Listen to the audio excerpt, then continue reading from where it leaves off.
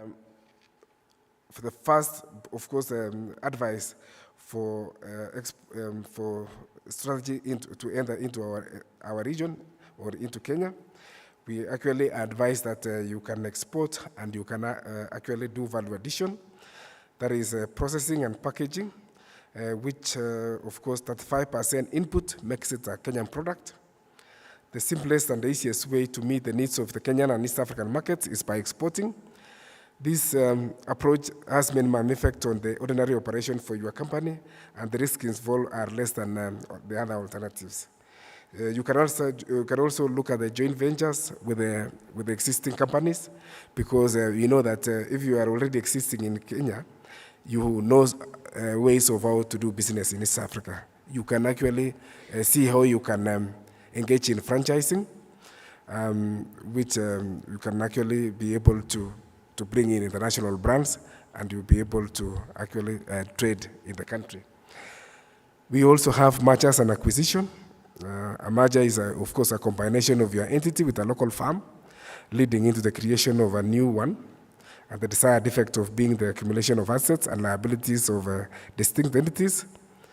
And this is one of other strategies which you can actually start a business in the country. You can talk about strategic alliance, a strategic alliance, a voluntary formal agreement between your company and a local entity, other business or quick opportunities which you can take advantage of.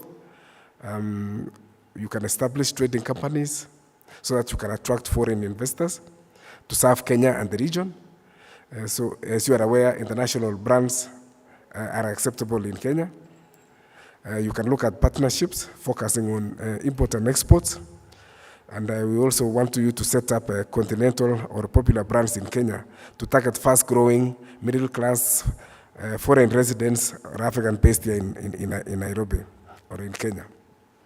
You can also look at consulting services in terms of logistics, legal and accounting, market research, etc. We therefore, for those companies who might have joined us, and for the Kenyans who want to start up, we actually urge you to fast-track the process, because we need to act now. The world has reopened after the pandemic, and the businesses are going on. So what are the opportunities open for industrialization, the ones we see at Ken Invest? Next one.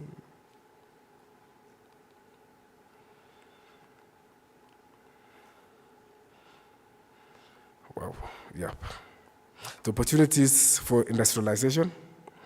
We are aware that over the past 5 years, manufacturing has accounted for an average of about 20% of total FDIs to Kenya, and estimated regional markets of 60% of Kenyan manufactured exports go to the EAC markets. And I'm very glad that the CEO of KM is here, who can actually confirm that our products are still most competitive in the region. You know, sometimes we cry that our products are not competitive, and most companies are maybe not, or having a second look at Kenya if they want to come and invest. But I want to assure you that Kenya is still very competitive, and we are going places. The government of Kenya is trying every way possible to make sure that the government of Kenya is making sure that we expand our opportunities. So we're looking at the textile and apparel production, and you can also look at leather processing. You can look at pharmaceutical production. You can look at agro-processing. You can look at construction materials. With the help of Ken Invest, we have actually, as the government, we have profiled bankable investment opportunities. Actually, they are bankable. You can actually take the bank and you will actually be financed. We have about 439 projects. The ready bankable projects that we have at the moment with feasibility studies and ready to invest teasers is about 87 of them. So you can approach us so that you can see how you can get these projects so that you can partner with potential investors. Some of the companies who have established here in Kenya includes those ones, the multinationals or the Fortune 500 companies. We have Coca-Cola, we have Citibank, we have G4S, Huawei, Toyota, LG, and so on and so forth. And we are now expecting or processing other multinationals to come in to invest in the country.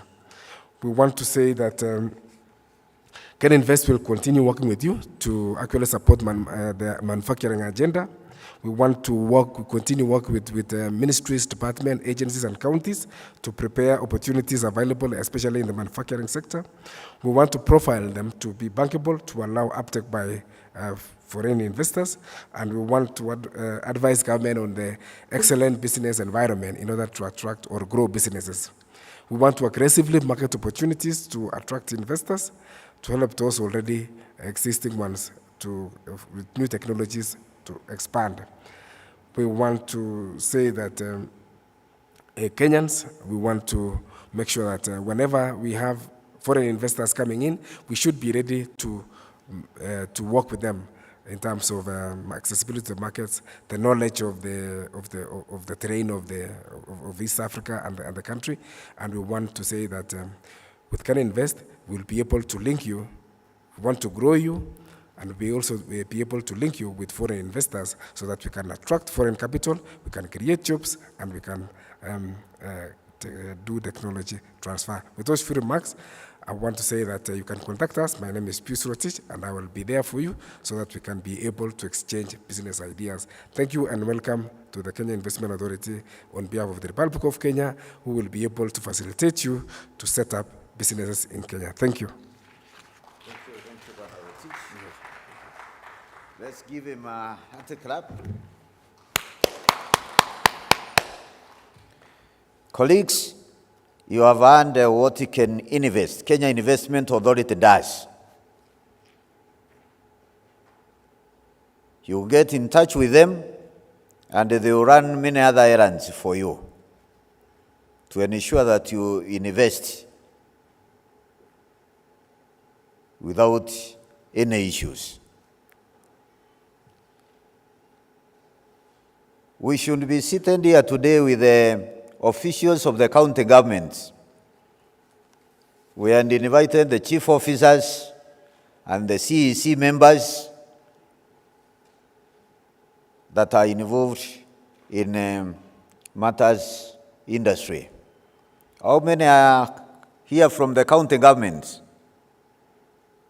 Thank you. We expected many of your colleagues here because that's what we agreed.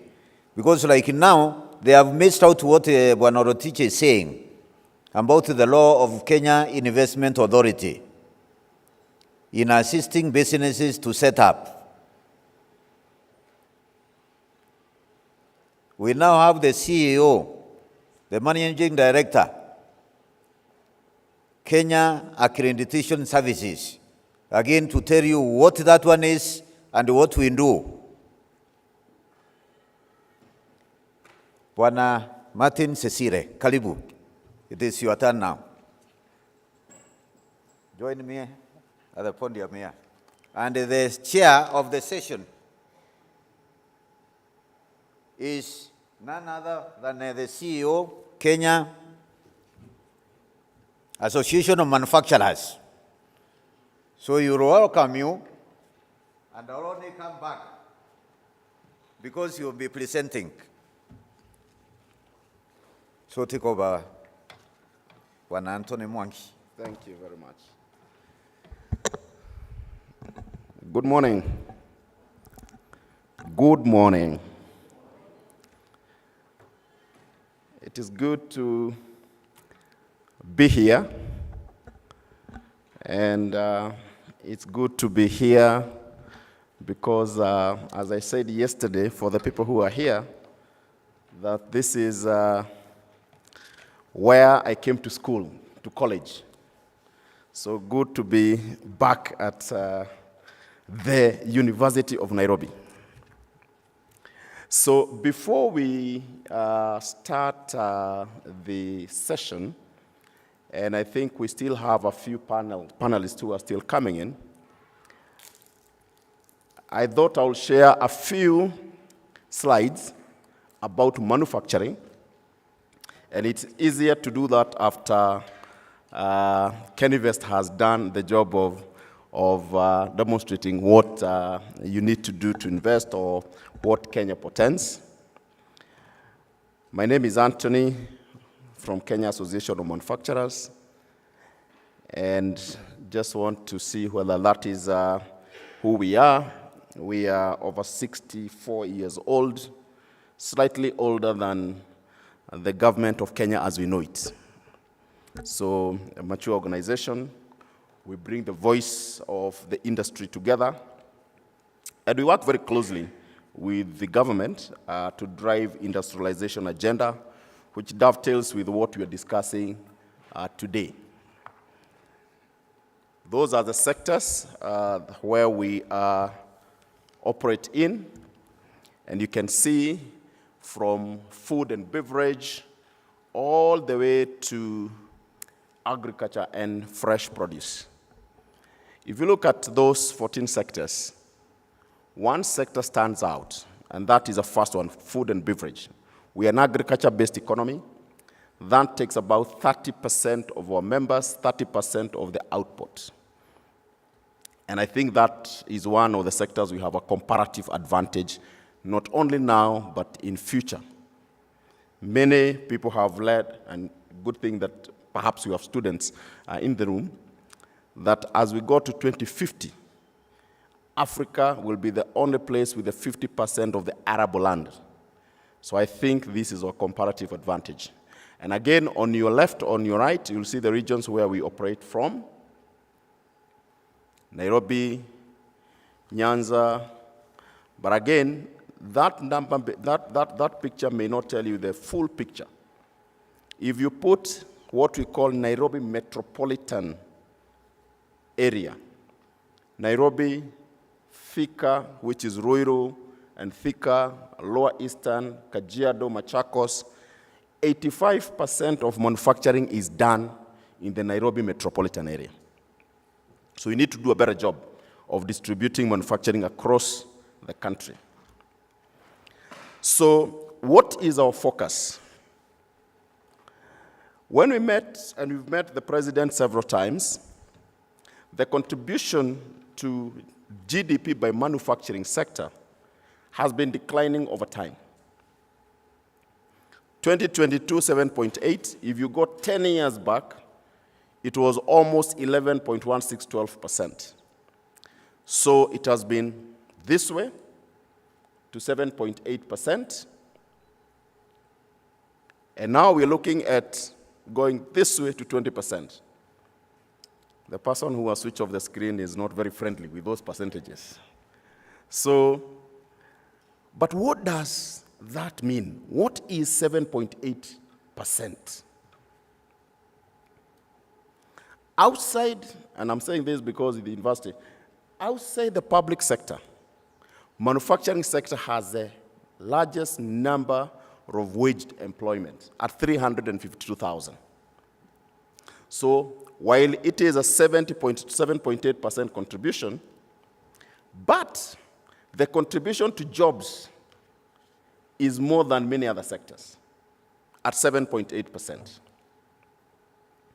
The contribution to the public coffers, that is the taxes, is 18%. And I just want you to make those, relationship. 7.8 contributing 18% to the taxes. So what does it mean when we say we want to go to 20% by 2030? That is 3x growth. So you move again the jobs from 352,000, you move them to almost 1 million jobs. The contribution to taxes, that will go again to over 1 trillion shillings. This is one of the sectors where it has been underleveraged. It's not like telco where we are reached almost maturity. The financing sector, the finance sector, the financial sector, this is an area that we need to put our act together to make sure we realize the dream and the transformation of the country. Is it doable? How many people think it's doable? On this side,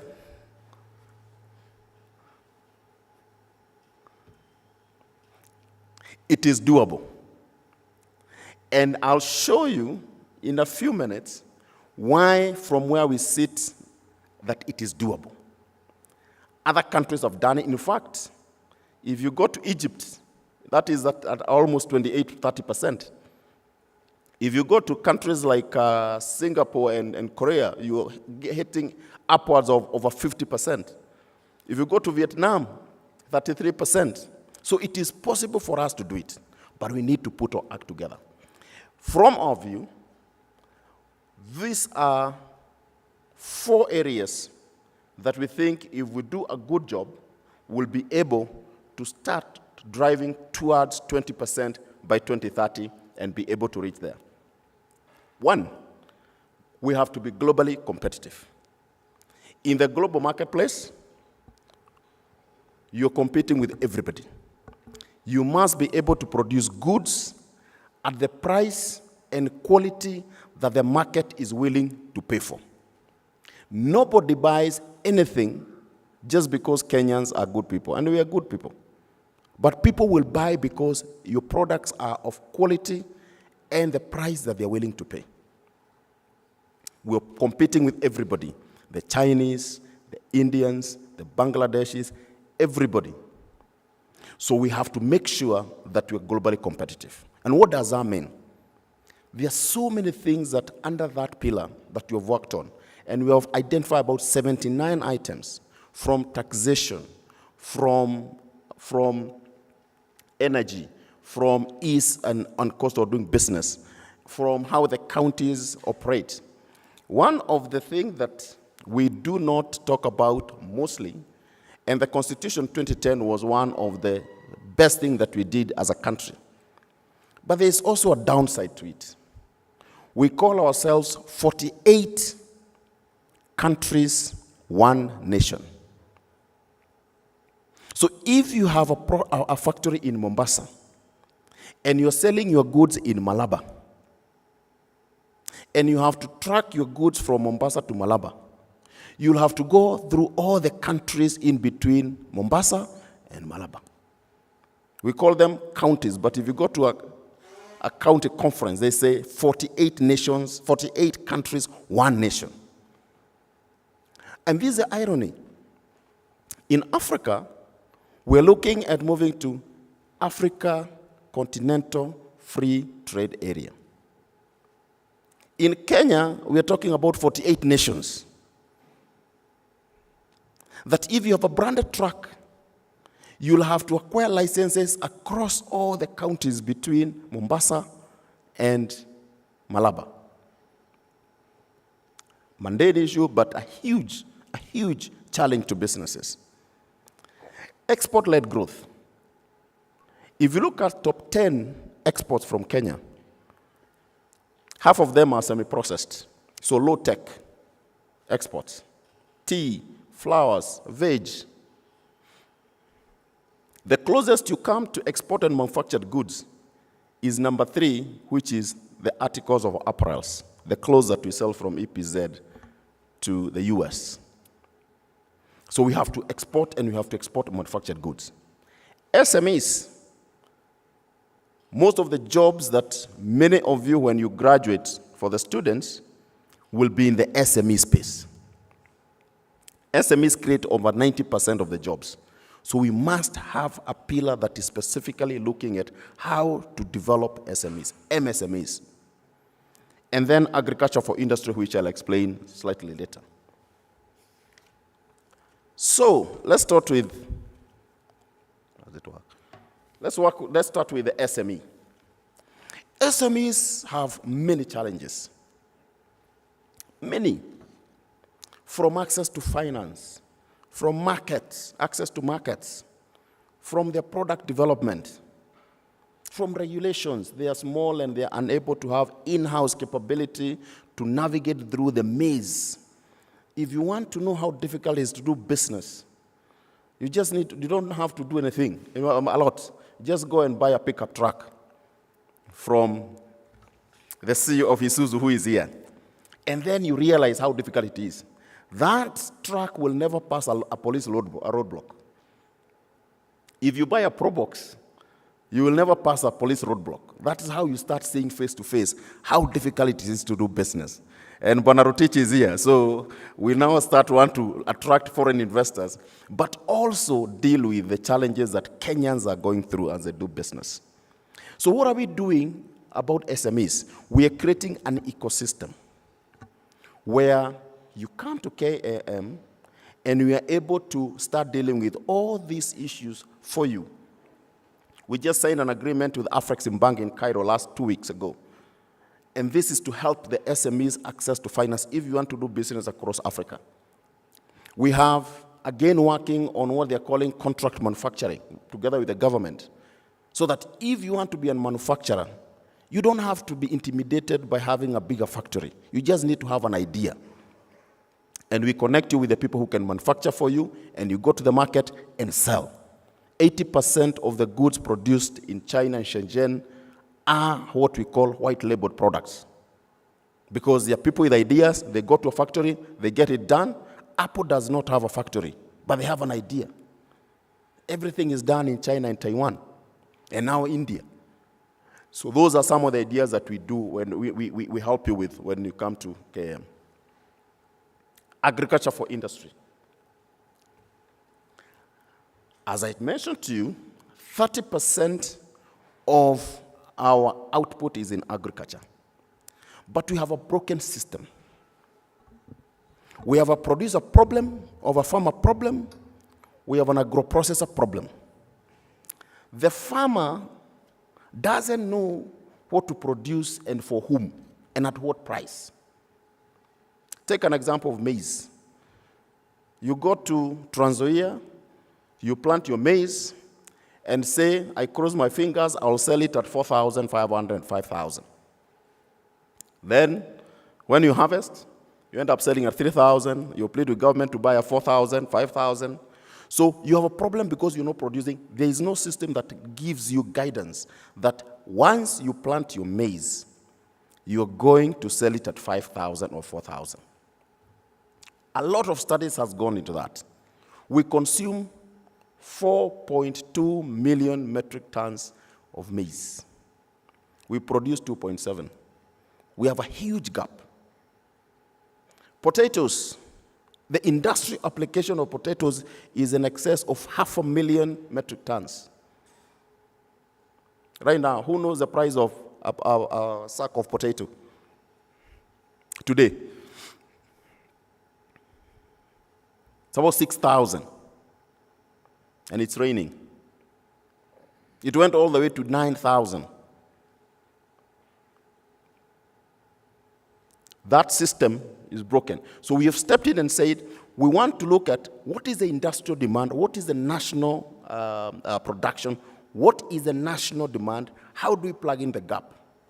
While we are struggling with the shortage, we lose 40% of all this due to post-harvest losses. Things that can be controlled, aflatoxin. When you look at wheat, for instance, we only produce 5 to 7% of the wheat we consume in the country.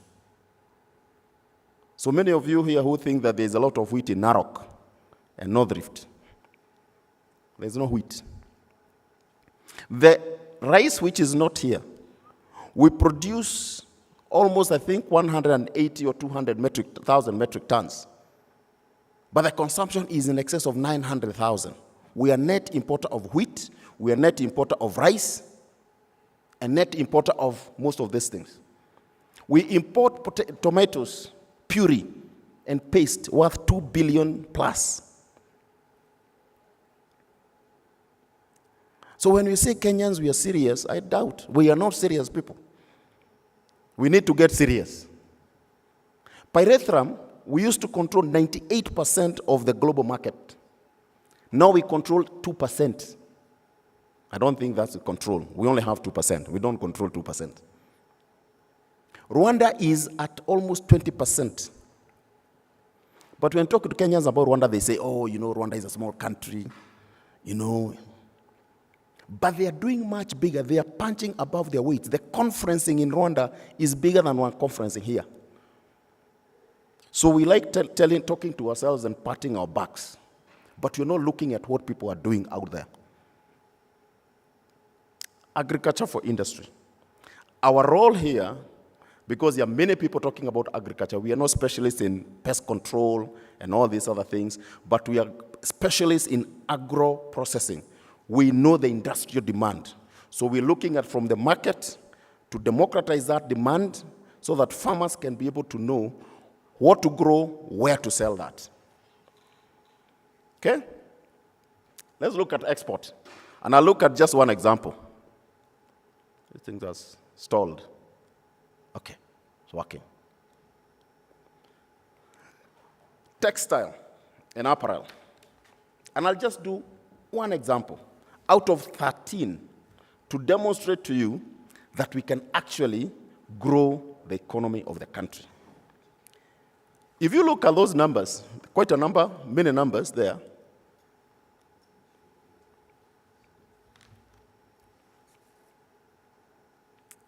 The size of the global market for apparel is $2.1 trillion. The size of our exports is 550 million. I want you to figure that picture. $2.1 trillion and 550 million, or 500 million US dollars. It is a drop in the ocean. But we are some of the biggest in Africa.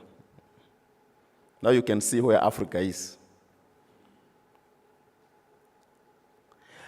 If you look at the opportunity that we have in the global marketplace, the US, the EU now it's opening, Africa is opening, we can actually sell apparels worth 10 billion US dollars. Mutumba alone, import, is 19 billion shillings a year. For us to make those apparels to export 500 million, we spend almost 85 billion importing the fabric and textile. So this value chain alone can create those jobs that you see, I don't know, from 50,000 jobs to about 300,000 jobs.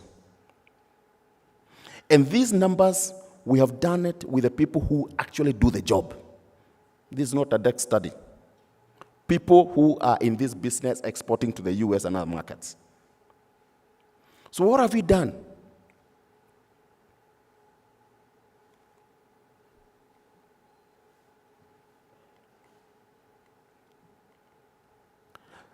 If you look at that graph, and we have done an in-depth analysis, and I don't want to bore you with these charts, is that we know what can be done. And if you look at that graph, x-axis, that is the vertical axis, expected impact, and y-axis, effort required. And that is why you got the quick wins and the strategic bets. This is just for illustration. And these are some of the things that you said. We do A, B, C, D, and we tick the boxes. This analysis, which is just 3 slides I've shown you, goes across all the sectors. The automotive, the auto, all the sectors. We've done this job. We just need now to sit with Kennyvest and everyone else to say, how do we actualize? I keep on insisting is that we are poor because we want to be poor in this country. The knowledge is there. Markets are there. We just don't want to do it. We get involved in some not very useful conversations instead of getting into this kind of conversations, and we drive the economy. Okay? AfCFTA. This market is opening, $1.2 billion. Okay? 1.3 billion people. I think the next slide is even better. If you look at the demographics, 2023, 1.3 billion people in Africa. Okay? 70% of them are youth. 34 middle class. If you move to the right and look at 2050, because we must always have a projection into the future, 2.5 billion people will have the largest workforce. This can either be a dividend, a blessing, or a curse. If we don't build jobs, then we have a problem, because we have no way to deal with the death population in Africa. We have the land. We just need to invest on these critical, items. Look at the trade between the different regional blocks. EAC, intra-COMESA, and compare that with ASEAN, intra-Asia trade. And I'm going a bit faster because I can see. And EU, which is about 70%. This is a market, and 90% of most of these items within this agreement has been agreed upon. Okay? Guided Trade Initiative. Kenya was one of the first countries to start implementing this through a guided trade initiative. But we have a challenge. It took 90 days to deliver a container of tea from the port of Mombasa to the port of Ghana. 90 days. It takes 15 days to import a product from China to Nairobi. It takes 18 to 32 days to deliver a container of apparels from Mombasa port to the US, including the west coast of the US. Now you can see the challenges that we have in Africa, but they are surmountable. So I want to tell you that Kenya has a great opportunity. Kenya has always had a great opportunity. The information is there. We just need to come together and make it happen. Thank you very much.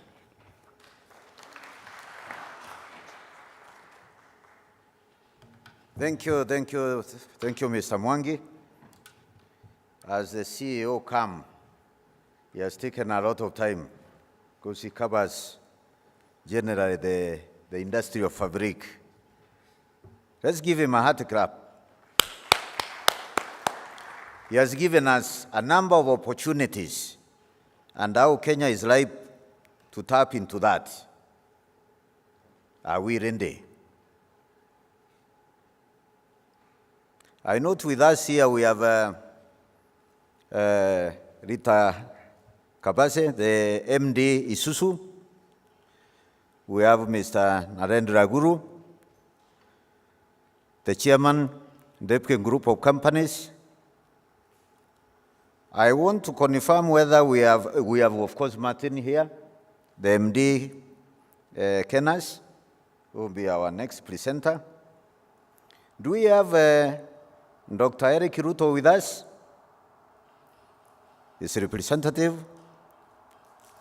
Could you join us here? And Karo Kaliuki, KEPSA. Is KEPSA represented here?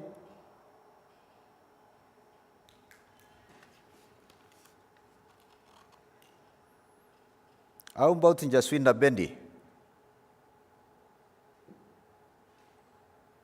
So our next presenter will be Martin Sesire,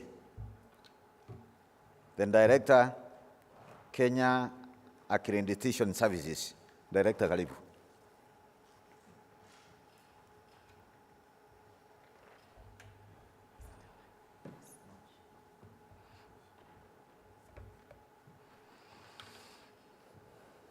Good morning, everyone. As my presentation is being loaded, allow me to introduce myself. I am the CEO for Kenya Accreditation Service. Kenya Accreditation Service was established in 2009 as a state corporation and formally established by statute in 2019. Our work involves accrediting laboratories that support our industries on their day-to-day quality assurance, be it inspection for passing to the market, be it certification to be able to access a market. Among our clients is the University of Nairobi. We've accredited 2 laboratories, the lighting laboratory of the University of Nairobi and the mycotoxin laboratory. Okay, can I have my presentation, please?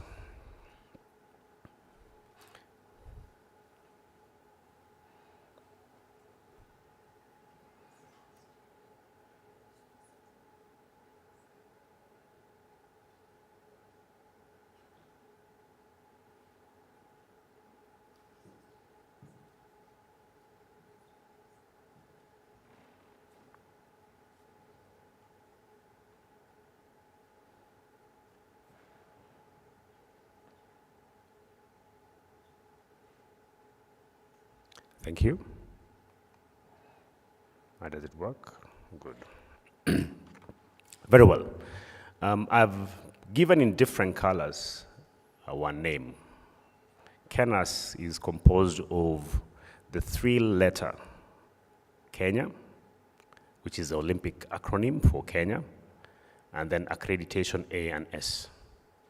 So I'll address you with respect to accreditation services in support of AfCFTA, on what we play with respect to AfCFTA.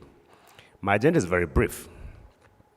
I will talk about KENAS, given that we were established not very long ago. I will try and help you understand what is accreditation, and in your everyday life especially, and then we discuss about accreditation, AfCFTA, the conformity assessment market in Africa, and what is the challenge as Kenya. The origin of accreditation started in Kenya in 1984. And this concerned measurements. Industry required correct calibration. So as a section within the Kenya Bureau of Standards, there was a unit responsible for accrediting calibration centers, which supplied services not only to the fuel stations, but also the producers within industry then. Then secondly came CUSAC 1999, which now looked at certification, how to have competent auditors provide certification to the respective ISO standards. We were formally born through negotiations under the East African Community Protocol on Standardization Quality Assurance in Bagamoyo, Tanzania. It was very, very taxing session, I'm told, where Kenya said we will not wait for a regional body, but create our own body. Then formally, I mentioned 2009. We did a formal refresh of our brand in 2019, and today we stand looking forward to 2024 with a new rebrand.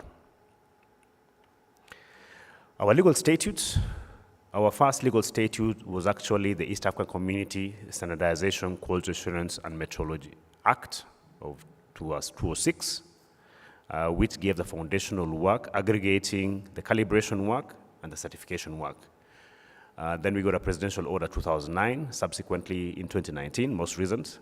We now have established by statute. And our core things that we do is to assess and accredit 2 international standards. We apply 23 international standards in our work for calibration, testing, medical diagnostic laboratories, proficient testing, inspection, verification, and certification. We've just entered into verification of greenhouse gas emissions for the airline industry. The primary outcome for us is market access. On the one part, that means we reduce the constraints to access markets by reducing the supply side elements that you were able to test within our territory and supply recognizable results outside, eliminate the need for retesting, reinspection through mutual recognition arrangements that we've established. Secondly, we support domestic assurance. We support the regulators not to heavily invest in doing everything themselves, but allow private sector to supply services that are accredited that enables them then be more efficient in their regulations, covering the risks to health, safety, consumer protection, of course, fundamental equality. Our mutual recognitions to date are 3. We are recognized under the African Accreditation Corporation. I will discuss that under AfCFTA. International Accreditation Forum, International Laboratory Accreditation Corporation for majority of the scopes that we accredit. And we have strong relationships with ISO and IEC, and we have standing membership under the TBT committee of WTO. So that ends more or less the story about us. And key figures from 2009 to date, we have accredited 266 bodies across. We use external assessors, so we have 189 external assessors. The average assessment days are about 3.7. Our income moved from 500,000 to 117 million, and we have 6 staff in my team. Points. So we cover, and our services are in 9 African countries. Of course, the largest being Kenya, 205, and then the rest are spotted across. Our target market to supply accreditation recognition is the Eastern African countries, which is 19. So we fairly about reach halfway in supplying our services. The farthest we have on the West Africa is the Gambia. This is largely related to the diagnostic laboratories and mutual recognition that covers all laboratories that do diagnosis for diseases around. For example, Ebola, that intercompare with countries around the Eastern African community. The largest scope we have is medical laboratories, followed by testing laboratories for product testing, material testing, then calibration laboratories, and then the others are the fewer in terms of specific scopes.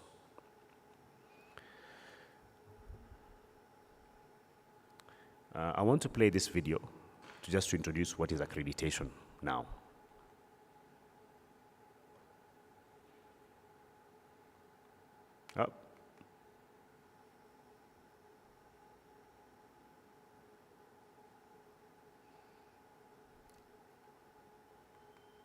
Can you support play the video directly from there?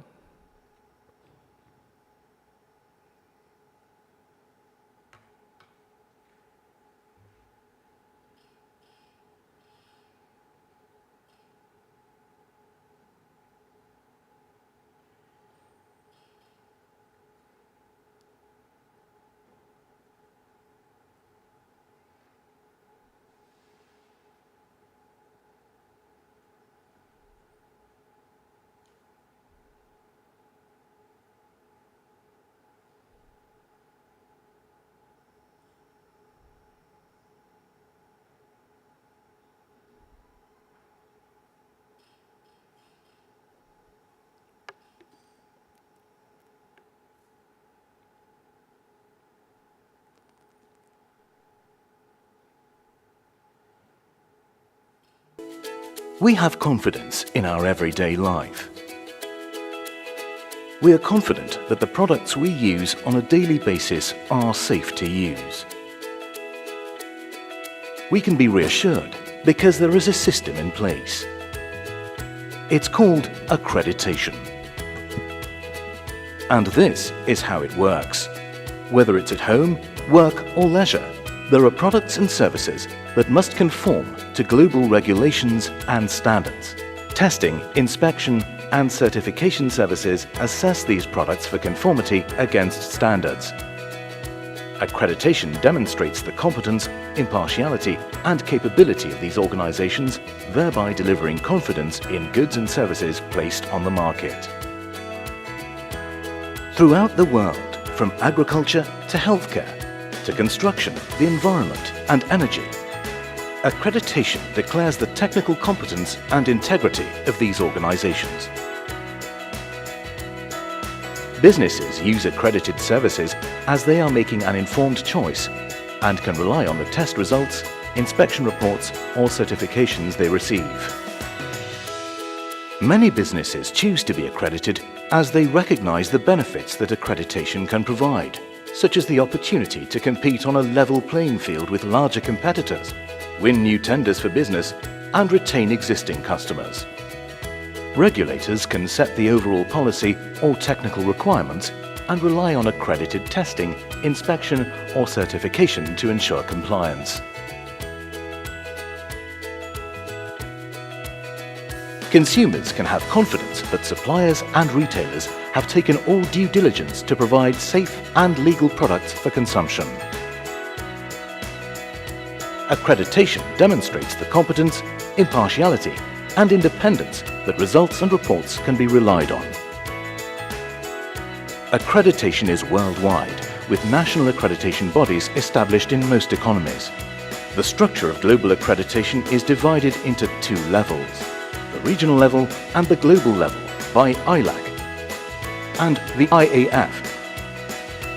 Accreditation, delivering confidence in everyday life. So in summary, we offer a third-party assurance. We consider ourselves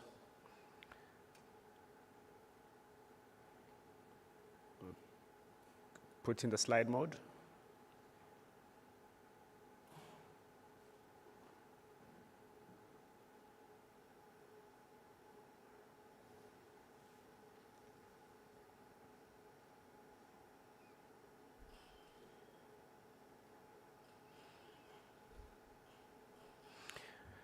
As the presentation comes, we consider ourselves at the apex of the confidence chain.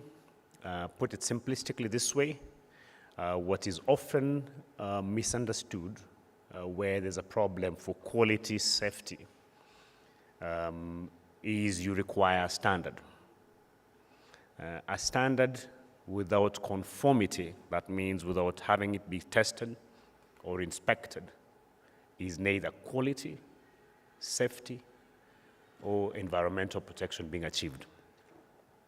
So you need conformance as a layer to ensure that a standard is met. Similarly, a regulation without enforcement supported by conformity is not equal to enforcement. So that's how we take it, and that's why we supply a lot of services to regulators. And I'll move on to give you a simple definition. We consider ourselves the checker of checkers. We check the checkers. We check a laboratory. We check an inspection body to the rigorous international standards, being a third-party attestation that they're able to perform that specific task with the required competence, be it a minimum scope for inspection of motor vehicles, for produce, and the rest. So our role is to support ensuring standards, regulations, and guidelines are met.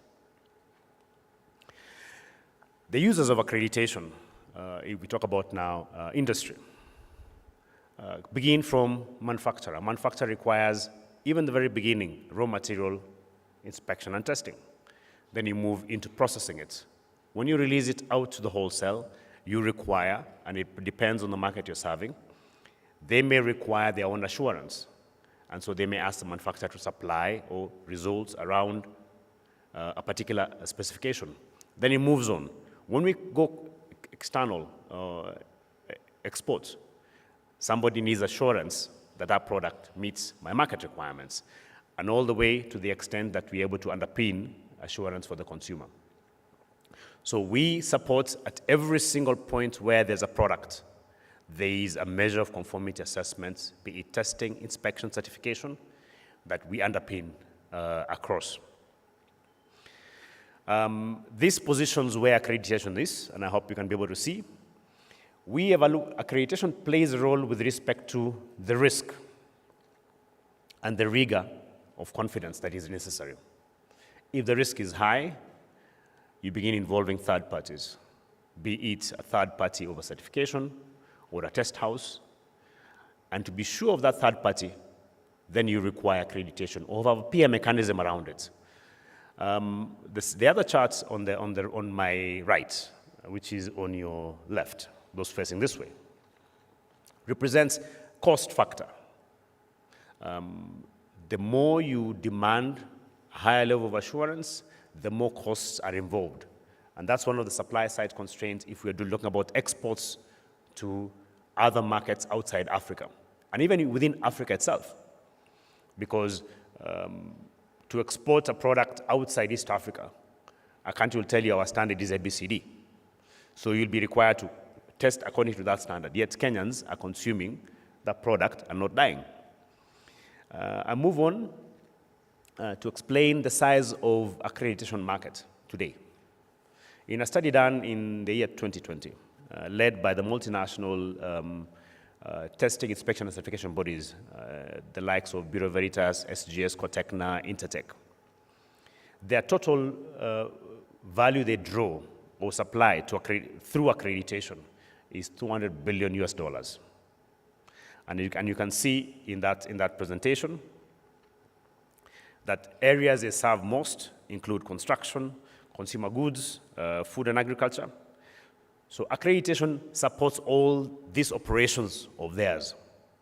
And if you analyze that report in more detail, you will find how much turnover they draw from Africa. I think the African operations that they have is about 19% of that 200 billion. So I'm just showing that it makes good business sense for private sector to play a role and limit and reduce the elements of barriers around a regulator in country A and a regulator in country B demanding specific results, but rather use recognition or recognize results from accredited bodies.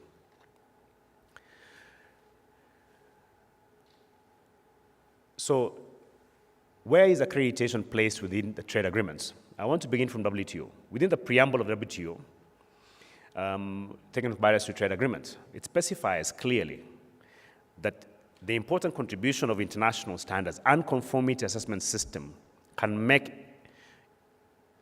by improving efficiency of production and facilitate conduct of international trade. So conformity assessment, as I explained, testing, inspection, certification, verification, validation. A standard without conformity is not quality, in short. Moving on, they go further to underpin where accreditation is so that we don't have dispute under Article 6.1.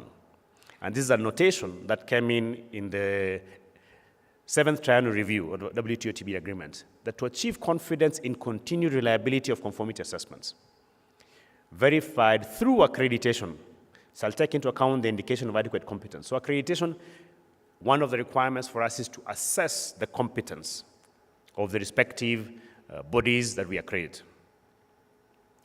Then I move into AfCFTA. We're very pleased that under the Annex 6 of AfCFTA, and AfCFTA, I think people do not see it very easily, AfCFTA adopted the TBT agreement by reference. That means we subscribe first to TBT, secondly to AfCFTA. But under Annex 6, which implements Article 21 on technical barriers to trade under the Protocol on Goods, accreditation is cited 21 times, actually 25 times, 21 excluding table of contents and the basic preamble narrative. But 4 specific articles reference accreditation. One, under objectives, that accreditation is a basis for facilitating trade. Second one, that accreditation should be used to promote mutual recognition of results of conformity assessment. Under Article 8, cooperation in conformity assessment, it specifies under E to promote mutual acceptance of accredited bodies and the relevant mutual recognition arrangements of AFRAC, ILAC, and IIF. So we are very prescriptive in the narrative under Annex 6 on the TBT aspect of AfCFTA. And then the last one, specifically, cooperation on accreditation, has 4 specific elements. But the largest one here is promote participation in AFRAC mutual recognition arrangements, besides using the existing structures around AfCFTA to cooperate. So that brings me now to introduce who is AFRAC. AFRAC was established 10 years ago, maybe 11. It is the African Accreditation Cooperation Framework. It's a mutual recognition framework where African accreditation bodies cooperate. We currently are numbering 13 that are fully signed up, formally established in 2014. 2014. And currently, in 2017, we got recognized by ALEC and IIF. We consider ourselves an enabler for AfCFTA and the cooperation as specified in Annex 6 under cooperation on accreditation. Currently, the size of AFRAC's recognition by countries around Africa, under the SADC countries who are full members, they have a regional accreditation body called SADCA, which covers all the SADC members. So you see the graph, the chart there represents the Eastern Southern Africa having more or less the larger number of recognitions within AFRAC, besides Egypt. Even the North African countries, Tunisia and Morocco, are still not full members, but associate members of AFRAC. So we're very pleased ourselves that we're able to cooperate and be able to then inform regulators to recognize results without having to then subject results from testing laboratories to reinspection and testing of other countries. If I look at the mutual recognition arrangements under ILAC or IIF, this gives you a good picture. International Accreditation Forum is an international body for recognition of certifications, accredited certifications. Today, there are 11,621 recognized accredited certifications. Within CANAS, we have about 9 certification bodies that we've accredited that feed into that number. So we only have a very small space, but we are focusing largely on Kenya. And there is a whole huge palette from management system certifications, from validation and product certification. The distinction is within Kenya, most of the certifications are under regulations. So the appetite for accreditation for products, product certifiers, is not there as a market. Within the laboratory scope, and you focus on the left side, those facing forward, we have the calibration laboratories. Within the calibration laboratories, I think about 12,000 globally recognized calibration laboratories under accreditation to 17025 standard, and then some 64,000 thereabouts of testing laboratories that support the products that are manufactured, including materials, inputs, and the related. The bigger growing one are medical laboratories, particularly exclusively for Africa. The other scopes are less. We only have one proficient testing scheme accredited within Kenya and 2 sub-ones within the medical laboratory. The size of accreditation within Africa. So looking at the numbers, 64,000 plus 12,000 for calibration, 11,000 for certifications. In Africa, the total number of accreditations is 3,616. We are not taking up accreditation. The largest contributed by South Africa, which is at 2,000. Kenya, we're playing within 266. Egypt, 621. The SADC countries aggregated together at 278 or 276. Ethiopia at 65. So we see a big opportunity to exploit the benefits of accreditation under AfCFTA. To close, what is holding us back? Kenya's coal infrastructure is one of the oldest within Africa. It started in 1912, the first system for recognition of measurements. The measurements that were used for delivering the milk in those unique bottles, in the urns that were used to deliver, to share milk or any other produce, under the Department of Weights and Measures, which was under the Kenya Police then, or the African Police. We then reformed, Weights and Measures came into being. We moved forward into KEBS being in existence in, I think, 1974, which is given there. Then we moved forward to KENAS being in place. Since 2004, we've been looking to define the quality policy for Kenya. We require 3 primary elements to enable success of quality within an economy. The first one is measurement. We were very right in 1912. But we have not evolved beyond that. The Department for Weights and Measures has devolved into counties, but not able to support what is required in terms of proper commerce. If we look at, for example, medical devices today, today you can have your own blood pressure measure. Those are metrology in trade that people can buy off the shelf. We should have a sense of assurance from the weights and measures on such elements for the economy. We have traditional measures, gorogoro, debe, mkebe.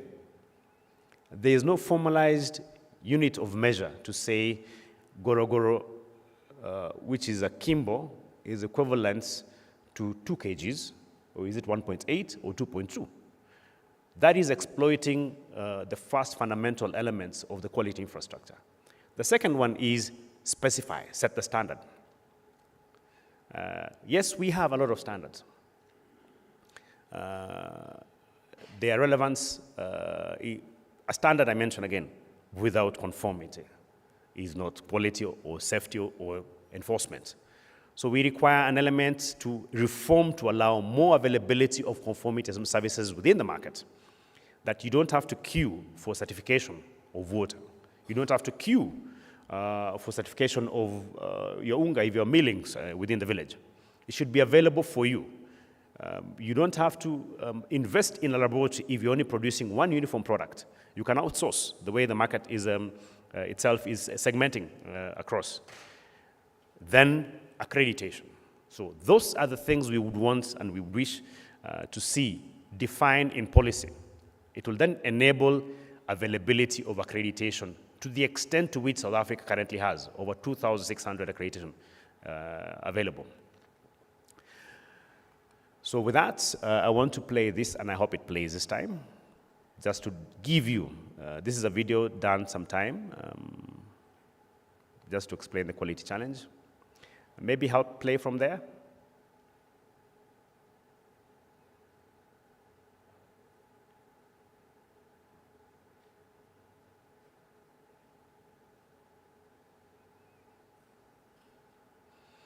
I don't think there's anybody watching there. Are you able to play it? Yeah.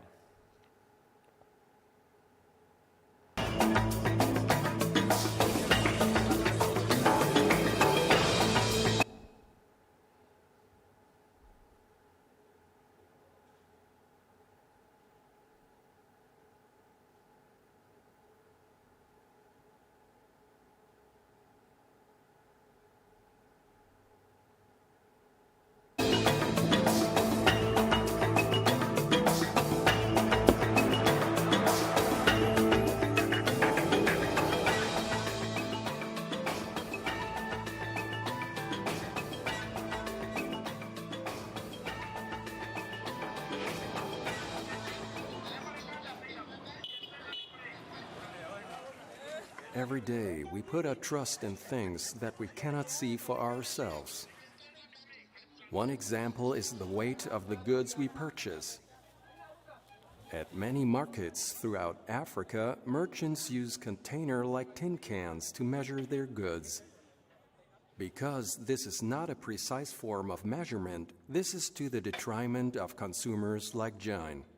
That cash that I get, I have to use it wisely. I do like the weighing scale, not for the can, because for the can, maybe it's not full. They just measure by the look of it. They say like, this might be a kg, half a kg, or something. But for the weighing scale, that's better because you're knowing and it's very accurate. Yeah.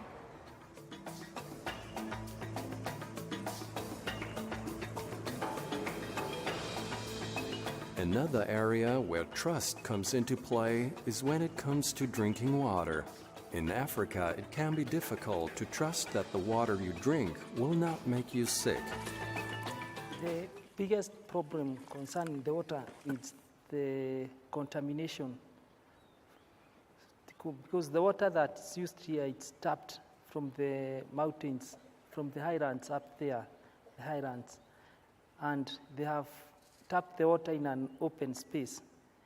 That's where other animals and cows go and take water from. And from the source, it gets contaminated. Water contamination is also a problem in African cities. But in cities, a better treatment and supply is possible. Before, when we had not dug the borehole, there were so many diseases that were brought from the water that they are taking before. But now from when we started giving them supply of water, there have been less diseases. So they trust the water so much. The authorities have been we have worked together. They have been coming here, they have been inspecting. So the people have a lot of trust in this water.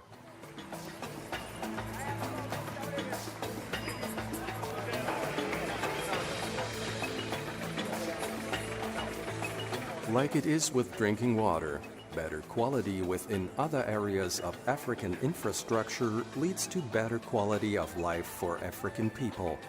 And likewise, lower quality products or incorrect measurements can have consequences. In some places we get that what you have paid for is not what you've been given. Because you might fuel in this fuel station, you get maybe you pay for 10 liters. Maybe your vehicle goes with 1 liter, it can go to at about 10 kilometers. But in this case, you might find that it hardly goes to that 10 kilometers. It may be it might take about 5 or 6 kilometers. So by the end of the day, you'll see that you are being cheated. These are only 3 of many, many examples of the importance of quality, measurements, and testing in Africa. And all these stories are about trust. But how can we trust in something we cannot check for ourselves, like the accuracy of a weight scale at the market or like the correct filling of a tank at the petrol station? How can we detect something that is not visible, like toxic elements or pathogens in drinking water? We are looking at the very tiny components within particular products to make sure that they are safe. An example will be something like toxic elements in different materials. We may not see them by our own eyes, but they may be present in these products. Tom and his colleagues are working to achieve quality assurance throughout Africa. They are building up capacity for reliable testing, correct measurements, standardization, accreditation, and much more. Together, these aspects make up quality infrastructure. A good quality infrastructure can deliver the right measurements and give the right assurance that a common person will need to be sure that the product they are buying, first, it meets the quality requirements, and 2, it is also safe to use. People's lives depend on this in a big way.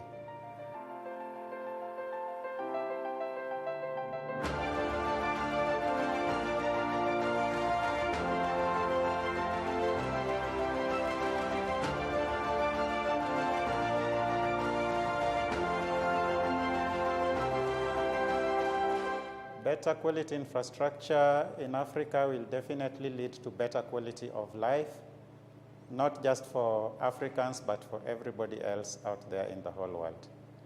Yep.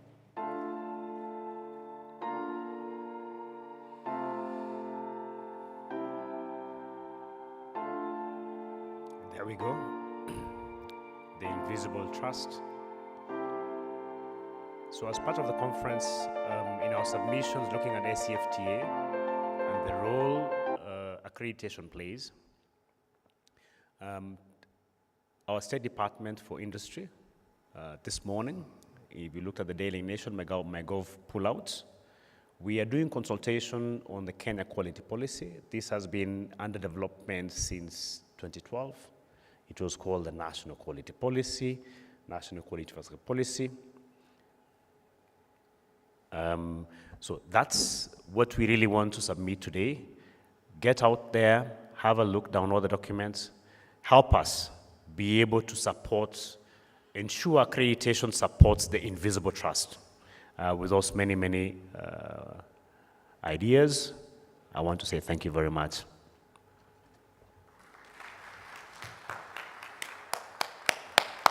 Thank you, Martin. Let's give him another clap. Now we know there is Kenya Accreditation Service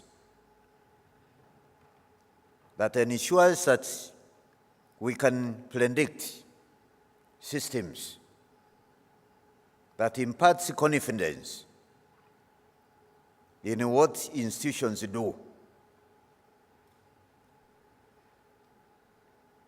So this is a key institution that helps us to ensure that even our products out there, they get acceptability. And he has given you real situations.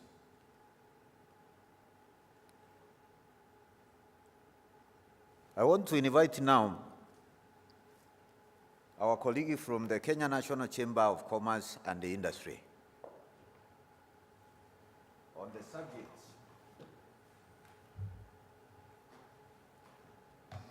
The law of Kenya National Chamber of Commerce and Industry in supporting industrialization. Karibu, Madam. Thank you, sir. Good morning, everyone. My name is Virginia Warungi from the Kenya National Chamber of Commerce and Industry, where I oversee global business development and programs. So this morning I'm here to represent the Chamber President, Dr. Eric Ruto, who would have loved to have been here. He sends his kind regards, but due to other engagements, he has not been able to make it. But I do know we had our teams here yesterday, led by our chair in terms of manufacturing. We had the CEO, and of course we have our members who are showcasing their wares.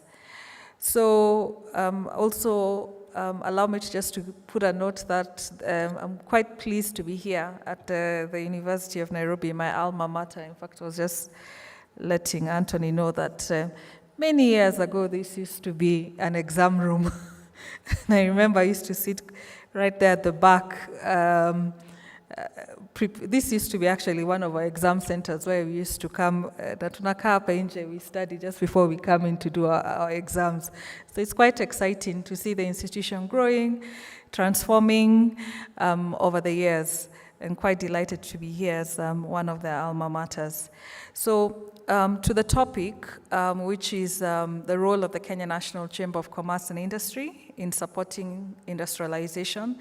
So just an overview, so I'll speak to 4 areas, which is one, in terms of what the transformation, how industrialization transforms and increases farm productivity and trade.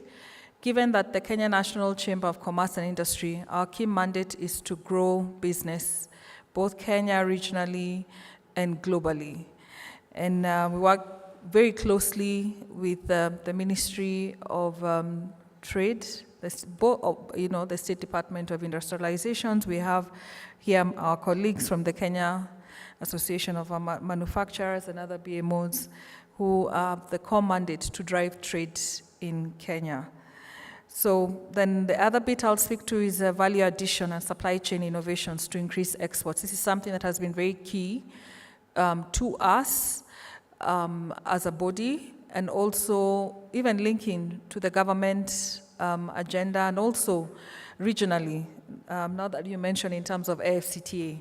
How do we tap into AfCFTA? Has so many facets, so we've been taken through in terms of protocols and standardization, but for you to be able to trade regionally, we have to be able to increase our manufacturing levels through industrialization. And then manufacturing to promote trade, economic growth, and employment. So an overview, so from a Kenya National Chamber perspective, we see industrialization as a major force in structural change and remains crucial to the future growth of developing countries. More so,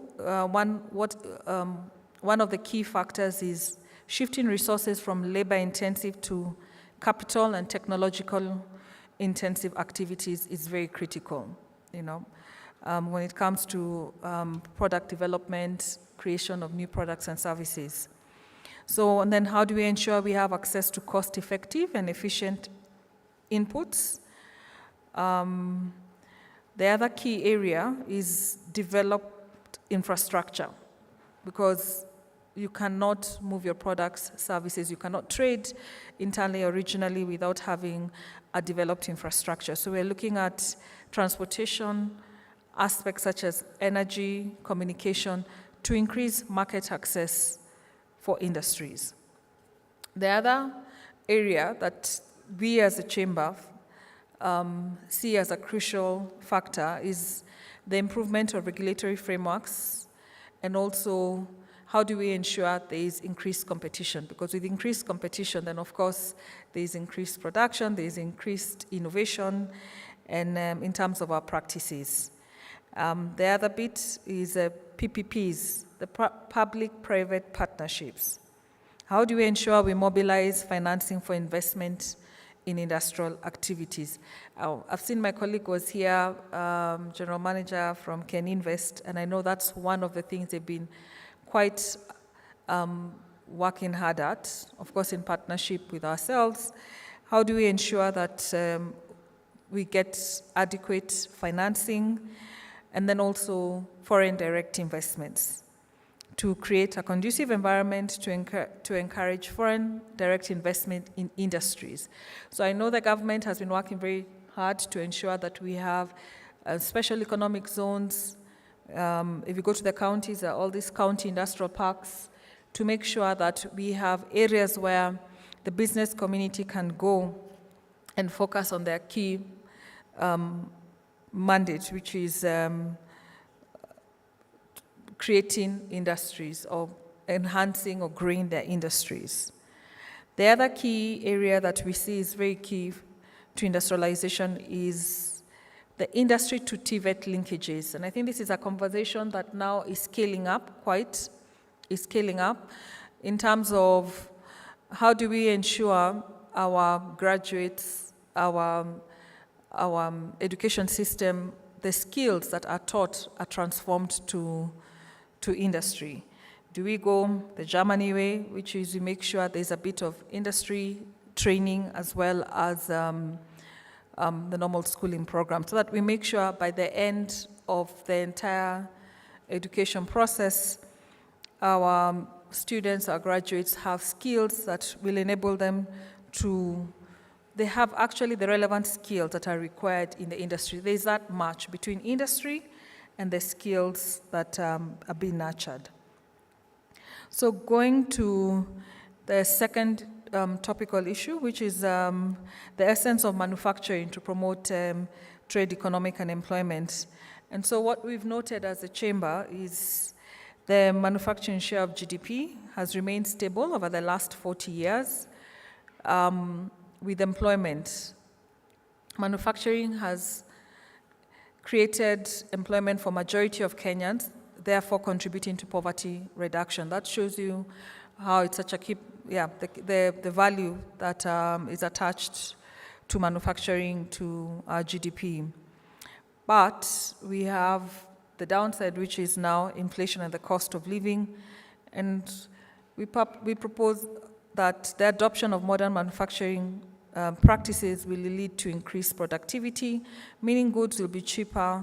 And of course, if you look at that value chain, we'll end up having stable food inflation and economic growth. Global competitiveness.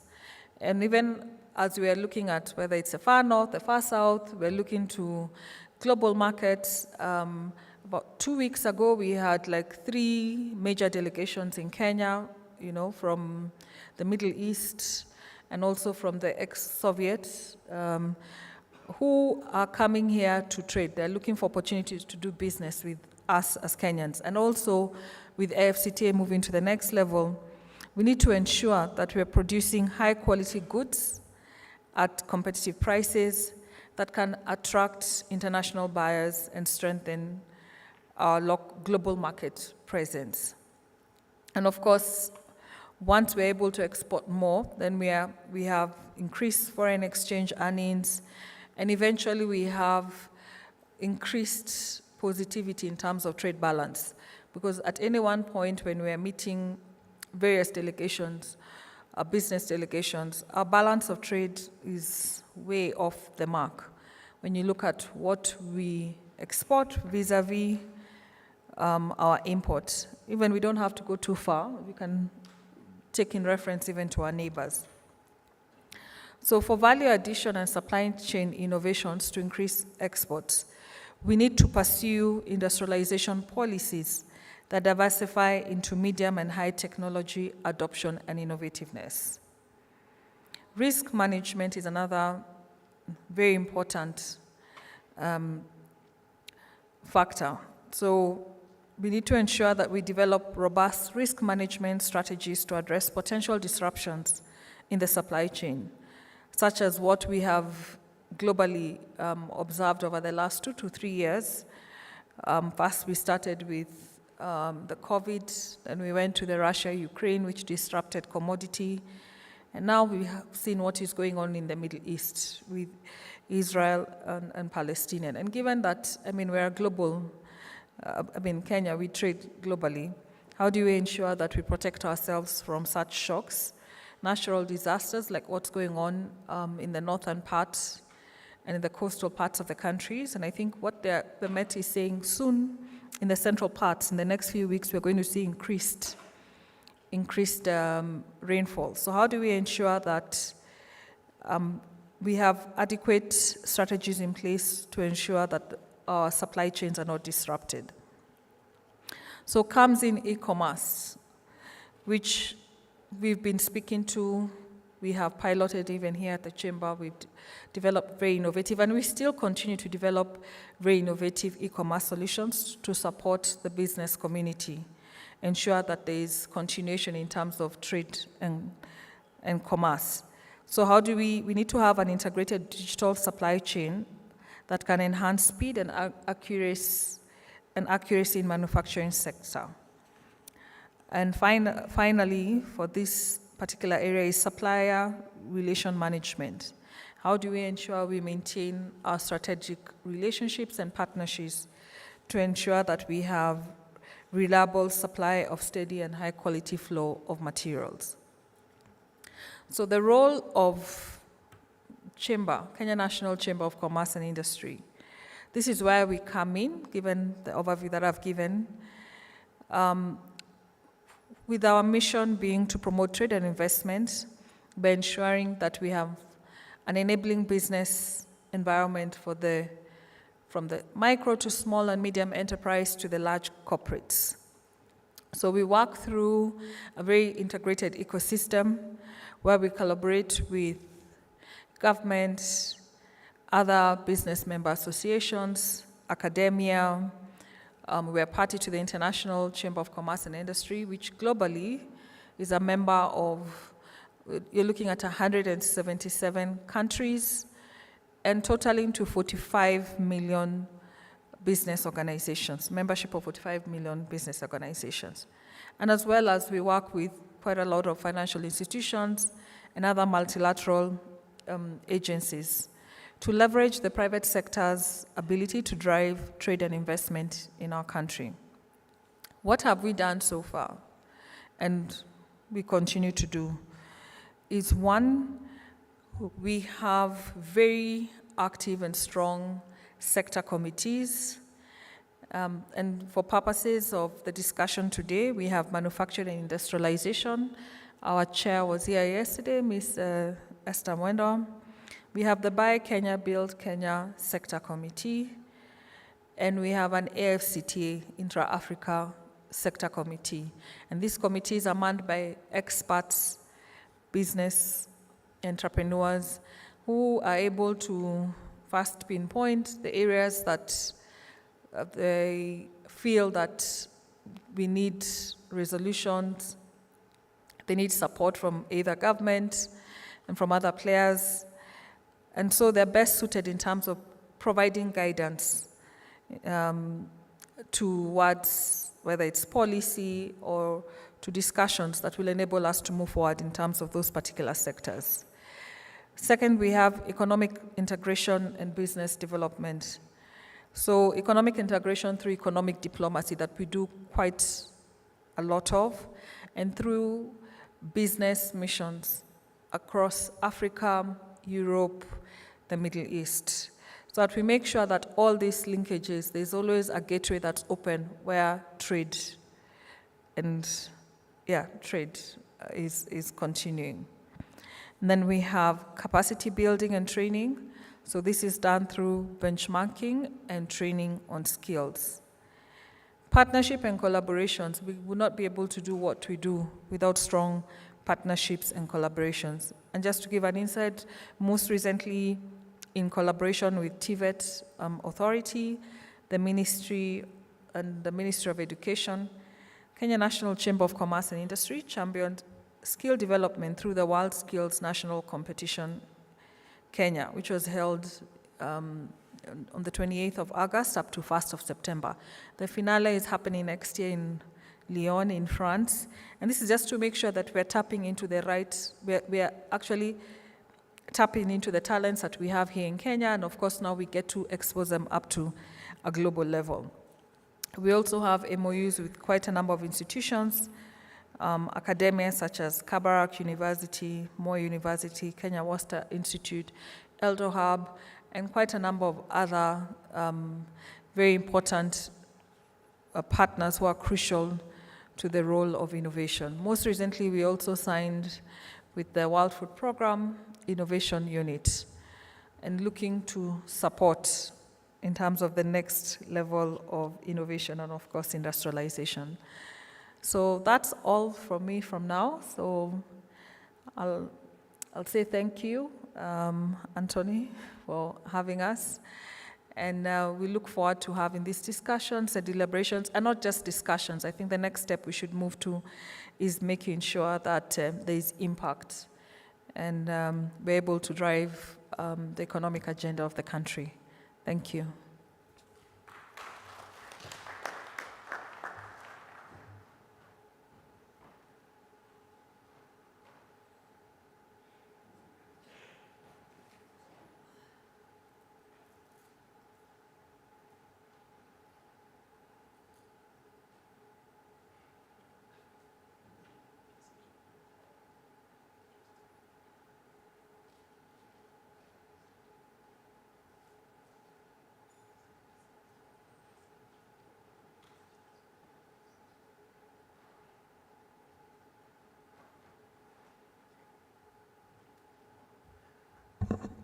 Since I was initially set to chair the session, and I can see the director is I think, has stepped out. I guess, oh, he's here. Thank you, Anthony. Let us give our colleague from the chamber a clap. Chamber is strategic in ensuring that what comes from industry gets to the market. We work very closely with the chamber in many areas, and they have been part and parcel of organizing this conference. Thank you, Madam. Now, we move on to invite our next guests.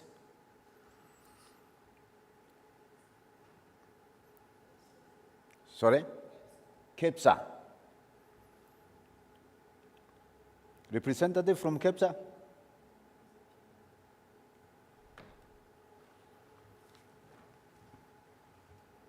If you are talking about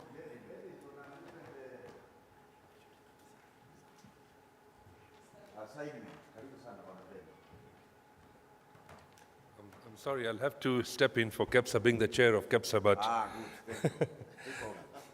So I'll take a dual responsibility to this session, and I think what I've been asked to speak about is how do we have a workforce that can support industry and that can be relevant to industry. And, I'd like to differ a little bit with my sister when she said manufacturing contribution has been flat. Unfortunately, it's not been flat, it's been declining. When I joined the board of the Kenya Association of Manufacturers in 1996, the manufacturing contribution to GDP was 20%. When I was the chair of Kenya Association of Manufacturers 2010 to 2012, the manufacturing contribution had declined to 11%. Today, the manufacturing contribution to GDP is 7.2%, and KM's plan is to reverse that decline and go back to 20% by 2030. And the question here is, will it happen? Can it happen? And what should we do differently to create that industrial workforce so that we can actually go back to 20%? I think it's not impossible. It is possible. But what we need to do is, of course, we need to work on the drivers of competitiveness. I think every Kenyan manufacturing industry, myself included, we are facing an uphill task with being globally competitive. We have the drivers of competitiveness, which there are only 5 as far as I'm concerned. One of the drivers is a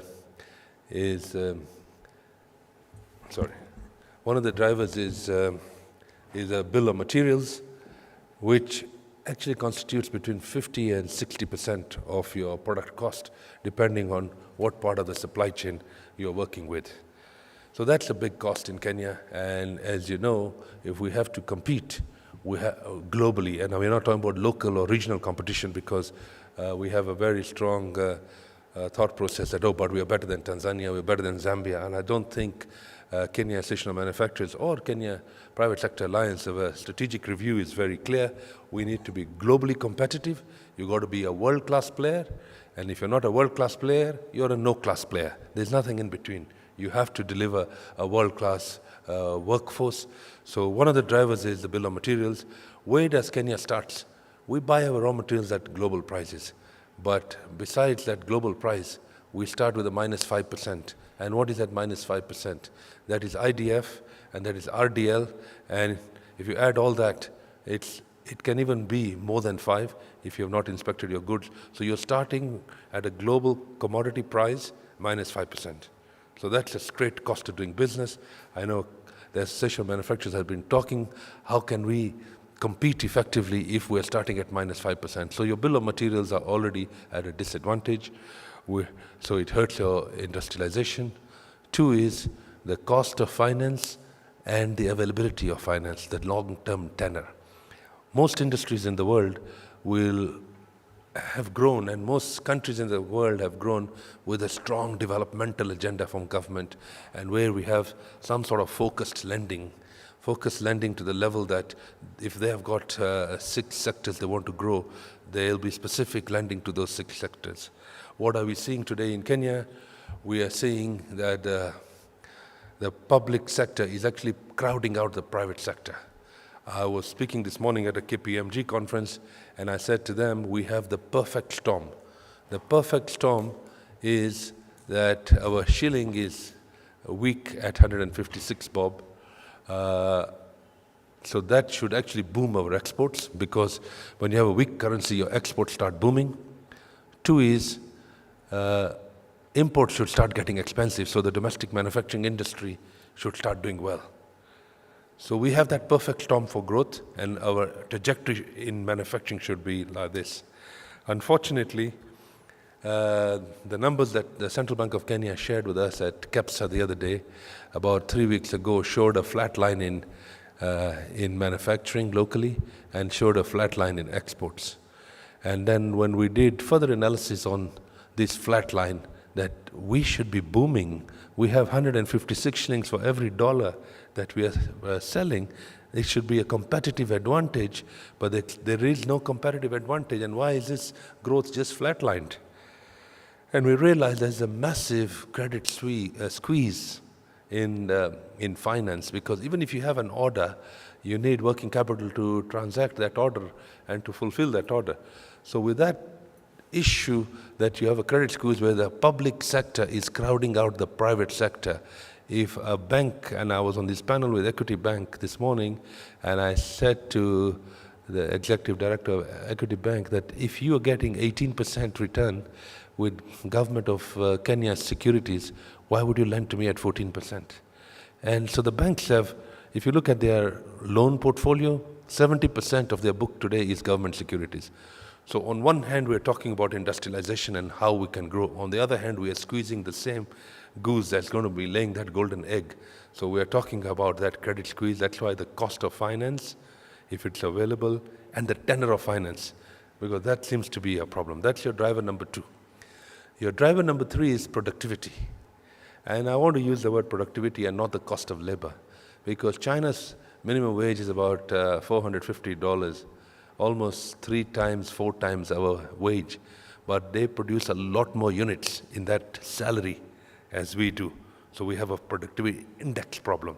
So the unit cost of production in Kenya is very high. Yes, last year we did not increase on Labor Day the wages, but are our workforce, are they geared to produce more? Can they produce more? Should they produce more? How should they produce more? So that's the conversation we must have, and that's really what the conversation was on the topic for KEPSA. Are we creating a workforce which is fit for purpose, it's fit for industry? Are our academic institutions aligned to what industry requires today?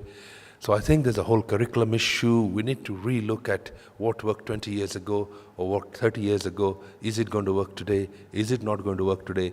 What is going to happen with AI, generative AI, artificial intelligence, machine learning, robotics?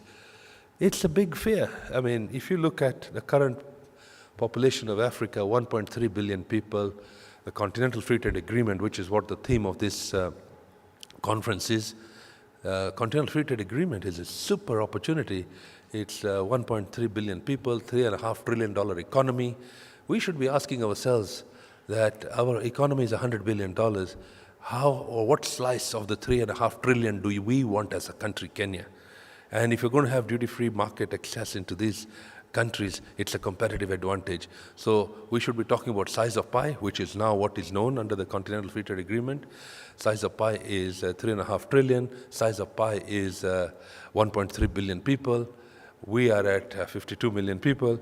We are at $100 billion economy. So what should be our plan to take a bigger slice of that pie? The pie is already determined. The slice is what we need to determine. And hopefully by the end of this 2 days when we are here, we can actually come up with a plan that, yes, we want this slice and this market, and we take it from there. So that's your number 3 pillar on productivity. Number 4 pillar is utilities. And I think it has been talked about yesterday, today, everybody's talked about the cost of power, the cost of water, and I'm not calling it power alone. I'm calling it utilities.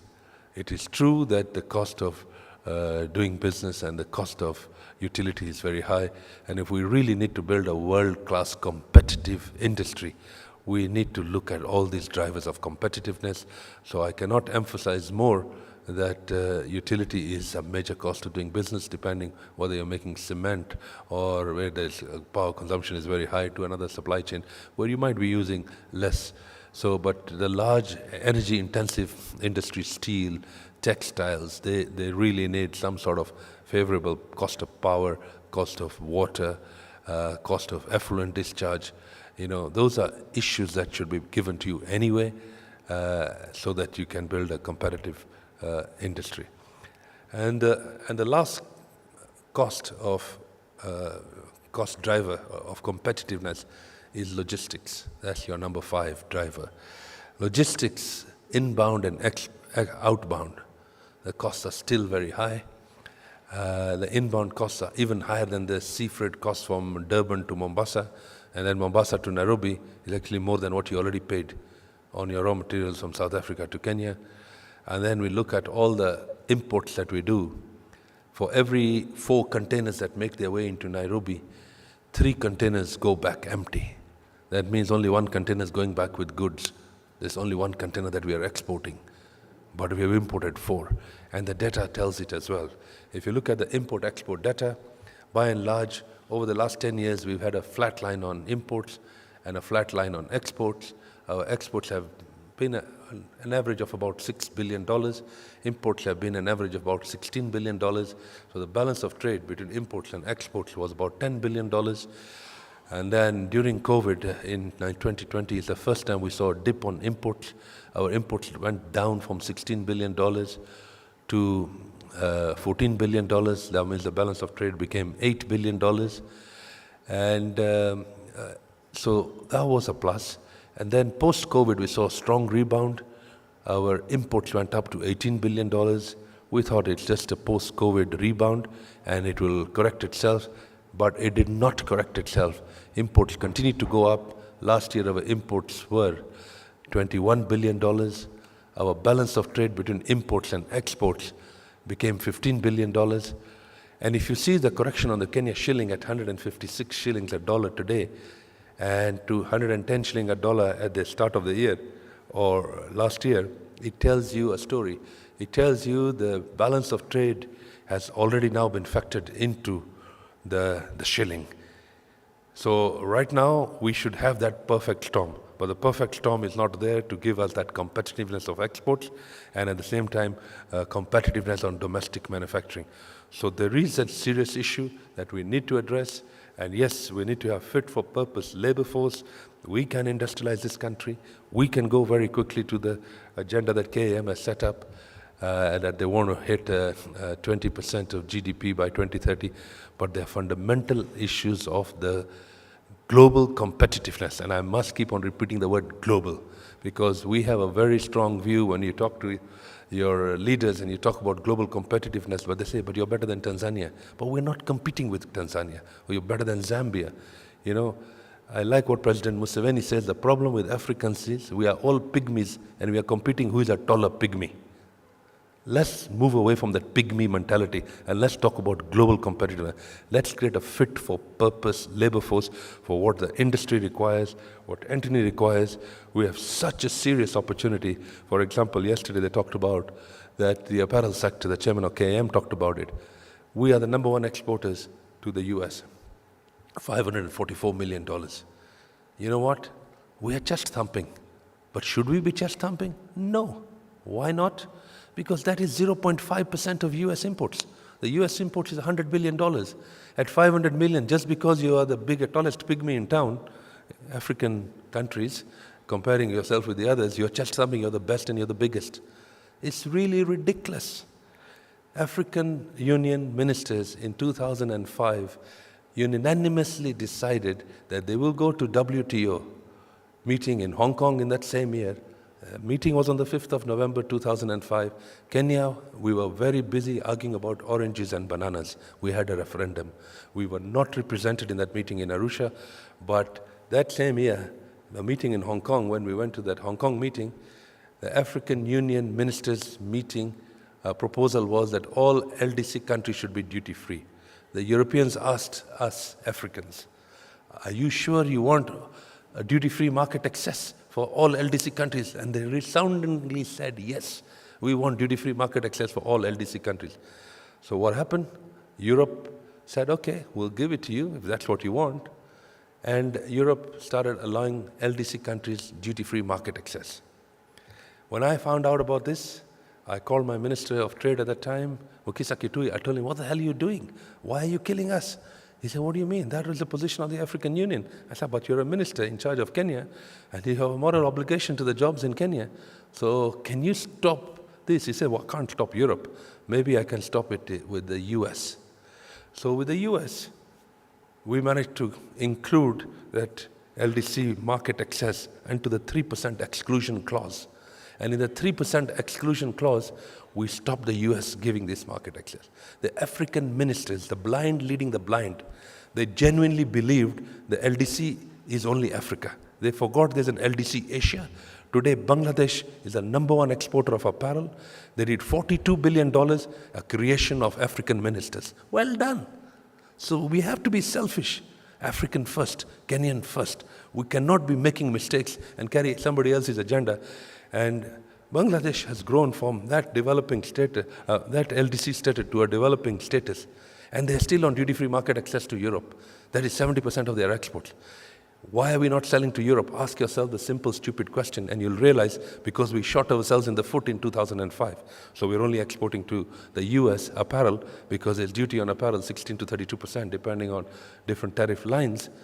So unfortunately, a lot of us go into these meetings, it's per diem and holiday and shopping, and we forget there's a core mandate to be done for the Kenyan people and the Kenyan labor force. I just want to pause there because I know there'll be a lot of questions. I'm happy to answer all of them. Thank you very much. Thank you, Mr. Mbedi. Let's give him another clap.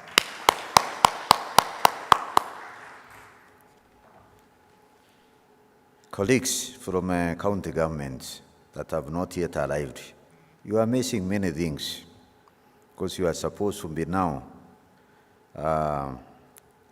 spearheading those developments to grow industries at the counties. Those of you who are here, call your colleagues out there and tell them, warakishe. We know we communicated for them to be here. The chief officers, the CEC members responsible for matters industry, they should be with us here. Because this conversation brings us together from academia, from captains of industry, policy makers, for us to reason together on aspects that need to be addressed for us to grow our own class industry. And you have learned from Mr. Mbedi the many things that are key. I want to invite now the Managing Director, Isuzu, Madam Lita Kabese. Please, tell us where to go.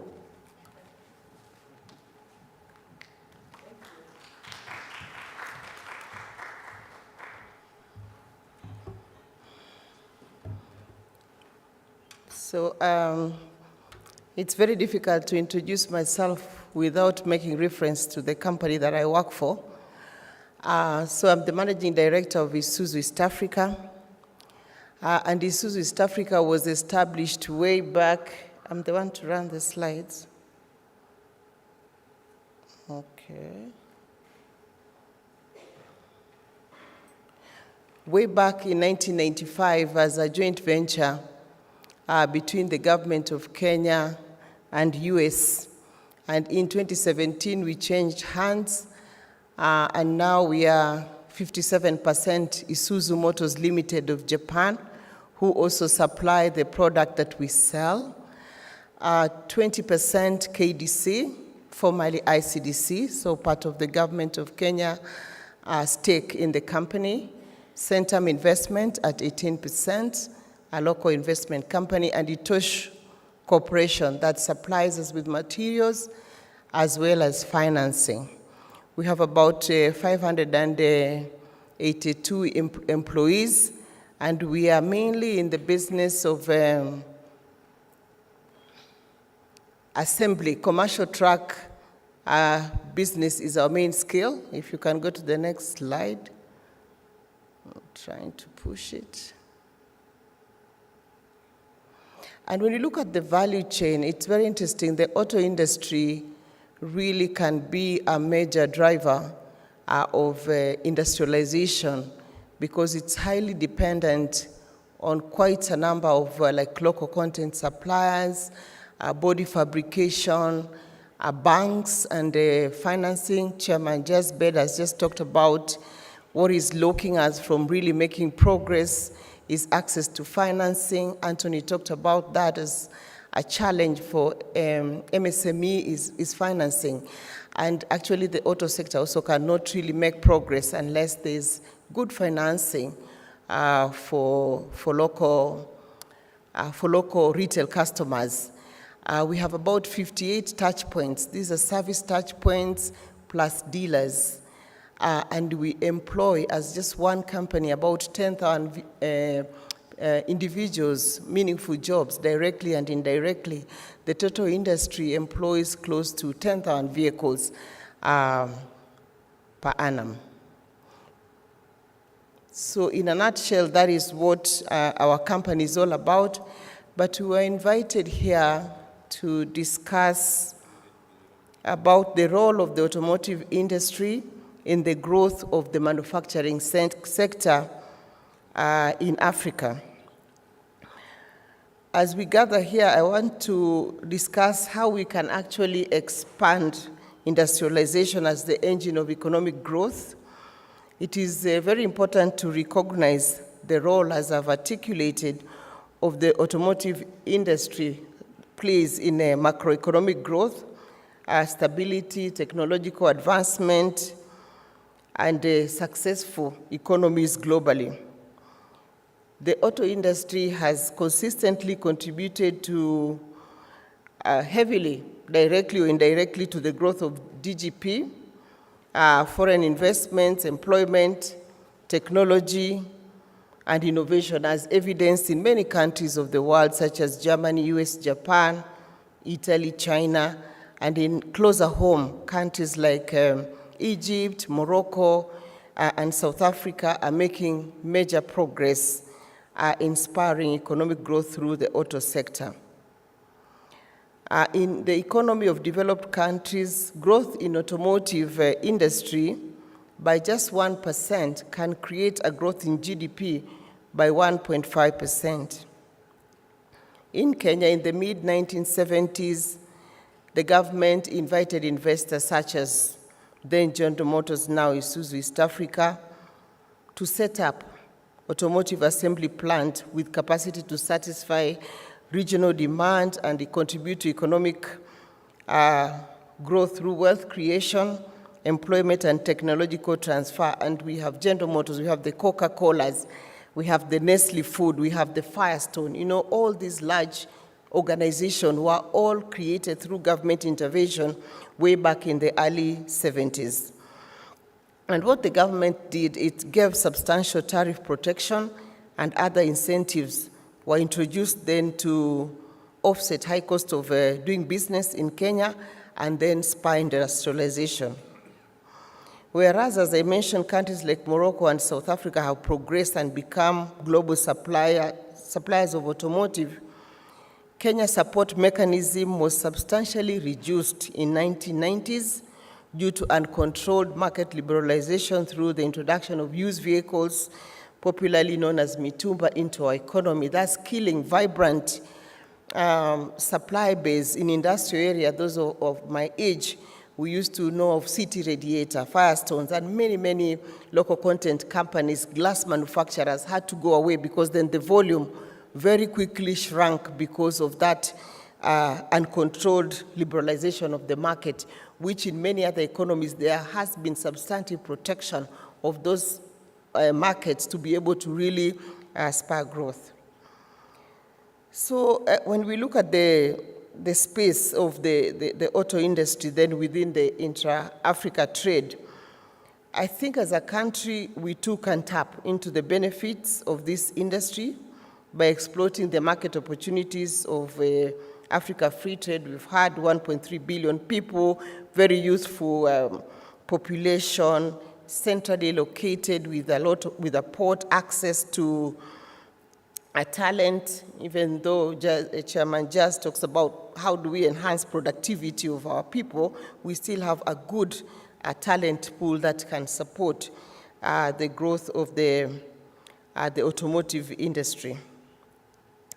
So as we gear up for this opportunity, we need to be prepared to become a world-class manufacturing hub by learning from other African nations that are doing well in this area. And for me, I look at South Africa, I look at Morocco, I look at Egypt as closer home. And what have those countries done? These countries have developed the automotive industry through active and persistent industrial policies. From leadership to leadership, they have remained steadfast in terms of really deepening their policies to support the growth of their automotive sectors.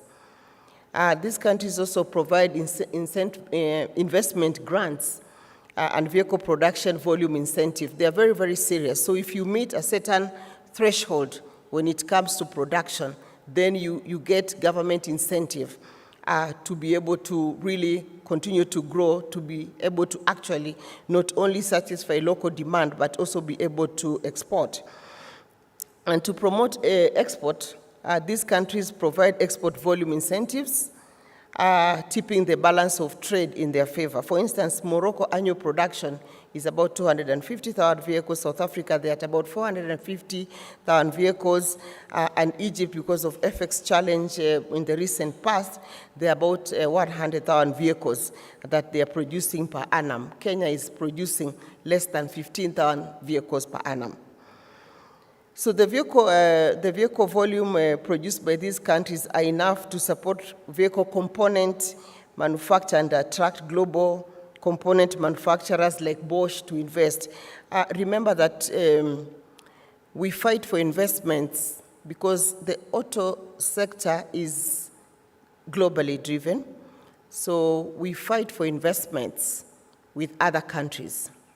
So Toyota, Isuzu, Mercedes-Benz, Volvo would go to countries where first their policies and their incentives. And remember that the world has got more installed capacity in terms of local content supply and production hubs and all that for spare parts, for actual vehicles and all that. So if the policy environment is not right, then it becomes difficult for those global investors to come in country. But there are great things that Kenya is doing right now to prepare to really participate in this Africa opportunity to be a regional hub, because already we have installed capacity. We have 3 major plants, one FEA in Mombasa, we have Isuzu in Nairobi, and we have a Thika KVM with the capacity to produce about 40,000 vehicles per annum. Right now, we are only producing about 15. So the capacity is already there. So as a hub, we are already well placed to take advantage of the opportunities. And what Kenya has done is that since 1975, there has never been an auto policy.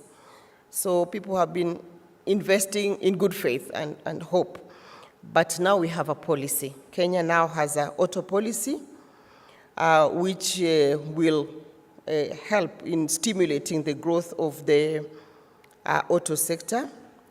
We have the Buy Kenya, Build Kenya initiative, which has really supported the growth of the auto industry. A good example is that the local automotive industry has benefited from this by scooping up to 80%, because the government, when the procurement is purchased by the government of Kenya through the Buy Kenya, Build Kenya initiative, the first consideration is that those products must be purchased from local companies. And therefore, the local companies that are producing locally have really benefited from that incentive. We have also, through a policy, enacted the new assembly regulation. And the assembly regulations have graduated levels. So for instance, it's very capital intensive to set up a whole plant. But the government has come up with different levels. So you can start at what we call CKD level 2, where you bring the cabin and the chassis almost semi-permanently assembled, and then you come and put them together and produce the vehicle. And then there is complete breakdown, which companies like Isuzu do, where you have everything come in as small parts, and then you put it all together. So when the incentive, assembly incentive are there, then even if you want to just start up at CKD level 2, then you can start, and progressively after 5 years, you must then be able to progress to complete CKD, because at complete knockdown kit, that is actually where jobs are created. Jobs are not created in semi-knockdown. Jobs are created when the level of breakdown is highest, because you have painting, you have cabin dressing and all that.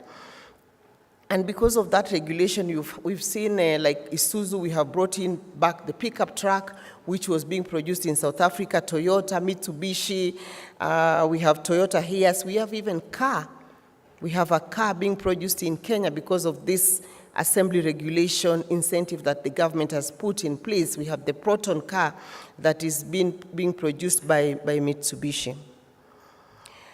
This policy has also seen the industry double production from about 6,000 units to about 12,000 units per annum in just 4 years. So you look at policy, progressive policy, and how it can really assist in the growth of sectors and, of course, industries. It's also important to note that in the year 2018, the new vehicle industry was selling about just 50% fully imported vehicles, as well as 50% locally produced vehicles. But because of this new law, today, 77% of the vehicles that we sell in Kenya are actually produced locally, and only about 23 of them are fully built. So this is a clear demonstration that when you have progressive policy, it can change the dynamics of an industry within just 4 years. The finance sector also, for Kenya, the finance sector is very, very well developed. And the auto industry has really worked together with our banks to design and come up with the products that target different customer groups that have different cash generation cycles. For instance, we worked very hard with the schools, communities, Minister of Education, auto industry, the banks, to come up with a policy whereby like a school can only pay for a bus that they have purchased at the end or at the beginning of the school term, because that is how they generate their cash. They generate cash 3 times in a year. So I know Anthony was talking about that, how do we deepen, how do we understand different SME sectors and how do they generate their cash, and how do we then create financial instruments or tools that can help them. So I think the auto has done quite well in that space. But what still needs to be done in the auto sector to really be ready to fight it out with the rest of Africa and to position Kenya as a critical hub to ship into the other continent is enactment of the automotive bill. So the policy has been passed, but the bill is still pending, and I think we need to fast track that with the support of the policy makers so that it really can be useful. We have what we are calling implementation of the K Standard 1515 for trucks, buses, and pickups. All these countries that we have talked about, one key factor is that they do not allow importation of second-hand vehicles. So if you go to South Africa, you cannot import a second-hand vehicle into those countries. So this case 1515 is supposed to reduce the age limit. Right now, Kenya age limit is at 8 years. We want to reduce to 5 and 3 and 0 for cars. But because we have already installed capacity to produce 40,000 trucks here in Kenya, there is really no incentive to continue to allow importation of commercial trucks and pickups into the country, so that we can then be able to have the volume and then be able to really fast-track the development of local content. Remember, local content, suppliers of springs, suppliers of tires, suppliers of batteries will only be able to scale and be competitive so long as they have volume. If there's no volume, first they cannot even attract global investors. A company like Toyota, what you supply to Toyota must meet a certain quality delivery. You must be able to be well capitalized to be able to deliver on time. The cost must be right, because to be competitive, manufacturers, it's good to buy in Kenya, but if Kenya is not competitive, then there's no incentive to buy in Kenya. They would still pay the duties and then be able to import. So matters of quality, and we have Kenas, and they've talked about quality, safety, and all that are very, very important. And we cannot be able to scale to that level if we do not have the right volume to make us as a competitive to be able to participate in the Africa free trade. Therefore, as a regional automotive hub, Kenya also needs to pay more attention on discussing with regional trade to reduce this stay. There are many barriers to trade, which are NTBs, but in the recent past, I think there's been good progress in that space. The government should also support local automotive industry to access at least 40% of all major infrastructure projects. Today, major projects, we have a lot of importation of the products, the commercial products that are used in roads works, for instance. Kenya should be able to insist on that 40% local content by ensuring that we are able to supply. And some of the immediate wins that we see when this is done, when these policies are enacted, the market demand will move from the 12,000 vehicles that we are producing today to about 24,000 units in less than 3 years, creating additional 100,000 jobs. Total revenue collected from the industry will be more than Kenya shillings 100 billion. This is to the exchequer. And make really Kenya serious as a serious player to be able to tackle, to be able to be a regional serious player in this space. So charity begins at home, and it's important to make sure that we are strong enough to be able to compete. Yes, there's 1.4 billion people in Africa. Cities will be growing, there will be urbanization, very youthful population. So truly the market is there. But we will not be able to compete if we are not competitive enough. And to be competitive enough, all the inputs into the auto sector, the suppliers and all these other partners that support the growth of the auto sector must be competitive. And to be competitive, we need to be able to have volume so we can take advantage of economies of scale. So that is very important. And the policies for auto must be very steadfast and progressive in the next 2 to 3 years so that we can be able to scale. So in conclusion, we want to work together to make sure that the rules of trade enable local automotive players to invest more and create more opportunities. But more so, there has to be win-win within Africa. And we see opportunities for synergies. So Kenya has these 3 installed plants with the capacity to produce 40,000 vehicles per annum.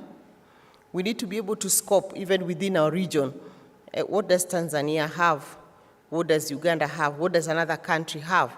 So that we can be able to look at those synergies and be able to make sure that majority of countries benefit from this. And we are seeing it right here within East Africa. For instance, a Toyota Land Cruiser is produced in AVA Mombasa. Value is added in Moshi in Tanzania for a tourist operation, and it is coming back and it's being delivered to another country. With those synergies, then the NTBs will reduce and will create a more win-win proposition for all. So I think Kenya must be able to lead in that, mapping out who can supply what within the region so that the barriers to trade can be eliminated. I'm excited about the future. We've been here since 1975. We are looking forward to engaging with the policy makers to really make Kenya competitive so we can be able to take advantage of the big opportunity that lies ahead of us. Thank you. Thank you, Madam Lita. Let's give her another clap. She has taken us through the automotive sector, the opportunity that is there in local content development, where the parts manufacturers are challenged to scale up to come up with the components that the original equipment manufacturer can accept to be incorporated into the vehicles without compromising quality.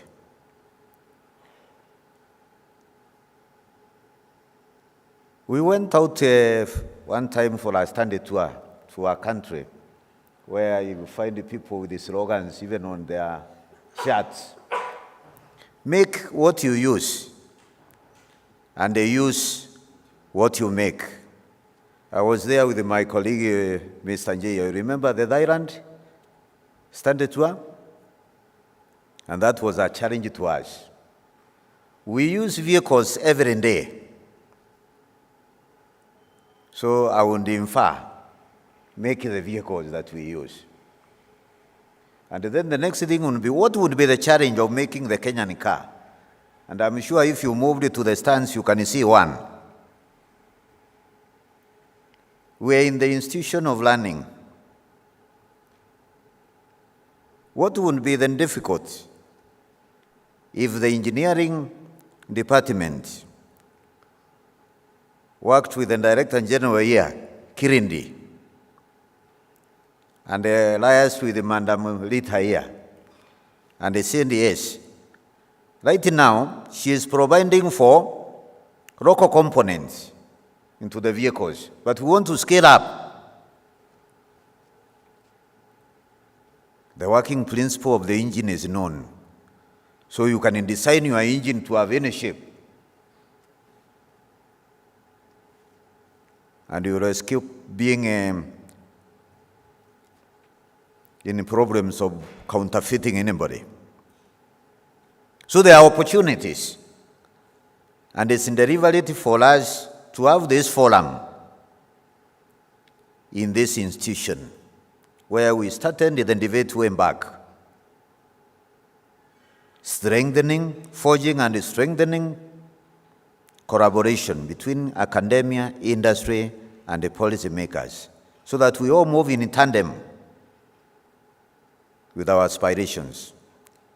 Yesterday, we talked about research, and now one would be tempted to ask ourselves, do we have a national research agenda?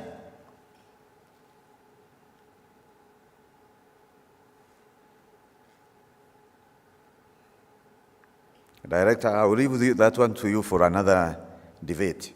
So this is why we have come together. We want to reason out together so that we can grow industry with our focus to our needs and also looking at where else the world is going. Africa is opening to a bigger market, and we want to be a big player in that.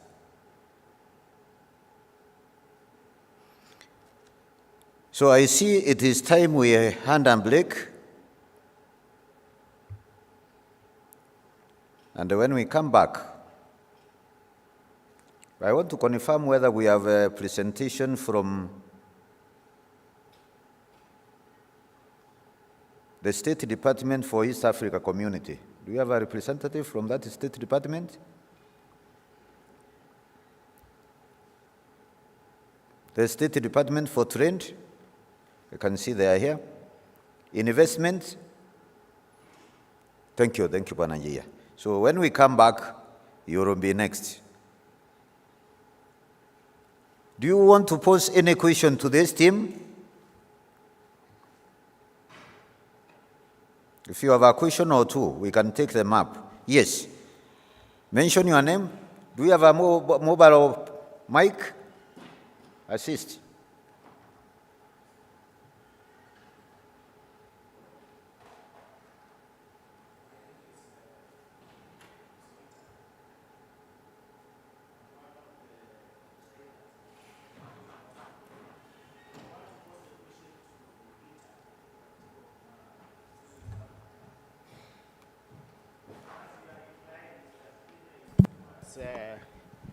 Kenya is moving towards the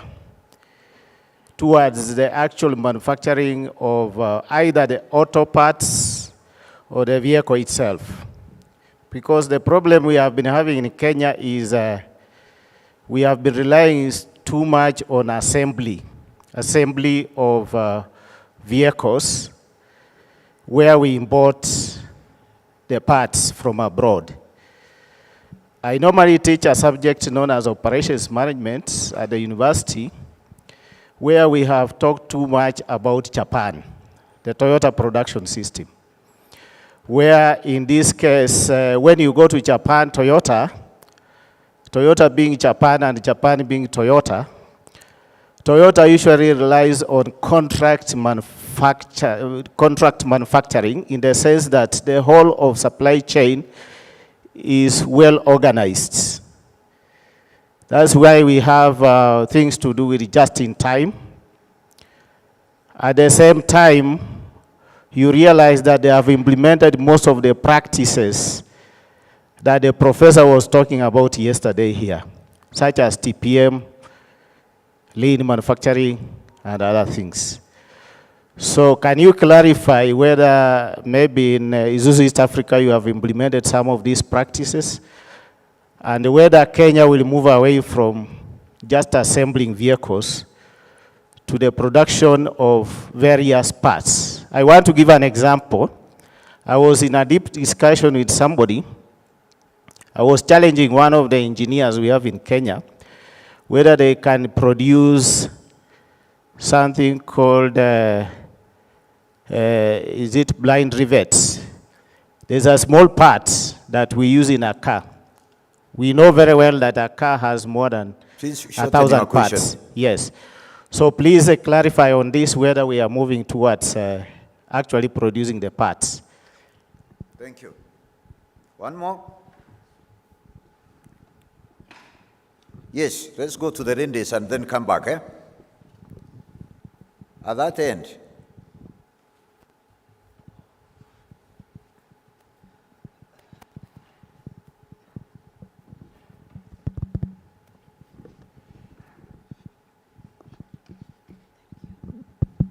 Thank you. My name is Anne, and I have a question specifically for CAM, but it can cut across. Since yesterday, there's been a lot of talk in terms of information being disaggregated. Research is doing their research. They have data. If it's academia, they're doing their thing, as our good friend has said. If it's the industry, they're doing their thing. But you find in terms of bringing it together, from what I have heard since yesterday, it seems to be a missing link in terms of just helping with the industrialization agenda. Probably you could shed more light on what exactly needs to be done to ensure that all this data is actually brought into a central place for analytics and to inform decisions that are made. Thank you. Thank you. Let's go here. And I think we can allow, after that one, we can respond.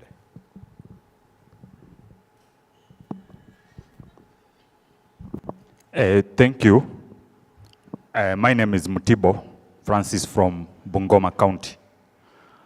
I want to comment the CEO, Kenas, for being very objective and honest. And I'll go to the point where he talked about the evolution of measurement. And the weights and measures department is actually the mother of all these other arms of standardization, quality assurance, and the rest. Now, as counties, he was actually concerned about the trust, where there was a lady using a tin to measure beans, and the other one using a weighing scale. And then there was the delivery of petrol in a station, the gas station. Where does, this one actually specifically goes to the Department of Trade, that they should actually address in the counties, weights and measures is dead. But you will realize that at the end, the tail end of all that we are discussing here, is the marketplace. And before all those products go to the marketplace, there is the prepackaged control aspect that is actually addressed by the weights and measures or the legal metrology. But in the whole game, it appears the legal metrology is playing a very minimal role. Where do we stand? As counties, we are seriously disadvantaged and we are worried. Thank you. Thank you. I think, if you will, I will start with the last one, and it will be answered from this end. I see the director trend. Pananjoroge, that's your question.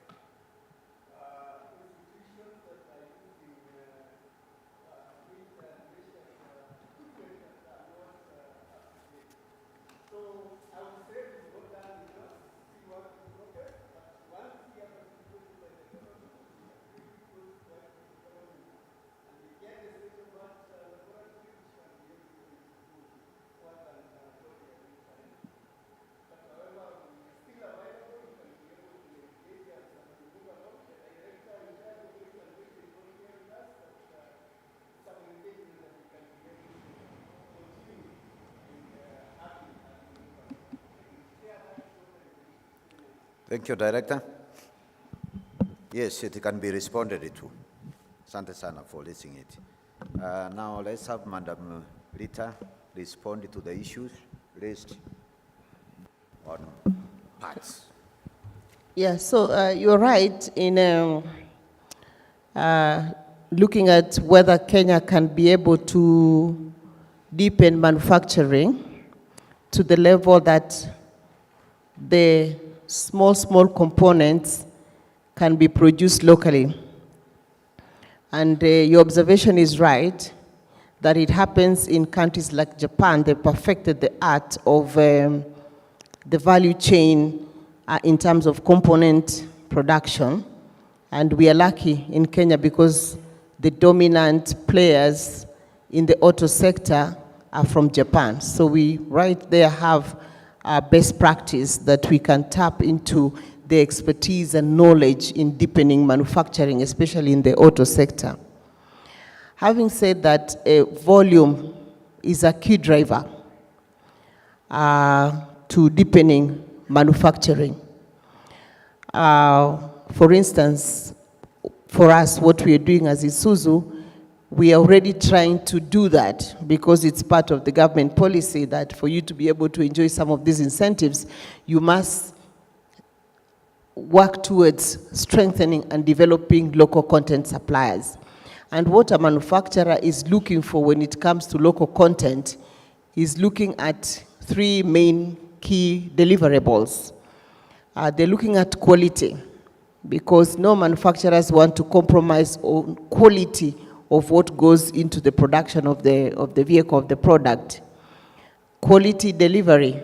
No manufacturer wants to have their line stop because a component has not been delivered to the line. The risk of stopping a line from producing. And cost.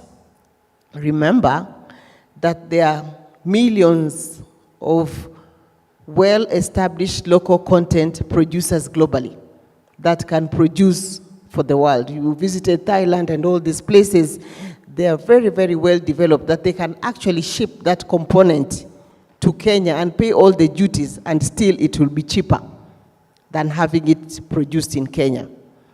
Having said that, it is a journey, so we have to look at those policies that make us produce 100,000 vehicles, 200,000 vehicles, just like South Africa and all that. Now with that, a local content supplier can be able to scale. They can look at investment, get the right machine to produce the quality, they can get the people, they can be able to get the money to be able to supply the plant and not be, they can supply this month, next month they're not able to supply because they've exhausted their capital for supply. So volume is a key driver to developing and to deepening manufacturing. So for us, what are we getting locally as an industry? Springs. Auto Springs is supplying majority of the springs into our lines. They're supplying wiring harnesses, so they're developing that for vehicles, for motorcycles. Shackles, NMC is trying to really be good at producing shackle. So production is there, but cost is not yet achieved, and quality is needy. You can get a bunch that has met a quality requirement, then next month that quality is again compromised. So how can we assure consistent quality? So we are stepping back and working with them to train them in terms of how they can be able to produce quality. Batteries, most of the auto sector, batteries are sourced locally. Almost 100% of the vehicles we produce, batteries are chloride. There are big guys who are coming up with filters, very good auto auxiliary, and all these local content suppliers are beginning to scale. Some are even exporting into other countries. So yes, there are signs of success, but to really leapfrog and be able to be a major player within Africa Free Trade, there's work to be done. Is the expertise available to help us to scale? The answer is yes. Do we have the volume to enable people build capital to be able to play? No, we have work to do. Thank you, Madam Rita. Let's give her a clap.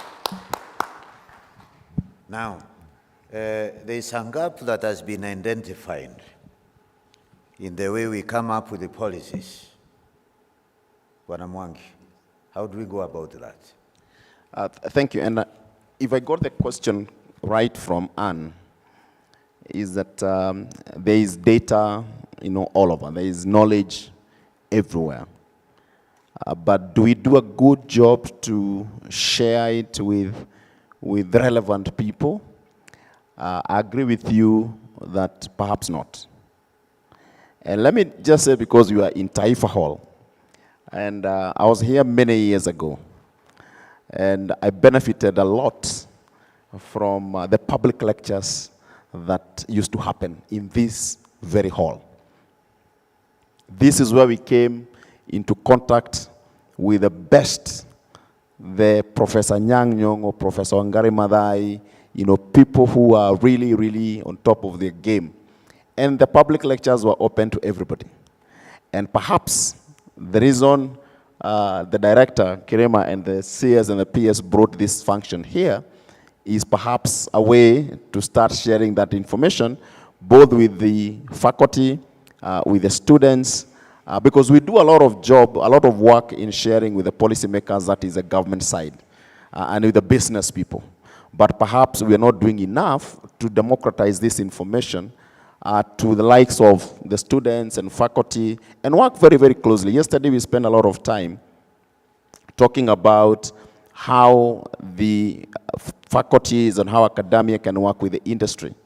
And they are good examples. You know, Silicon Valley is just because of the collaboration between Stanford University and the ecosystem within California. And that's why we have all these companies that came up, the Googles, the other companies, many, many of them. Locally, we have seen in the ICT space, the iLab, the iHubs, and some of the universities, and I think JQuat has done a good job. In my previous life, I did a lot of work because I worked for an ICT company. And my job was to work with the universities and the faculties of computer science to be able to bring training in a box on AI, data science, cybersecurity, and all these things. But there were huge, huge, huge gaps in the public universities. In some of the universities, there were no established relationship with the industry. There were no internet in the innovation centers. But in some of the private universities, you find that they are way ahead of the game. So I think even for academia, it is important that we go back to what used to happen. I'm not sure whether it's happening or not. Just call the people, call the students, call the faculty, the business people are ready to come and share the knowledge that we have. Because if indeed we are going to take this country to the next level, if indeed we are going to be Africa that has the largest workforce in the 2050, then we must ensure that our young people are getting the correct knowledge. They know where the world is headed. They know how they need to drive their careers and the knowledge that they require. And we are ready to share that. Thank you. Thank you, Bwana Mwangi. I think let's give him a clap and then take a break. Asante sana. Let's give a clap to the whole panel again. Let's take not more than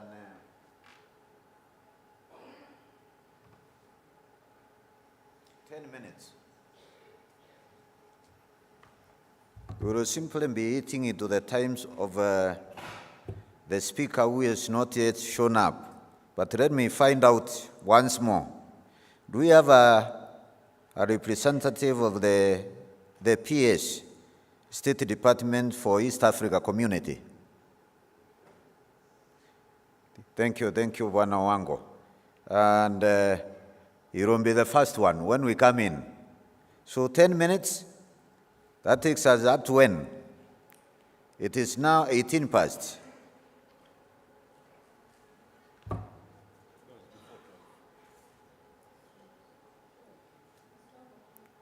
It's 12 of 18, isn't it? 5 to 12. So quarter past 12, you can call it. Okay.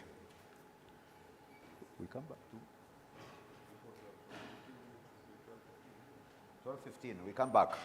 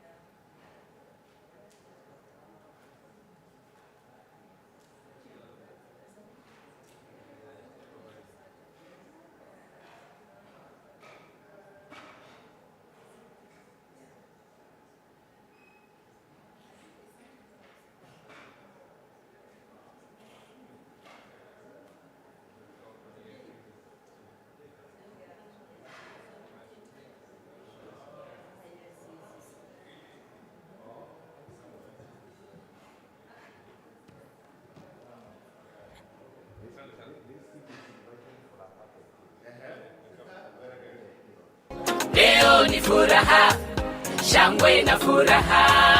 Harusi maua, tabasamu, suti na shela. Wacha tufurahi, sote tufurahi. Haikuwa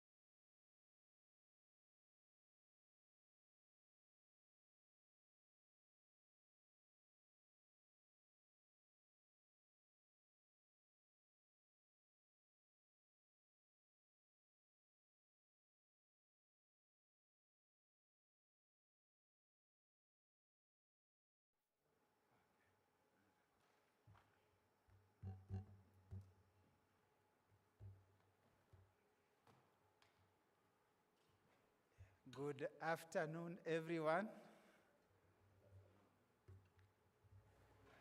Yes, my name is Edward Owango.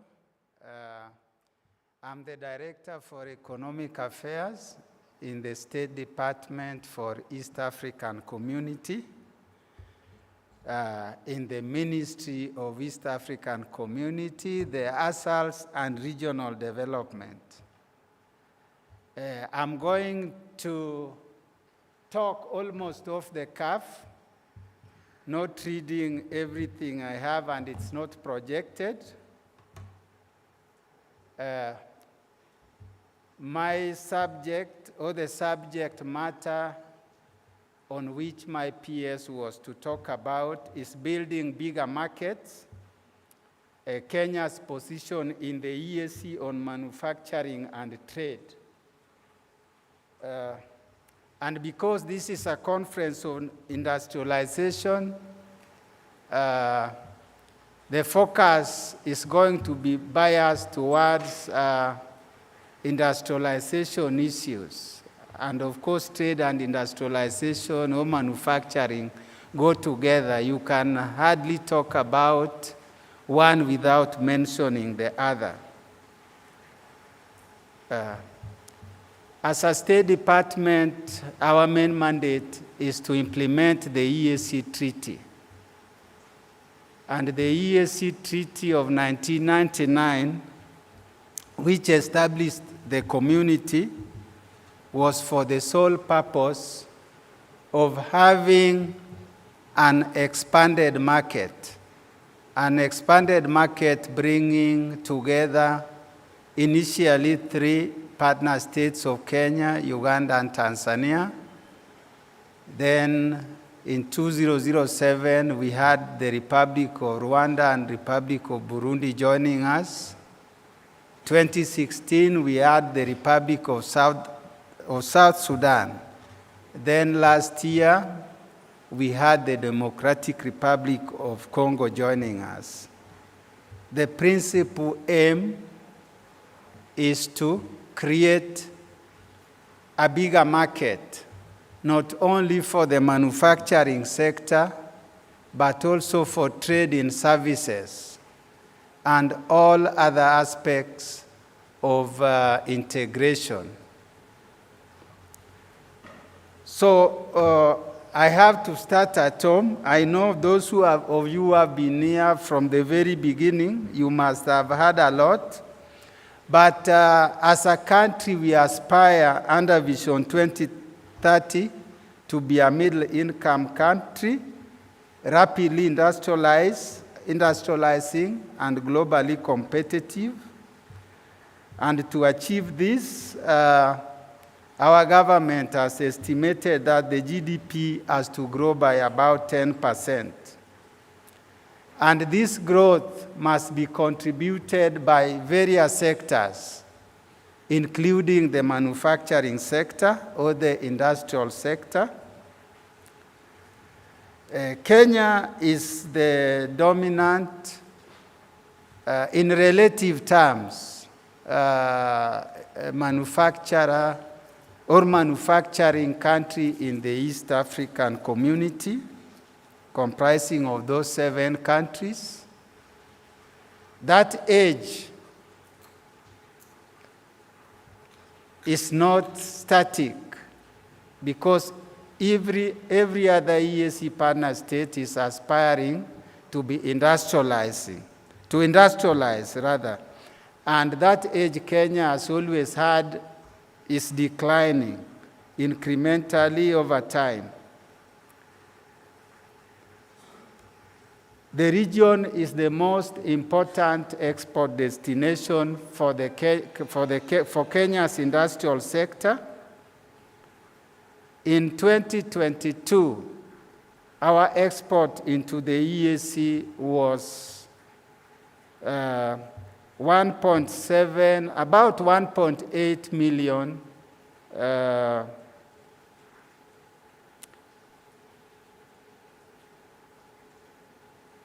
US dollars. 1779, is that 1.8? about $17 billion. That is the value of manufacturing into the EAC. Into another regional integration arrangement, COMESA, it was 1.883 million USD. Then to SADC, 784.9, and to the Economic Community of West African States, 67.87. That is in 2022. And the EAC continues to be the main export destination for our manufactured products, as I alluded to earlier, with Uganda being the leading destination. South Sudan is fast-growing market for Kenya, and significant potential expected in the DRC. Kenyan manufactured products exported into the region are largely construction materials, such as cement, iron, and steel, paints, varnishes, paperboard, petroleum products, beer, salt pharmaceuticals, edible oils, and detergents. That's not an exclusive list, but those are the leading products. So as a region, what is the status of industrialization? Because that is the space for Kenya for which the ministry responsible for industrialization is more suited to discuss and to talk about in more elaborate terms. But what is the status of industrialization in the EAC? Industrialization in the EAC is provided for under the treaty and other instruments such as the Customs Union Protocol, the Common Market, and even the Monetary Union. All these key regional instruments provide for industrialization in the region, really as an engine for ensuring sustainable economic growth and development. Under the treaty, the provision on industrialization's aim at promoting, sustaining a balanced industrial growth, improving competitiveness of the industrial sector, and also to encourage development of indigenous enterprises. Under the Customs Union, there are various initiatives to support the industrial sector or the manufacturing sector, again with the aim of accelerating economic growth and development of the EAC's partner states.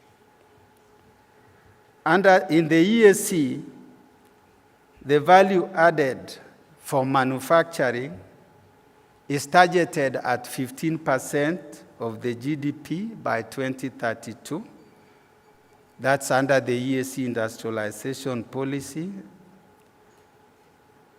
But the share of manufacturing in the recent years has been contracting, and it is less than 8% as of 2022.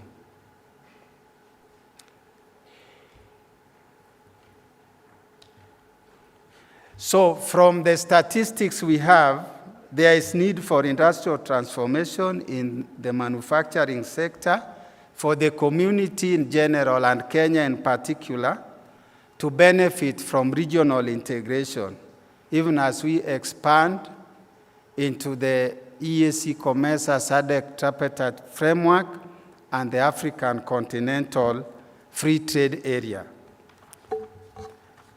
As a community, we have prioritized certain value chains to be supported. under the EAC industrialization policies, and 6 of those sectors which have been prioritized include agro-processing, fertilizers and agrochemicals, iron and steel, mineral processing, leather, the pharmaceuticals, gas processing, energy and biofuels. Those have been prioritized under the EAC industrialization policy. But in 2016, the Summit of Heads of State also decided that there are certain value chains. They are already part of the priority under the industrialization policy. But they had a serious, they wanted a serious focus on them because of the backward and forward linkages they may have in the regional economies. And these are the automotive industry, textile and apparels, and the leather sectors.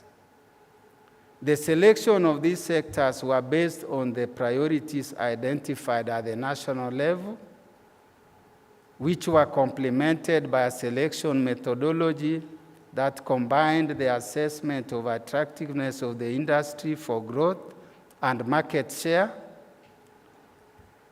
and of course, in terms of what was considered as endowment those sectors have in the region. When I stepped in, I think I found the discussion ongoing on the automotive sector. We have key stakeholders here, and we may not need to revisit that. But the automotive sector has been prioritized in the community. This is the motor vehicle assembling which should move to manufacturing, the motorcycles, and all that. And their prioritization, as I said, was based on their potential impact on the growth of our economies. For the motor vehicle sector, it was seen as one way of reducing excessive expenditure on imports of motor vehicles, especially the second-hand motor vehicles, other than its contribution to the value chains in the region, development of other value chains in the region. Then for the motorcycles, it was realized that this was a growing sector and could contribute significantly to the lower levels of our,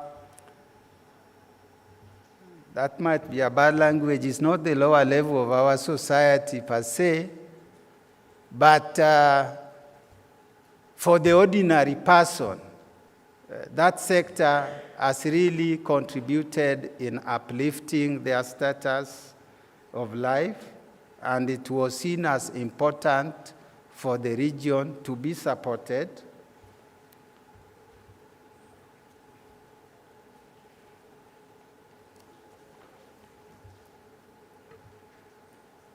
Then for the sector, we have undertaken certain policy initiatives as a community, and one of them is the development of EAC assembly regulations, which was recently adopted by the Council, to guide both the establishment and regulation of that particular sector. For example, the regulations provide guidelines for registration of manufacturers and assemblers and specific incentives for use of raw materials or goods manufactured in the region in the assembly or manufacture of those products. I think that's where I stepped in. When I stepped in the room, I found being discussed. The regulations also specify schedule of raw materials manufactured in the community that assemblers and manufacturers are required to use in the manufacture of motor vehicles and motorcycles. The raw materials are provided for in the exclusion list and therefore excluded from unassembled, completely knocked down kits imported for assembly or manufacturing of motorcycles, for example. And then the raw materials in the exclusion list for manufacturers or assembly of motor vehicles in the community include such items as batteries, battery cables, air filters, leaf springs, automotive paints, seat frames, windscreens, all bus body panels and door panels, all bus window frames, and all interior building structures for these particular buses. The raw materials in the exclusion list for the manufacture or assembly of motorcycles include stand, kickstand, rear carrier, battery fluid, air cleaner, etc. So these are meant to expand and to develop associated value chains in the community, even as we import certain aspects or certain products which go into the manufacturing or assembly of those particular products.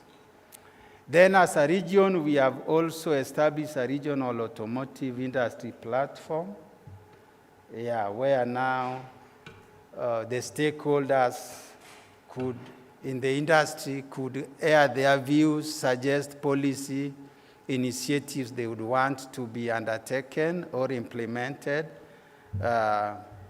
in furtherance of their interests to progress their sector.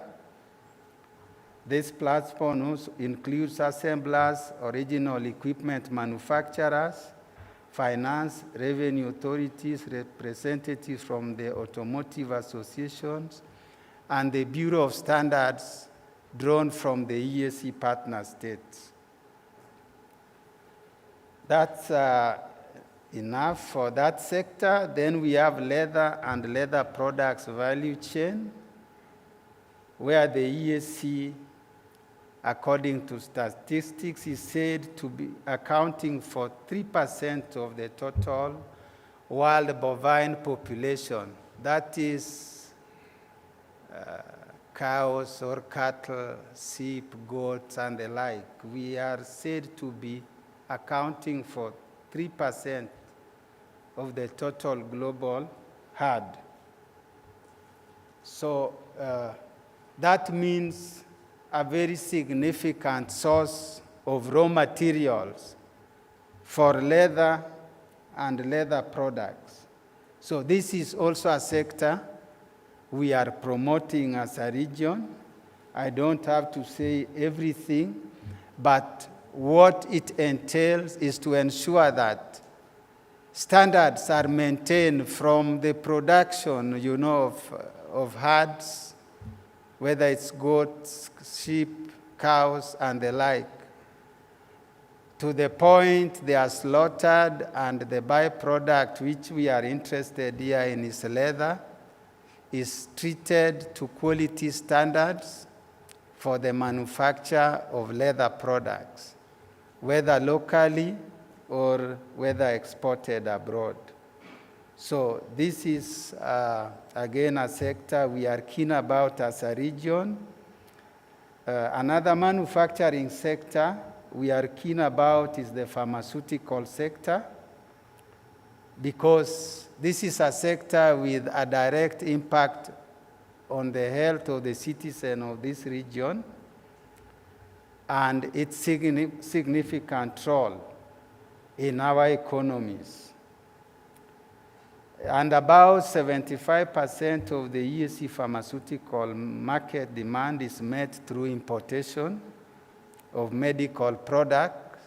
So it was the view of our leaders that this is a very high level of import with impacts on our forex reserves, etc. And we should promote it so that there is local manufacture of some of these products.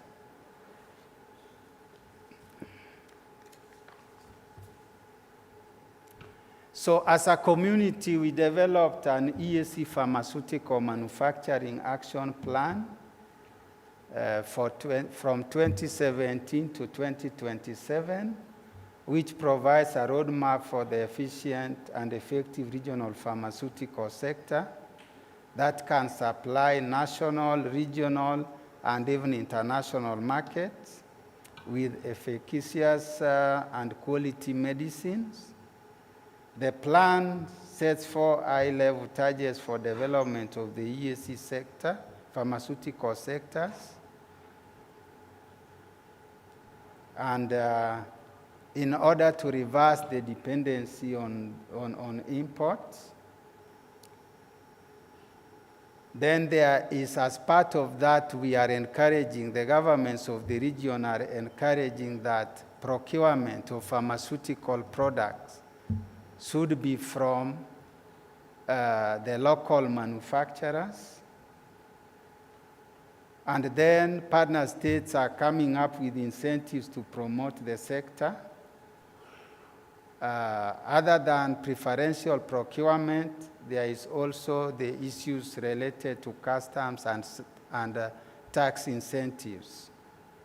Currently, as we speak, I think the region is grappling with the idea of splitting certain pharmaceutical tariff lines, especially with regard to specific molecules, so that specific incentives could be directed towards production of such molecules in the region.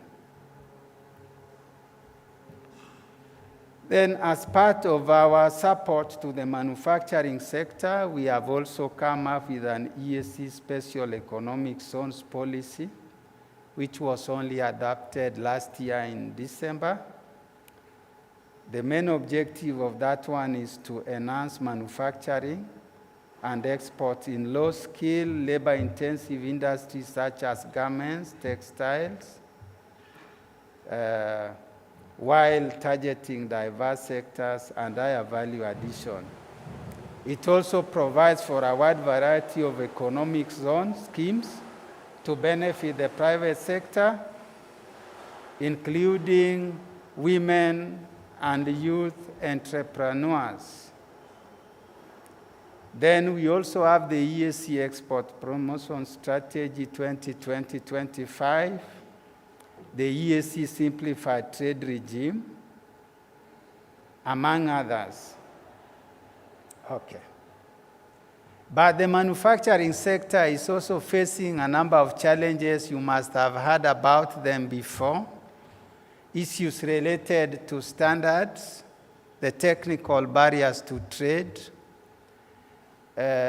issues related to non-tariff barriers, then gaps in regional policies. These policies are not 100% solution-oriented to the manufacturing sector, just like in everything in our life. They attempt to help sort out the problem for the industrial sector, but there will always be gaps. At the regional level, the gaps are associated with harmonization of policy and regulations to oversight these particular sectors. And this is where now the community, together with the member states, decided that beyond just the EAC, we need to explore a wider horizon so that our manufactured products and the development of key value chains, which also support these particular sectors, are realized We are involved in negotiation under the COMESA EAC SADC tripartite framework, where for the benefit of the motor sector, we are also promoting the automotive sector. And currently, I think a study is underway so that we come with focused proposals for the motor sector, including development of regional value chains. And on this, South Africa and Kenya, under the SADC framework, have a bigger say or have a louder voice. Then we have the African Continental Free Trade Area, which also offers great potential for our manufacturing sector and industrialization in general. It creates a single continental market for goods and services, a liberalized market framework again for goods and services, and it also aims to promote, amongst others, industrial development through diversification and regional value chain development. The AfCFTA, therefore, is expected to boost intra-African industrial export by as high as 53%. I think this is very high, but studies indicate that it can boost our intra-African industrial exports by 53%. Then again, this particular AfCFTA acknowledges the regional economic communities and regional trade agreements as the building blocks for a complete integration of the African market, and the EAC, where all of us belong, is part and parcel of that recognition, and it will help expand the market for products from the region, as well as give the region some advantages in terms of developing regional value chains with our neighboring regional integration arrangements such as COMESA, the SADC, the Central African republics, and even the West Africa, the ECOWAS.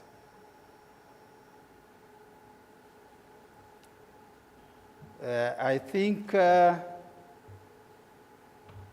with that, I think I should come to an end and probably ask if there are any questions I can respond to. Thank you, Bwana Wawango. Yeah. Let's give him a clap. Yeah. I propose that we don't pose questions now. Yeah. Pen them until we get to the next two speakers. Okay. Thank you, Bwana Wawango. Karibu sana. So you have clearly gotten where we are going in growing bigger markets for Kenya. We want to strategize to go beyond the EAC market, targeting the bigger African market and the rest of the world. Let me now invite the Director, Trade, who is representing the PS, Bwana Njoroge. Karibu. And let us also be joined here by Mr. Njia, who will immediately follow after that, representing the PS Investments. Karibuni.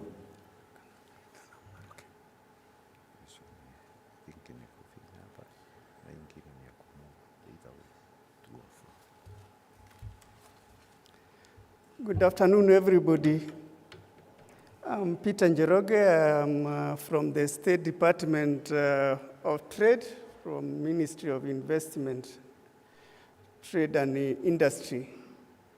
I'm here representing the Principal Secretary, Mr. Alfred Kombudu, who would have wished to be with us today, but because of other equal, very important engagement elsewhere, it was not possible for him to be with us.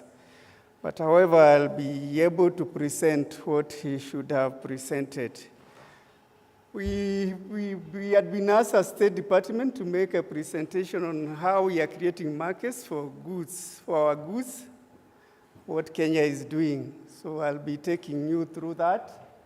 But before I take you through that, I would want to give you a snapshot of how about the policies that guide our trade and all that, and how they have continued shaping the kind of trade arrangement that we have currently. So in terms of presentation, my presentation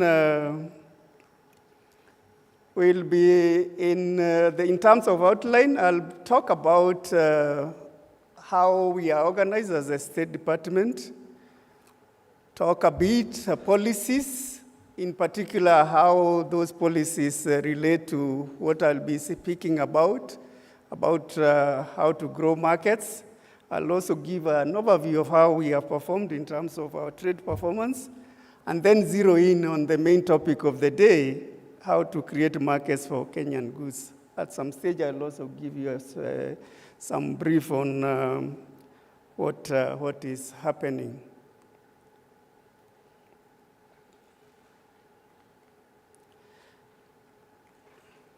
So that is the structure of the presentation.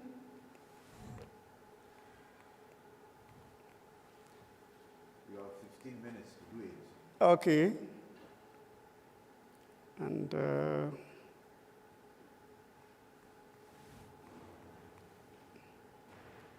okay, I seem to be having challenges with the, okay, fine. So that is how we are organized, the structure of State Department for Trade. We have 4 main departments. We have department that deals with domestic trade. We have department that deals with international trade. We have department that deals with the trade policy and policy analysis. Then Department of Voice and Measures. Within the State Department, we have several agencies that make part of that particular department, government agencies. We have Kenya Export Promotion and Branding Agency, simply called KEPROBA. We have Kenya National Trading Corporation. We have Kenya Multi-Commodity Exchange. We have warehouse receipt and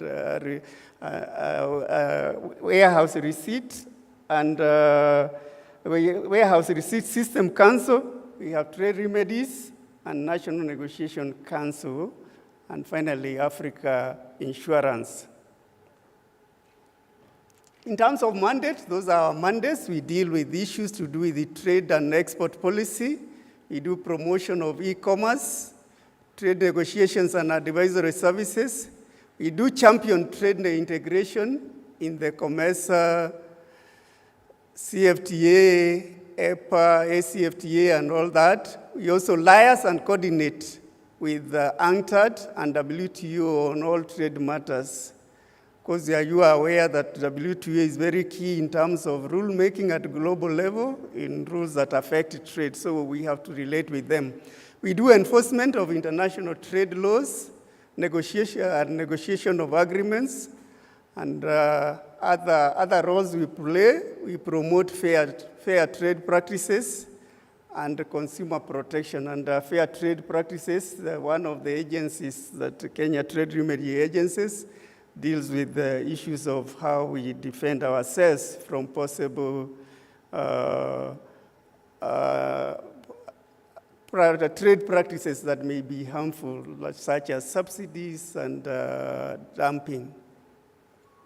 In terms of policies, policies that that guide how trade is supposed to be managed, contained in national trade policy. This is a very important document, and this document aims at making Kenya efficient domestic market and export-led globally competitive economy. That's what we aspire. And that is what the policy is all about. Other than the trade policy, we have also what we call the Integrated National Export Development Promotions Strategy, which is a 5-year strategy developed in 2018 and aims at transforming Kenya's economy through export-led growth, industrial, agricultural, and trade in services development. So this is very important in terms of the sectors that this particular strategy is focusing on. We must focusing on manufacturing, agriculture, livestock, fish industry, mining, gas and oil, handicraft, and trade in services. So within the current dispensation of the new government, we have bottom-up economic transformation agenda, the better, which has defined key priorities, that Kenya would want to pursue, mainly through the adoption of value chain approach, where we look at the production process, right at the production process, through up to the route to market. Finally, how do our products finally get to the market? So we have identified a number of products of value chain, key ones being tea, coffee, dairy and dairy products, digital trade, horticulture, meat and meat products, leather, edible oils, building and construction, fisheries and blue economy, pharmaceuticals and chemicals and forestry. Other policies that we are pursuing include National AGOA Implementation Strategy, the AfCFTA strategy, which is the theme of what we are discussing today. We also have National SPS strategy. All these come together to define how various policies that affect trade are supposed to be managed and implemented. Then how have we performed as a country in terms of export? The previous speaker, Just Bedi, did indicate we've not done very well. Of course, you would look, the performance would be seen not to be that good if you want to relate it to the performance vis-a-vis the GDP. But if you look at the figures in absolute terms, the figures have been growing. But when you start relating them either with the GDP, that's when the new conversations start emerging. But what I have before me is just presenting figures in absolute values, as you can be able to see. Really, our exports have been growing, rising from about 614 billion in 2018 to about 873 billion in 2022.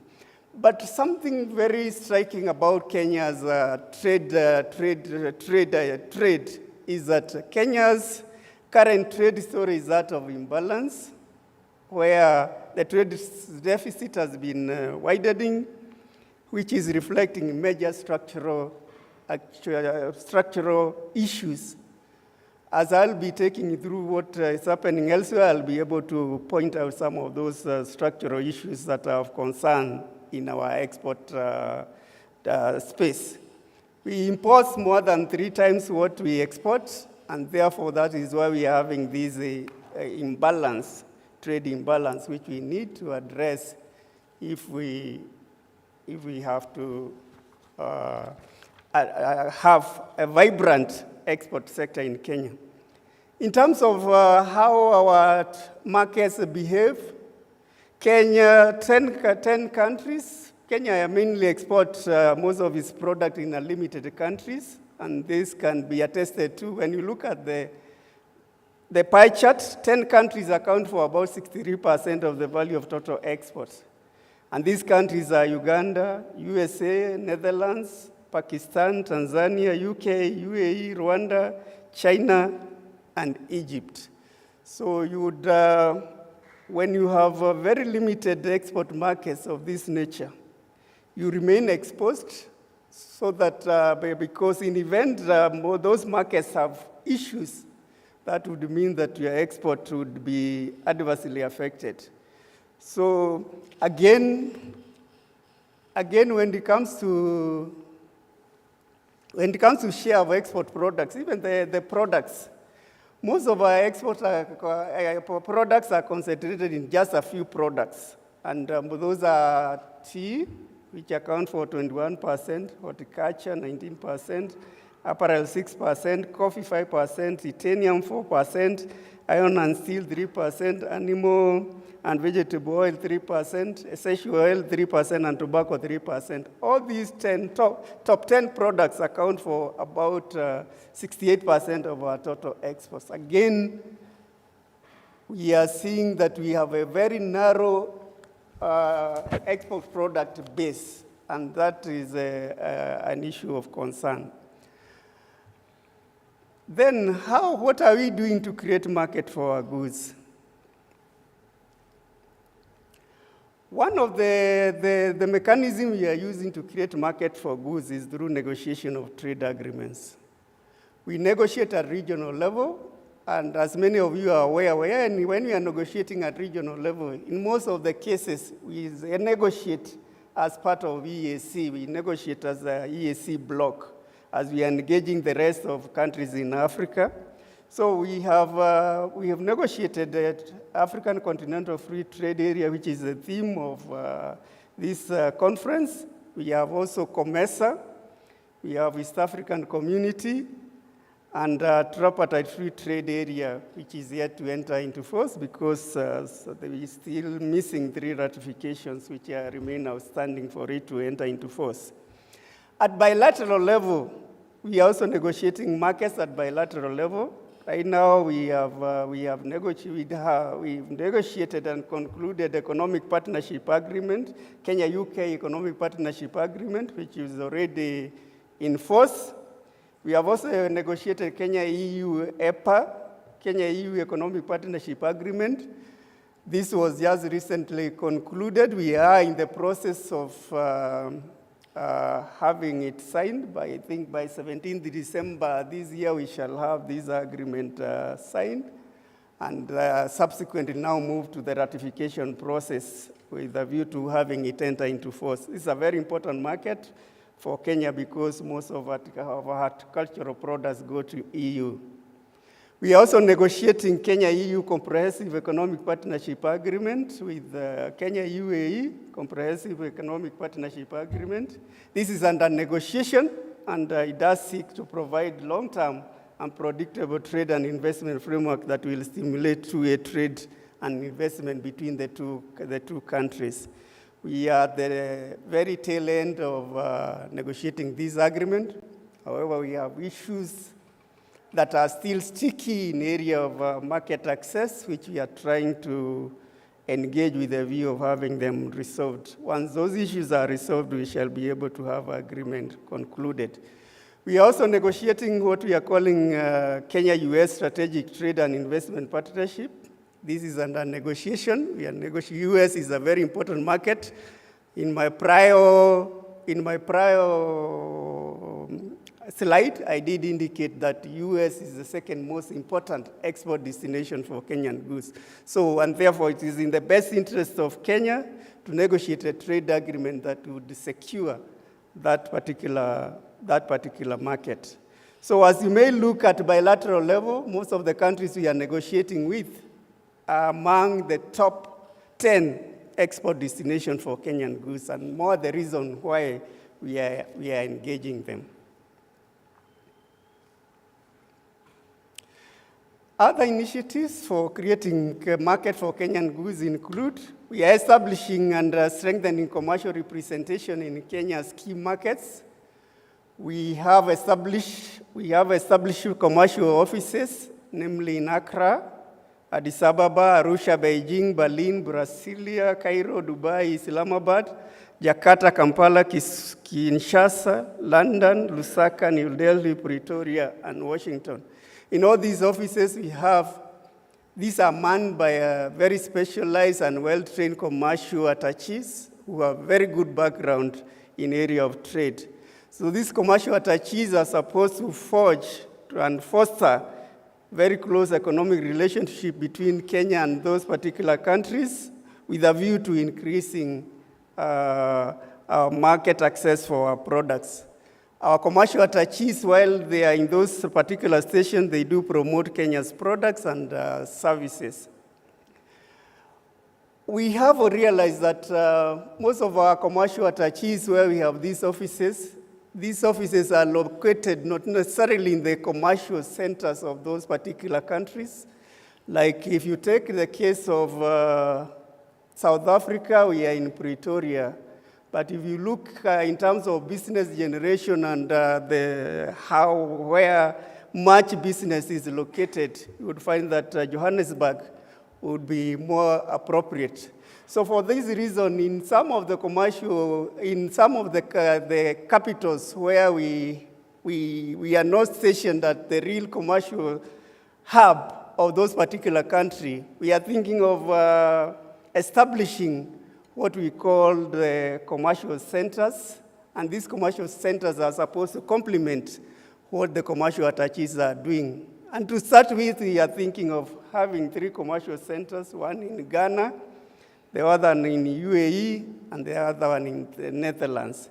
Depending on how they performed, we may be able, given the experience and what we shall learn from implementing the 3 commercial centers, as a government, we shall be able now to decide whether we shall roll out more commercial centers in other countries. So that is what is in the pipeline. Other interventions as a way of creating markets, we have product development. Within the product development, we are trying to diversify and have new product lines. We are doing new product design and packaging. We are also branding Kenya's export products using the Made in Kenya mark to communicate originality and promote Kenya as a source of high-quality products. We are also undertaking research on market requirements and customer dynamics. We have to understand our customer.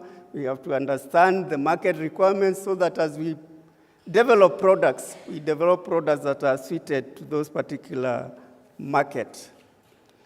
We are also coordinating and participating in trade promotional events, trade missions, trade fairs, exhibition, B2B engagement, with the objective of promoting Kenya's exportable goods and services, and also linking exporters to the international buyers.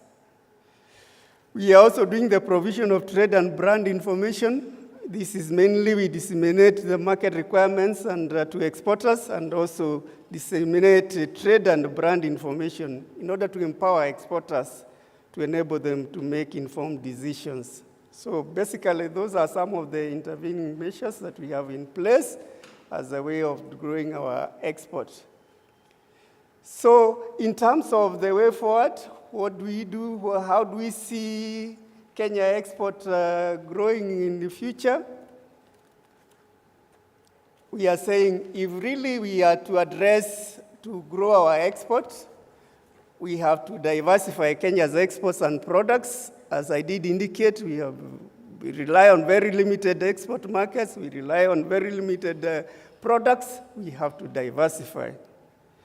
We have to develop very innovative ways of dealing with non-tariff measures. All over within EAC, there are all those non-tariff measures, and we are collaborating with other partners to address the same. We have to address the cost of doing business. As Just Betty did indicate that if we want to be competitive, we have to address the cost of utility and other issues. And finally, we have to fully implement WTO trade facilitation agreement in order to facilitate our trade, both through the port of exit and through the port of entry, our international airports and all that, and through the various processes in our revenue authorities and even in our institutions that do the regulatory framework. As long as we are able to have very easy processing and clearance of goods, we can be able to grow our exports and move them to the next level. I think, Chair, that is what I may wish. I know time is not on my side, and thank you so much. Thank you so much for listening to me. Thank you, Ande. Sorry for taking you over this marathon. Let's give the director another clap. You will note, Director Wangoi talked about creating bigger markets. Director Joroge here is talking about what we are doing within AAC. But he has also warned us that we are importing, in terms of value, 3 times the equivalent of what we are exporting. Do you see any gap? We are fighting for a bigger market, but we are importing more than we are exporting. So that we see where we plug in. He has also taken us through, Director Joroge, the composition of Kenyan exports. Do they constitute value-added goods or raw materials? Let me now invite Director Leo Njia here, my colleague from the State Department for Investment, who shall talk about incentives for promoting export-led manufacturing. That is what will fill in the gap. We are fighting for markets, but we are importing more than we are exporting. Wananjia, how do we export more?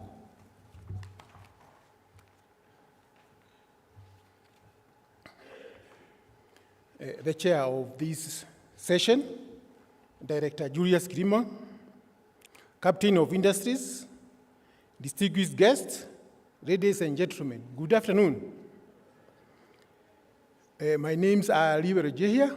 I'm a Director of Industries at the Ministry of Investment, Trade and Industry. I'm currently working with the Special Economic Zone Authority, where I've been working for the last 4 years. Today, I'm representing the PS, Department of Investment Promotion, Mr. Abubakar Hassan Abubakar, who would have wished to be with you this afternoon, but he has gotten an urgent assignment.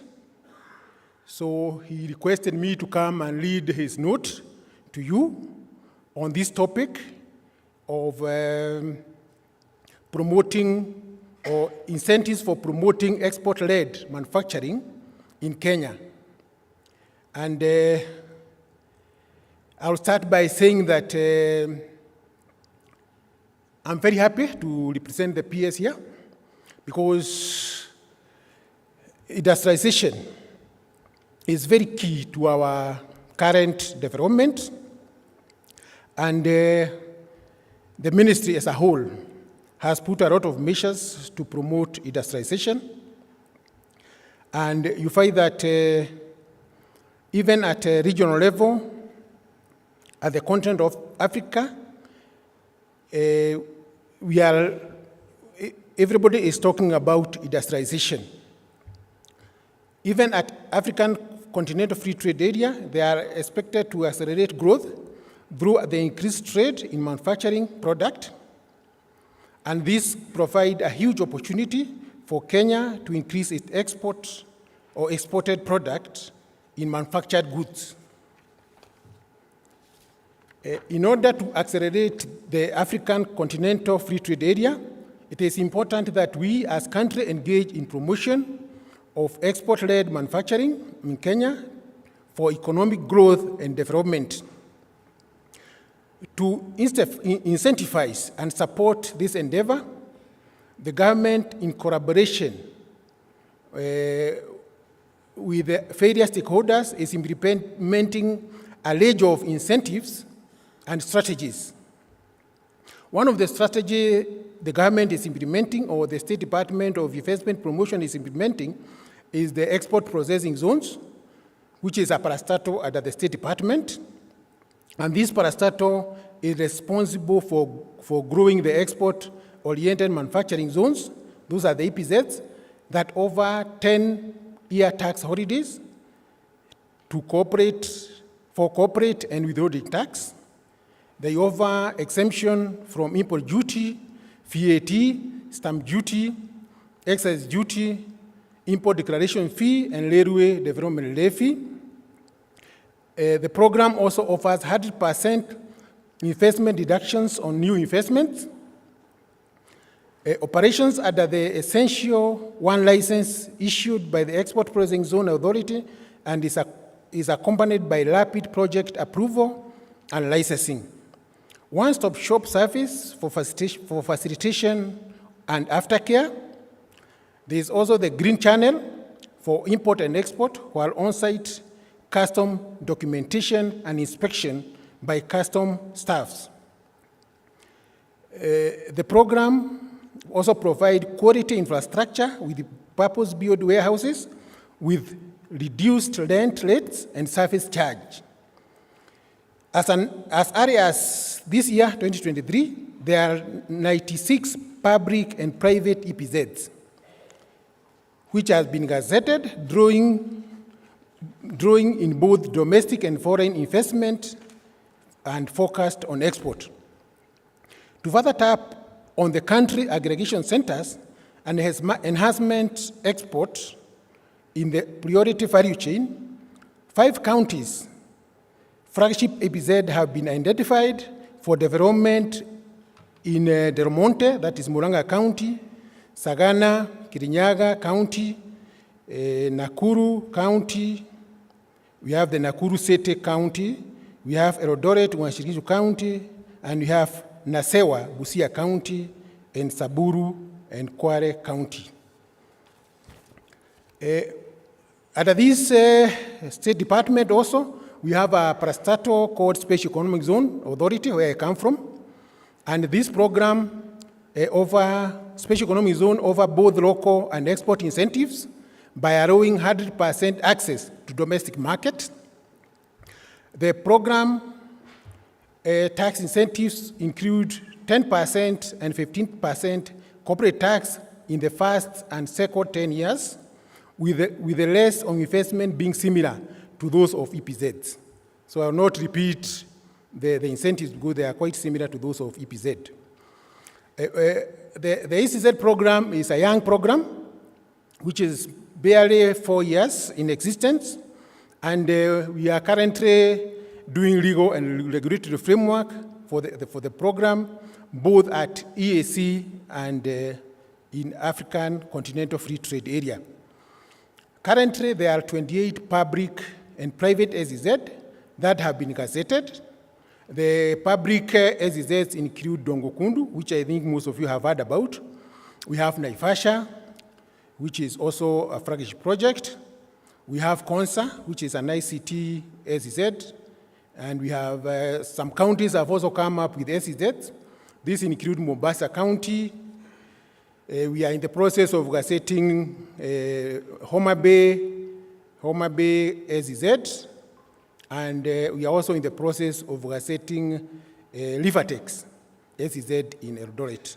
So they are split. Private SEZs include SEZ like Tatu City. We have Northlands. We have several in Mombasa, including Kipefu. All those are private SEZ.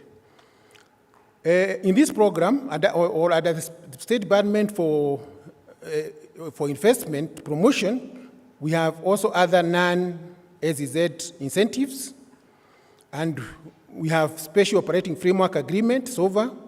We have programs like manufacturing at a board. We have export or duty emission schemes. All those are programs which provide incentives to investors in order to promote export. Also, under the Kenyan government, we have other investment promotion agencies, which include Kenya Investment Authority, which promote Kenya as an investment hub for manufactured export, provision of preferential export markets, and facilitate investors. We have what I've just talked about, the Special Economic Zone Authority and Export Processing Zone Authority. And then under the State Department of Trade, we have the Kenya Export Promotion and Branding Agency, KEPROPA, which support in training of exporters, branding, identifying of export market, market intelligence, and other export trade information. So the Export Promotion Agency also provide programs for capacity building and export, training to improve manufacturers' understanding of the global trade. The government also has been involved in development of infrastructure for investments, and the government has continued to expand and modernize infrastructure that include road, railway, ports, ICT, among others, that assist in cutting down on the price and duration of export goods, enhance logistics and storage facility. Kenya has also improved the quality standard and certification infrastructure to reduce technical barriers for manufactured export and increase acceptability in export market. Kenya is also developing its green renewable energy production to facilitate manufacture of green product for export. As part of improving the business environment, simplification and streamlining regulatory procedures, custom processes, and export documentation is ongoing to reduce the time and cost of exporting. The Kenya Single Window platform is spearheading this initiative and digitizing import and export regulatory services. Elimination of unnecessary bureaucratic hurdles and administrative barriers is also ongoing. In conclusion, I wish to encourage both existing and potential manufacturers to take advantage of the existing incentives to enhance production for export, targeting African Continental Free Trade Area. And finally, I assure you that the State Department for Investment Promotion is willing to continue dialogue with investors in putting in place other incentives for promoting export. Thank you. Thank you, Chair.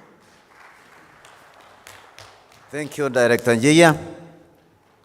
That is how we intend to promote our export, to fill in the gap. The Director, East Africa, told us they are building bigger markets. The Director, Trade, told us how Kenya is growing its market, the strategies.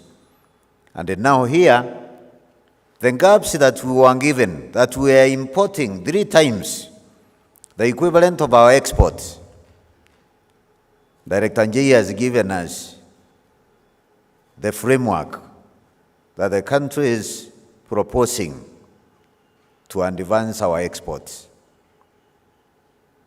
Let's give them one clap once again. At this juncture, allow me to recognize the presence of our PS, State Department for Industry, Dr. Juma Mukwana. Karibu PS. So this group has just presented on the 3 topics. If we can allow them to be engaged from this end, maybe 2-3 questions, and then we make it short, be specific to the point, so that we take a short break before we resume the other session. Yes, Mheshimiwa, we start here.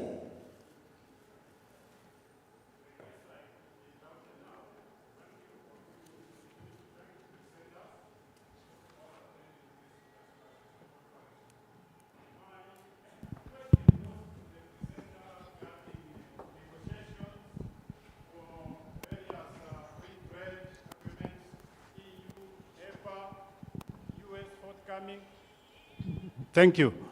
My question goes to the presenter in respect of negotiations for free trade agreements with, like EPA, the one with the EU, UK, or USA. I just wish to perhaps help you let us know how we are protected. I come, for instance, from the sugar sector. And the sugar sector is protected by the COMESA Treaty, so that not all available sugar in COMESA can just enter this market. There is some bit of safeguard measure which the sugar industry has negotiated to cushion the sugarcane farmers before they get, maybe for lack of a better word, mature enough to withstand the competition from out there. In other words, until they become competitive. I'm just imagining, for instance, if the dairy products from the US, are allowed to enter here because their production costs are cheaper, just to give you an example. Then two, quickly, I wish also to have some idea regarding this opening up of markets.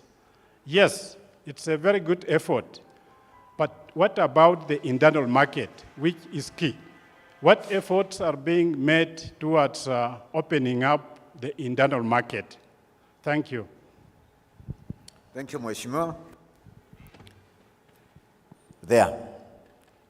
And they pose only one question and a short one. Then from there, we go to the lady there. Please carry on, mention your name, ask you the question. Okay, my name is Mark Ambito. I'm a researcher, but at the moment, I'm a booming entrepreneur establishing a shoe factory in Kisumu, Kibos. My question basically goes to the Director of Trade and to actually Director of East African Community. We have the machinery. I have the machinery. We have everything. But there's a very big challenge in the leather sector.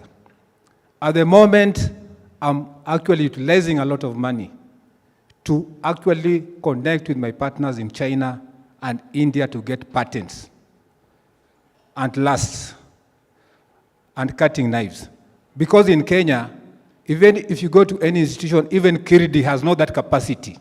So if you want to compete with countries like Ethiopia, you want to compete with countries like, let's say, Italy, Bangladesh, India, Pakistan, which have the niche of leather export. How are we going to excel if we don't have a premier Institute of Design? I'm just taking this book here. I got it from UNIDO, the Program for County Partnership on the leather subsector. It's talking about the TPSI, Training Personnel for Shoe Industry, which used to be in Thika, which has collapsed, which does not even have instructors who are well-trained on the latest technology and design and trends that can compete with other companies. So my brother, tell me, what is the government under the better bottom-up economic transformation agenda doing to establish a state-of-the-art premier institute of design for leather and textile so that we can compete effectively with China and places like India? Thank you very much. Thank you so much. The lady there. Middle row.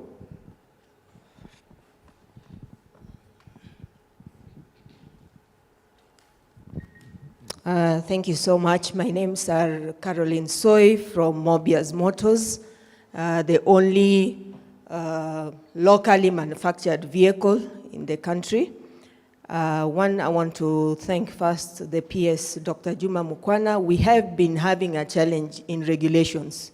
We have designed the locally manufactured vehicle, but we had challenges, and we want to appreciate Dr. Mukwana.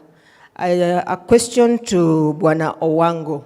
You mentioned that the EAC regulations have been passed. Please clarify as to when that will be gazetted or when that will be enforced. Because in there, we have an interest in the manufacturing and the electrical vehicles. Thank you. Thank you, madam. I think let's take the last one, then we take a break after the answer, after they respond to that. Keep it short.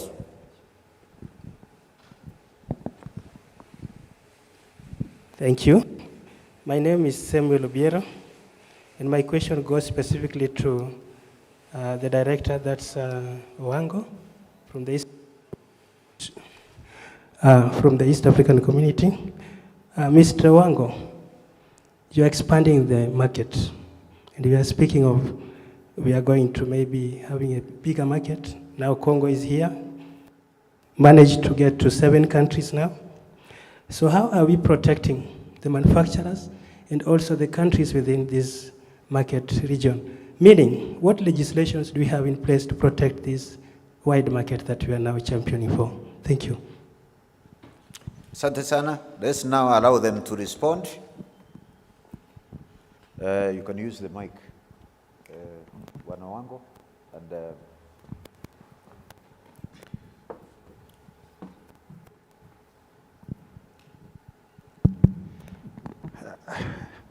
I think, first of all, I'd like to say that our responses are going to come from all of us because correct. The way we operate, both as government and even on these issues, there's nothing the Ministry of VSC can talk about the manufacturing sector without the responsible ministry not knowing what it entails. First of all, I'll take up how do we protect the local, is it the sugar sector only or all sectors? No, this was a question with respect to the negotiation of free trade area agreement with third parties. Examples cited were the EPA, I don't know whether it's Kenya, EU EPA or EAC EU EPA, which is not under implementation currently. But the response is, and Mr. Njoroge will add his voice. In the negotiation of FTAs, the free trade agreement with third parties, normally we have an exclusion clause, especially for the vulnerable sectors, like the agriculture sector, where agricultural products are normally excluded as special products to be protected through higher tariffs. For example, under the EAC Common External Tariff, which enjoins us as sugar, maize are accorded a higher level of protection. Sugar, the tariff rate for sugar is 100%. These things keeps on dying. I hope most of you are aware. On average, the highest tariff rate in the community now is 35%. But for sugar, it is 100%. That's a very high level of protection. If you add VAT, sugar development levy, it goes to almost 120% protection. Then we have other measures such as embedded in those agreements, products which benefit from subsidies. Mr. Njoroge will elaborate that. Again, there are those duties and countervailing measures and the like. Subsidies and countervailing measures, provisions. So I think that response will satisfy you because we don't have to undertake control measures which are outside the international trade rule making under the World Trade Organization, of which we are a member. So we use rules to protect our sectors, and tariffs are the main, are the first line of defense to protect our sectors. Then the second one is opening up of markets, you know, probably through regional trade arrangements such as EAC Commerce, the tripartite, AfCFTA, and the like. And then the question is, what about internal markets? I don't have a precise answer for that, but I believe the internal market, in our case, first and foremost is Kenya. Then second, because we are a customs union, and now a common market is the East African community. That's internal market, and I'll leave that to trade to elaborate it, but it is there for the manufacturers. So long as you meet quality standards, in economics we call it the consumer preference. You do everything pertaining to the consumer preference, I think your products will be bought. The rest is disposable income, which the National Treasury should be responding to. Do we have enough money in our pockets to buy things produced locally? I think the rest will add their voice. Then there was a question of, was it capacity for the leather sector? I could not hear properly. There was a question about the leather subsector and probably our competitive edge when vis-a-vis countries like Bangladesh. I didn't get the question properly, but I thought that the question was to do with how can we expect to compete with countries like Bangladesh, who have developed, yeah.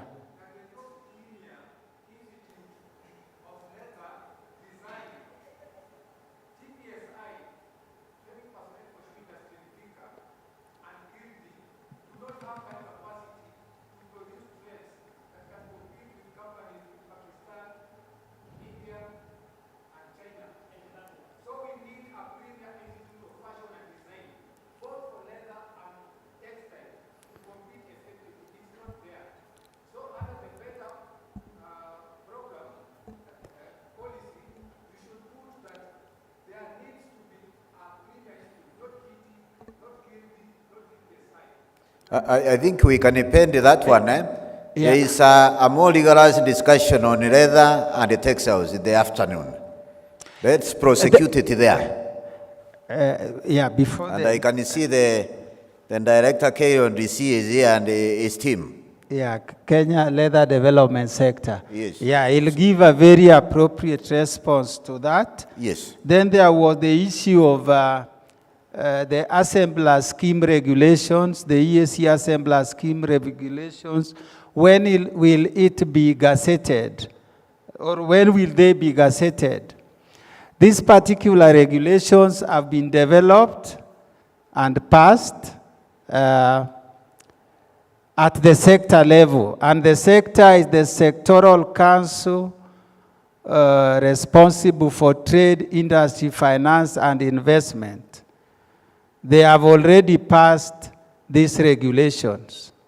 According to the rules of procedure in the EAC, anything with legal implications to the people or to the sectors must be looked at again by the sectoral council responsible for legal and judicial affairs for any legal input. I think the last, the sectoral council for legal and judicial affairs met last month, but it ended at the Solicitors General level, the Attorney Generals did not meet. And once the meeting takes place at the Attorney Generals, they'll give these regulations their blessings so that they could proceed to the level of gazettement and implementation.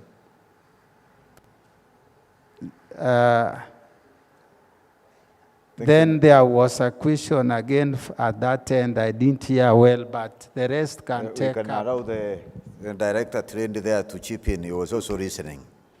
I think most of, Mr. Wango has answered most of the issues.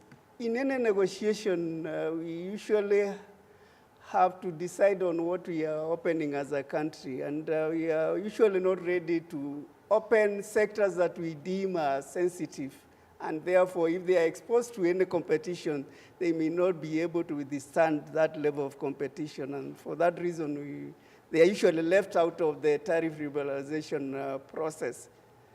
So for the sugar is usually a very sensitive product in many negotiations that we undertake as Kenya.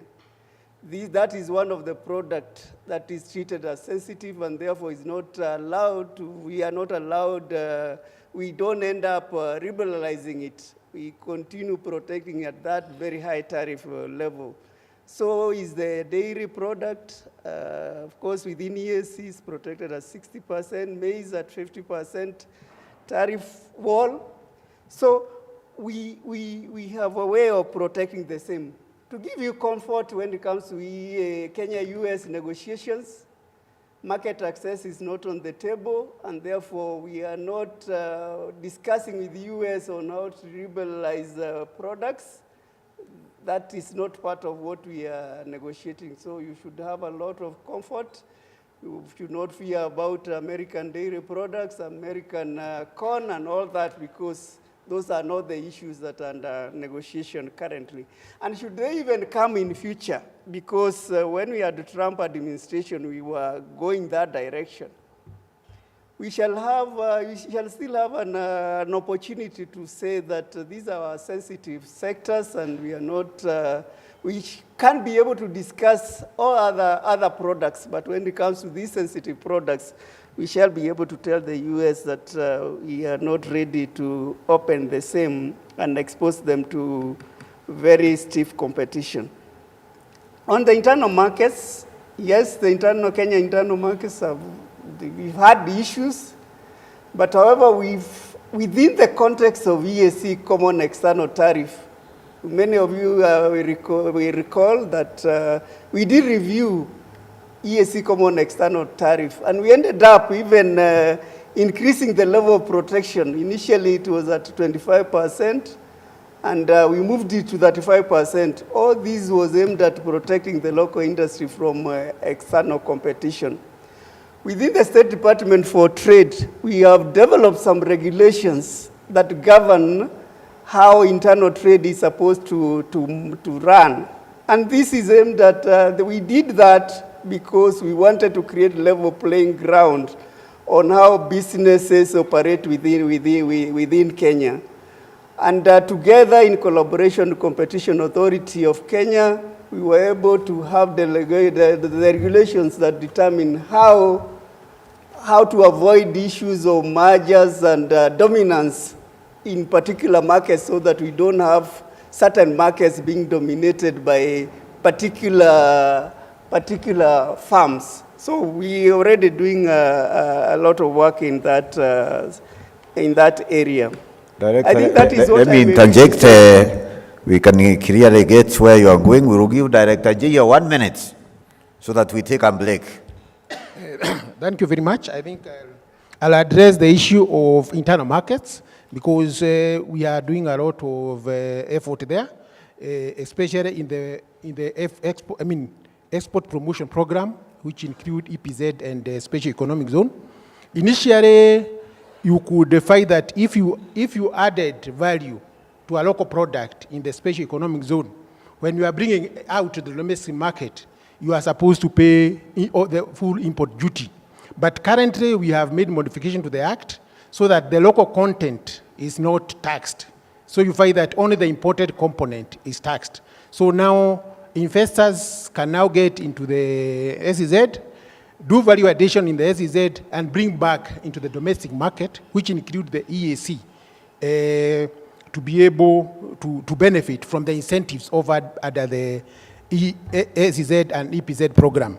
So these are efforts going on, and I have said that effort to finalize the regulations for the SEZ are ongoing under the EAC, and we hope they will be ratified during the upcoming Stevie at the end of this month. So those are some of the effort government is doing to address internal markets. Thank you, Chair. Thank you, thank you. Thank you, directors. Let us give them a one clap. Thank you so much. PS, this team has been very active. They have been here since morning. And this is the time now we want to take a short break. We have eaten into the bigger break. We should have a hand. We give ourselves 20 minutes. Because I can see the team for the afternoon sessions are already here. We take 20 minutes and be back.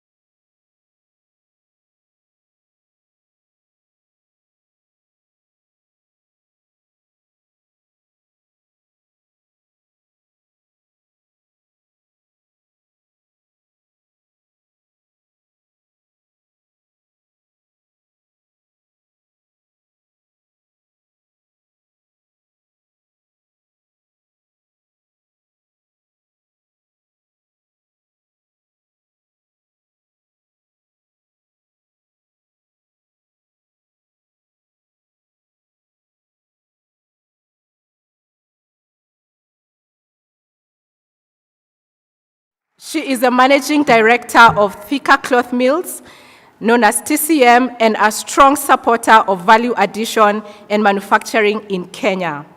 TCM is one of the oldest textile mills in Kenya, and one that, thanks to Dothia family, has survived through turbulent times and is still here undergoing a modernization program. TCM supplies fabric to various market segments under Tijal's leadership. TCM is also a fully vertical mill which provides traceability and verticality through working with farmers all the way to finished fabrics. It is one of the few RAP-certified factories in the country, and she employs over 700 people and has implemented a series of social compliance assistance programs to improve the lives of her workers. Let's welcome Tijal with a clap. Our next panelist is Jaswinder Bedi. Jas is a textile graduate and has attended numerous executive business schools in Harvard Business School, IMD, and IIM. His business acumen has been well recognized by the government of Kenya, including the Moran of the Burning Spear Medal and Elder of Burning Spear, EBS. He has also received different awards, including Sheikh CEO of the Year and Doctor of Philosophy. Jas is the Managing Director of Bedi Investments Limited and the Executive Director of Fine Spinners Uganda Limited. He also serves as Chairman of Kenya Export Promotion and Branding Agency, KEPROBA, and Chairman of Kenya Private Sector Alliance, KEPSA. He's also the Vice Chairman of East African Business Council. He's a member of Young Presidents Association and a member also of the UNDP African Influencer for Development Super Group. He's also a member of the Global Advisory Council, pioneering green partnerships. Welcome, Jas. Let's give him a hand as he comes up. Our next panelist is Wandia Gishoro, who is a co-founder and CEO of Vivo Fashion Group, a retailing clothing business that she co-founded in 2011 and that now includes Shop Zetu, a multi-brand e-commerce marketplace dedicated to fashion, beauty, and accessory brands that was launched in 2020. Vivo is East Africa's fastest growing locally designed and locally manufactured fashion business, which currently has 24 stores, 22 in Kenya, 1 in Rwanda, and 1 in Uganda.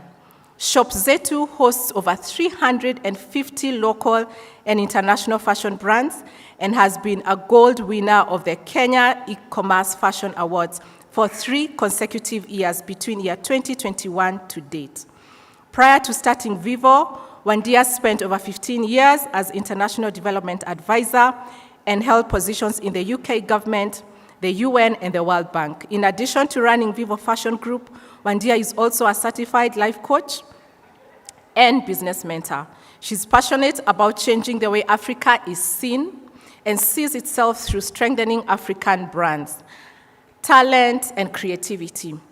There is also development of partnerships not only across Africa, but also between Africa and the rest of the world. She's particularly keen on creating economic opportunities and transforming lives through fashion and entrepreneurship. Let's welcome Wandia. Our second last panelist is Mr. Fanuel Lubanga. Fanuel Lubanga is an agribusiness specialist with 23 years of experience in providing advisory services to agribusiness, participating in formulating policies, and providing trade services to businesses in agriculture sector. He has previously worked in sugar and horticulture industries and now is in charge of marketing at Agriculture and Food Authority, which is Fiber Crops Directorate. Involved in developing of cotton value chain in the country through interventions such as access and support on marketing and value addition. He undertakes other national assignments such as being a member of National Trade Facilitation Committee, member of the negotiating team for the US-Kenya Free Trade Agreement, the EAC experts team, among others. He holds a master's in business administration, and a science and business degree in agriculture and economics. Please let's welcome Fanuel Lubanga with a clap. Last and not least, I want to welcome Professor Thomas Kipkurgat, who is the Managing Director and Chief Executive Officer at Rivertex East Africa Limited. He holds a Doctor of Philosophy degree in Agricultural Economics and also a Master's degree in Business Administration. Professor Kipkurgat has been very instrumental in the revival and modernization of Rivertex, which today is one of the largest and the most modernized integrated textile mill in East and Central Africa. He has been overseeing the extensive modernization and expansion of the factory, which has resulted into product diversification and facilitated expansion into the African market. Currently, he's exporting to Tanzania, Ghana, Uganda, Malawi, and Sierra Leone. He has also been spearheading cotton development in the country by giving farmers Bt cotton seed pesticides, holding sensitization programs, and has been a champion on developing strategies of revival of collapsed ginneries and establishment of farmers' cooperatives across the country. He has been committed to ensuring that the company is accredited internationally to enable the company to access the AGOA market. He has steered Rivertex towards strategic direction on environmental issues and ensured the factory operations are in line with internationally accredited environmental standards. He has also been instrumental in the establishment of fully fledged apparels and value addition units in Nyando, which is in Kisumu County, and another one in Kieni, which is in Nyeri County, that are fully equipped with tailoring and garment making machines. The centers will create more than 2,000 direct employment opportunities in value addition units, as well as creating more than 5,000 indirect opportunities in those regions. Please let's welcome Professor Kipkurgat with a hand clap.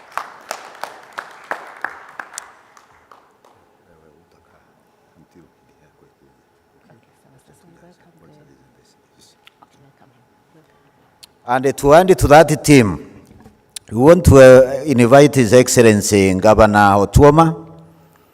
He will be in charge of cotton growing areas, and therefore he is a big stakeholder in this discussion. Your Excellency, join us.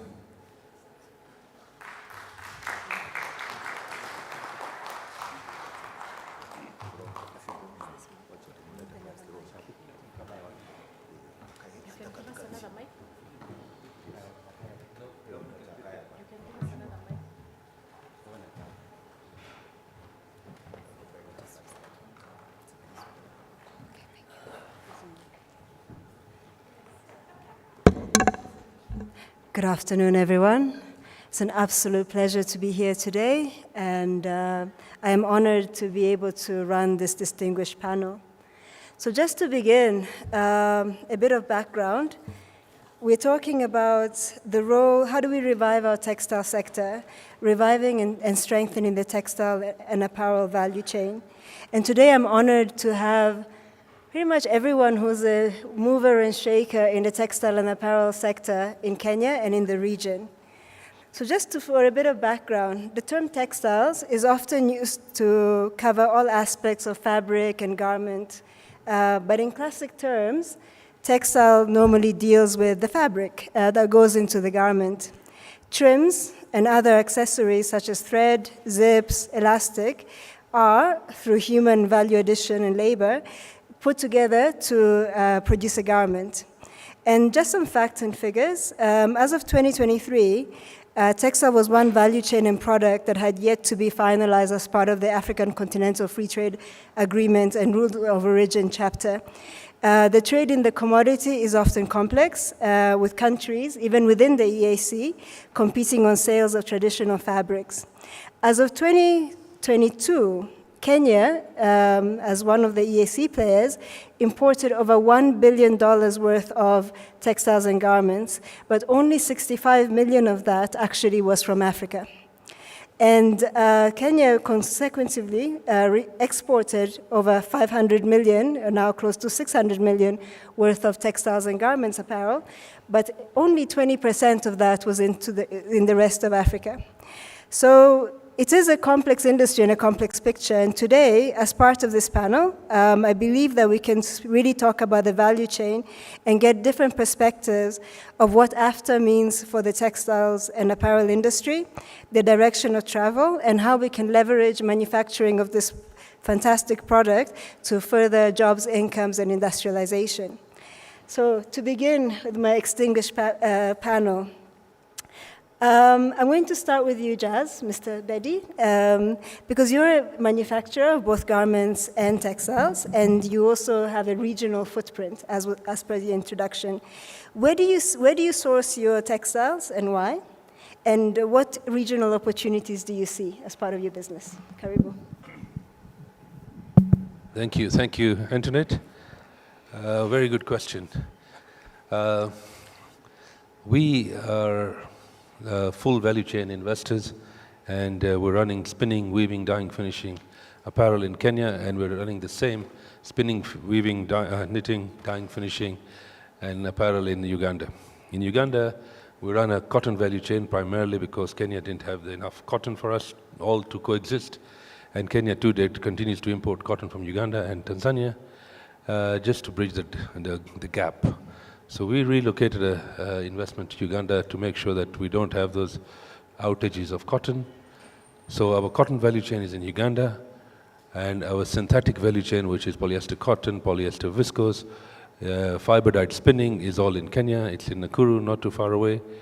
And we're also in the export of apparel in EPZ, and there's a new factory that we're building right now in Nakuru, which will be ready in February 2024.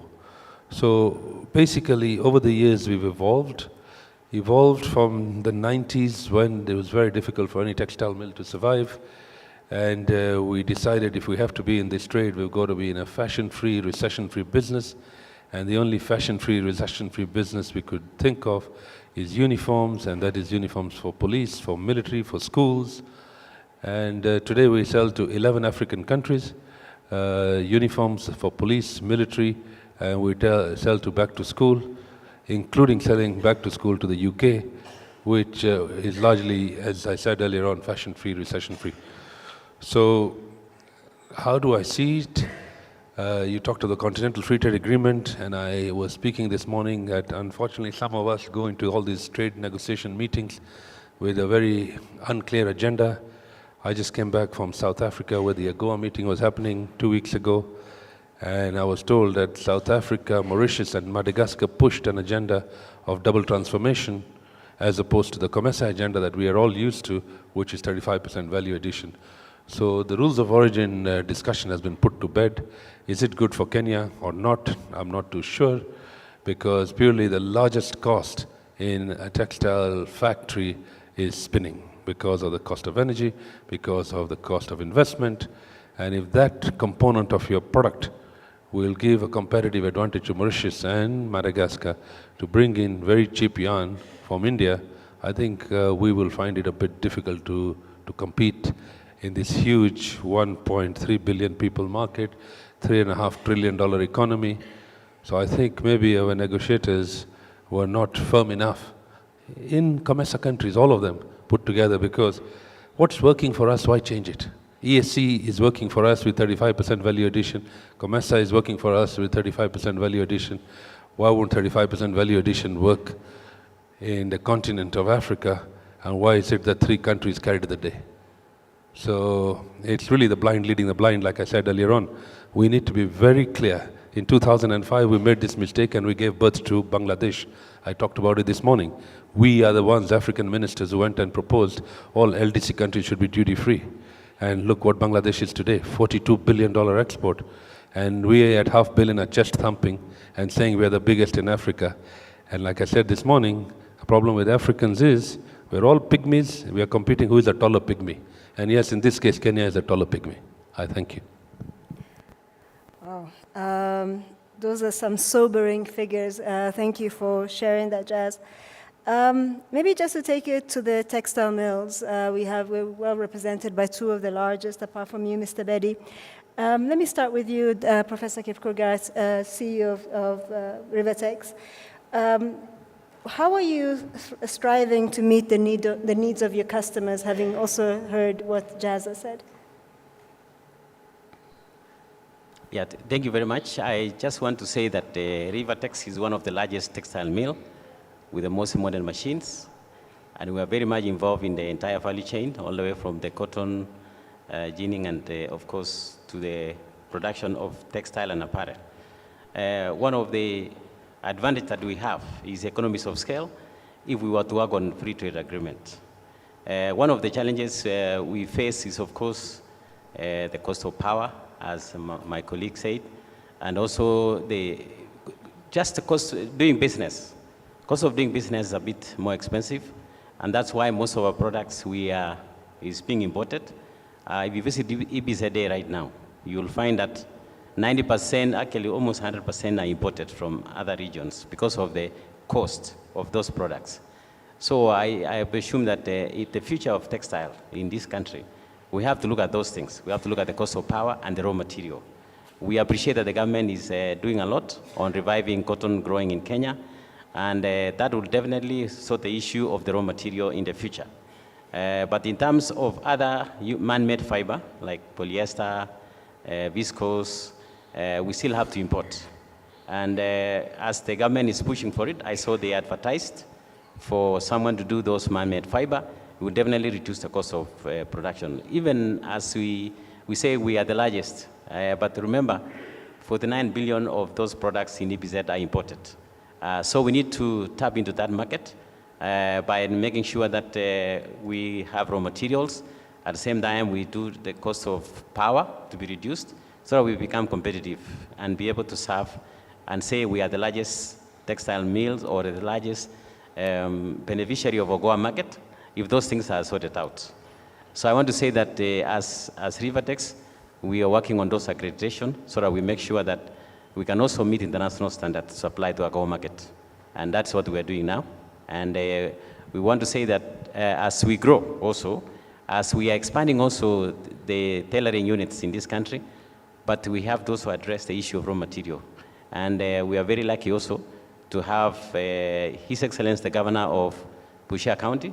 He has done quite a lot to make sure that we get raw material in a few years so we can get locally. Because currently, as we say, we are the largest. We have 16,800 spindles in spinning.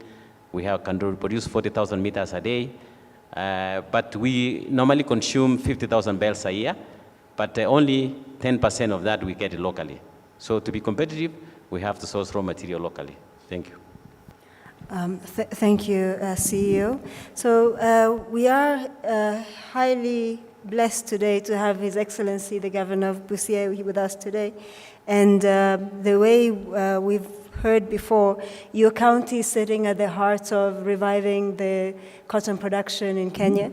Can you please share with us a bit of your strategic vision and how you've been collaborating with the mills to make this happen? Karibu.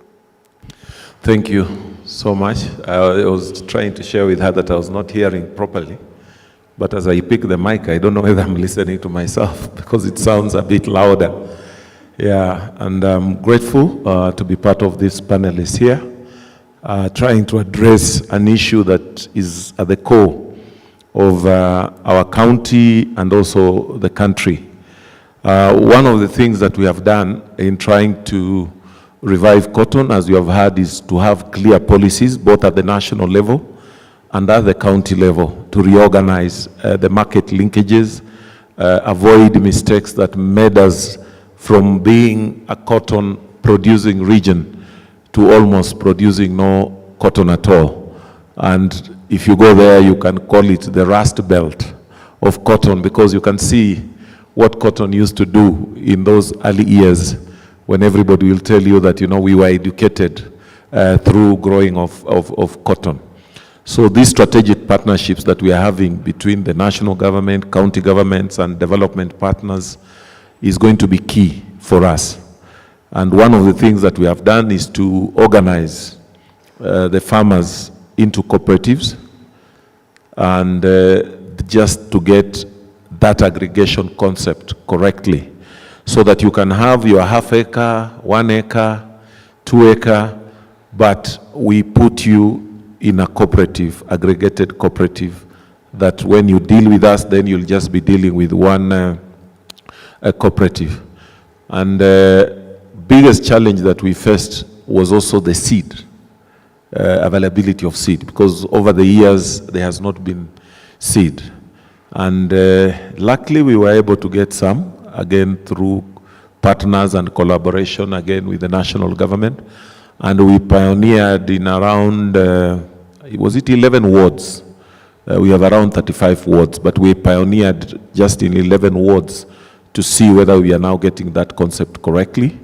Of course, it has not been easy because there was quite a bit of apathy because of what happened previously in terms of the marketing and production. So if we put now these farmers into cooperatives, and with the new amended Cooperatives Act, we believe that it's going to mitigate in some of the areas that we have been lacking, to make sure that when there is a government component in it,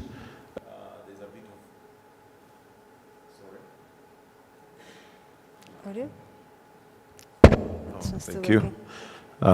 Battery. It was louder than this one. So that when there's the government component in the investing in the cooperatives, there is also accountability, because one of the biggest problems was governance issues that were there. So the inputs from the seed, we got a bit, but we still need to be very clear how we are going to be getting that seed. Is it the B2? Is it the organic that we are talking about? What will be the supply source of that seed as we speak today? Another second issue has been the ginnery. Most of our ginneries, I think, when they collapsed, they remained in that derelict state. There has been some efforts to revive, at least in Busia, we have revived one, but still not to the capacity that we need. Because our vision was that we are going to do around 40,000 acres of cotton. That's what we had targeted. And we were at that time also privileged to have some MOU with the Rivertex that are speaking with us here, because that assurance is what the farmers were saying. You know, we want assurance for the market. So that gave us a little bit of comfort. I'm sure our sister here from Thika Textile, you have also been there, although we still haven't signed an MOU with them. But at least with Rivertex, we have signed an MOU. So we are looking forward that once we finish the piloting stage of the 11 wards in which we are doing, which we had just targeted 10,000 acres, then we should be able to roll it out. The biggest challenge that we are still facing is this uncertainty about the market price. We are still not sure, and I think I've been engaging the PS. I think our team also from AFA and all that, to find out clearly what is the market that the price that the farmers are going to get. As a county, we are coming up also with a bit of commodity fund that we are going to be able to advance the cooperatives, so that when the farmer, you supply your product, you are able to be paid at least some get value before any other value additions are done. And that is already with our assembly, the county assembly. And we are also now just doing the supplementaries to make sure that by the time we are harvesting, we also have some fund available. Because as I said earlier, you know, when you look at a cash crop and you are having school fees problems, especially given the hard economic times we are in, a lot of farmers want that when you deliver your cotton, at least you are getting something. And this is where we think the government should be able, especially as a county government, to have a fund through the cooperatives that revolving advanced. And that, I think, we are on course. So now, maybe, I don't know, too much time. That's all I can say. And I'm here also with my team. Maybe I didn't introduce them. I have my CEC for Trade and Cooperative, Ole Kachuna. I have my director for Trop7. And I have also my chief officer here for Trade and Cooperatives. That's how important this meeting is. That is Elijah. Gentlemen, remind me your name? Esau, yeah. But Ole Kachuna, I said yours. And this one is Elijah Mwaro. So we came here as a team just to show how important this meeting is for us and the solutions that we need, so that when we go back, we are able to implement. I'm also just good to announce that the PS here is also a good friend. We go back in our school days. This used to be our hall. We were here mates here, and we hope we are going to get solutions to this issue. But the aggregation bit is very much welcome. The farmers have really embraced it, and as a county, we are putting in our bit. So maybe I'll pause there for now, so that Thank you, I don't take all the time. If there'll be a few questions, I'll take. Let me just look at my boss. We still have some time, sir? Maybe we can allow His Excellencies to have the opportunity of having a few questions, isn't it? One or two. No, we still haven't finished the panel. But We clear with the panel and then we allow them questions before we go to the next session. Okay, fine. Sour. Thank you very much. So that was a very good segue into the next speaker.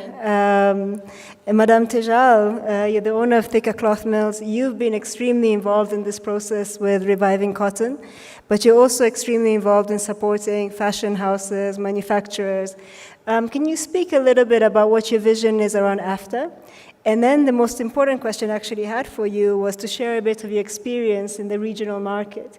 Unlike Jazz, you don't have a factory outside of Kenya, but how are you seeing the opportunity with the wider region? Karibu. Start with cotton because that's what I love. So we've been really lucky because in 2016, with the revival of Rivertex, I really thought, oh my God, another big elephant, and I'm struggling, and how we are going to manage together. But what we saw was from the ground, cotton coming from Siaya again, Homa Bay, and which we hadn't seen for years, you know. So I thought something is definitely happening. And as we pushed Buy Kenya, Build Kenya across the country, we came across so many bottlenecks. The mitumba people said, we want to bring the mitumba. The importers said, we want to continue to import the material. And there was Rivertex and me and a whole room of importers, and we just didn't know what to. The EPZ said they don't want to buy local, they want to still bring it from Pakistan. So I'm so happy to have a strong governor sitting next to me right now, and a good PS. So we went to the ground, and when I went to the ground, I actually thought, let me stop. This is enough, you know, I don't want to continue to manufacture because there's no hope. Nobody wants it. But I went down to the ground and I met the farmers in CI. First, I started with the local, you know, Makweni, Kitui, these areas. And then I called somebody, I said, I want to go to CI, will you go with me? It was a media team and they said yes. So we went and we met the farmers on the ground. And I met 3 young farmers, and they told me, go back and tell them we want to buy Kenya, build Kenya. So with that, I got so much strength, and I came back, and I started battling again. Still, we have a lot of imports. I'm flooded. Everywhere I look is importation. But around me, with all these imports, hey, I can see my fabric. When I leave home to go to my office, I see the Goma shoes of Bata. I see the Umoja shoes being worn by the most hard-working women in Kenya. And those shoes are competing with mitumba. So I give myself some strength and I say, I'm doing a good job. Then I go to the higher-end market, people like this, Adelphi, Sandstorm, Equator, nice bag made of Kenyan leather, Kenyan cotton, 100% cotton, Kenyan cotton, and I'm so proud of it. And then you come to things like this, like the kitenge I'm wearing. Here you can see the giraffe.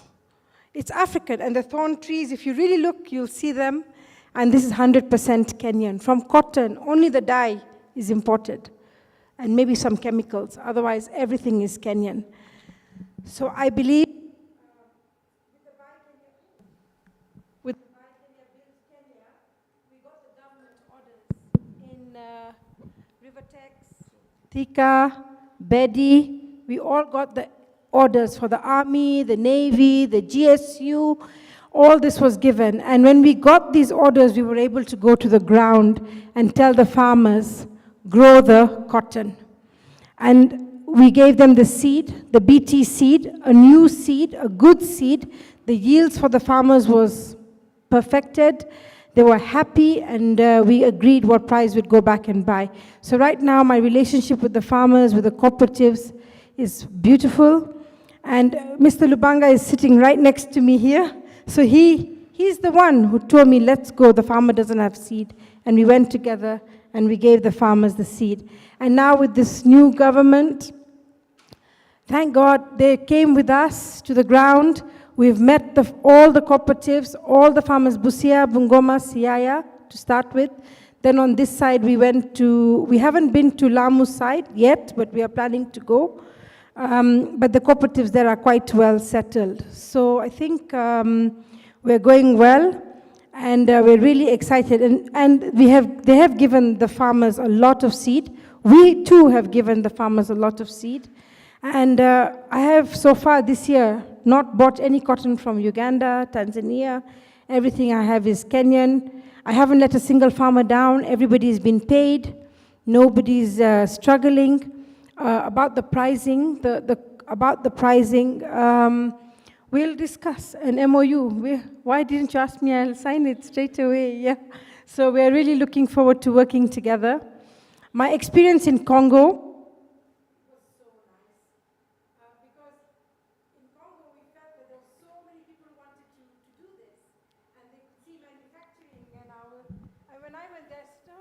There's no power. There's no power. How am I going to put a factory here? There's no power, you know. But it was okay when I called them over to Kenya, because what they wanted was for us to make their military uniforms in Congo. So I brought them over to Kenya. We had a round of the factory. They saw how big the factory was, 450,000 square feet. Not easy to put a factory of such a size. But what came out is at least the stitching. They could do their stitching in Congo and develop their skills, etc.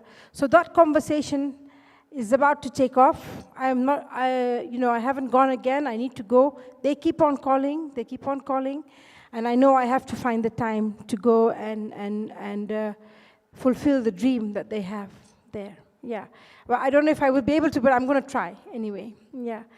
And so that was the answer for Congo, the answer for cotton. So it's all good. Thanks, yeah. Deja. Okay. Thank you very much. Yeah. Okay. So I'm going to flip it a bit. We're actually very lucky today to have one of the most successful retailers in the garment factory, garment sector, a homegrown brand, and one of its kind across the region. So Wandia, you are sitting a little bit on the other side of the equation here. Can you tell us a little bit about what does AfCFTA mean to you? How do you see the sector evolving? And what is your future direction, having heard the rest of the panel? Bring it home. Can you hear me? On? Yeah, so I think definitely I operate on the very other end of this, is on the retail side. And I think the way I see it is the huge opportunity that exists to dress ourselves. Because I believe as Africans, definitely as East Africans, from what we can tell, less than 5% of East Africans are wearing anything that was made in Africa. We have outsourced our dressing. We have given that job to the rest of the world to dress us, and we've lost the economic opportunities that come with producing garments, selling garments, designing garments, distributing the garments. There are jobs, so many jobs that are available throughout the fashion space that I think we're not even scratching the surface. Even as I look at the room now and I look at everyone sitting, I don't see many people who are wearing clothes that were made in Kenya or even in East Africa or even anywhere else in Africa. So there's something that we're not doing right. I think that the little success that Vivo had is because there is a demand. People want to wear clothes that suit them, that were made for them, that can fit. You can go into a store, you can find something that you like, that speaks, that is the right sort of colors and fabrics that you enjoy wearing. And that's not what you find available in most of the retailers. So I think as a continent, as a country, we need to also look at that end. I think the cotton side of things, the fabric is very, very important. But we're also missing out on the other side. And what we're missing is brands that people can recognize, people can aspire to wear. Because if I ask you which are those brands, which are those fashion brands that are local, very, very few that are known. And what we need is we need to build homegrown brands that become household names. You know, there's power in a brand. If you ask anybody, they'll know Nike. Everybody has heard of Nike and will want to wear Nike. Where are the African brands? Where are the East that can also become loved and known and people can aspire to wear? In the last 12 years, we have been able to open 24 stores. Within 3 to 6 months, each of those stores is profitable. That's how much demand is out there. We moved into Rwanda.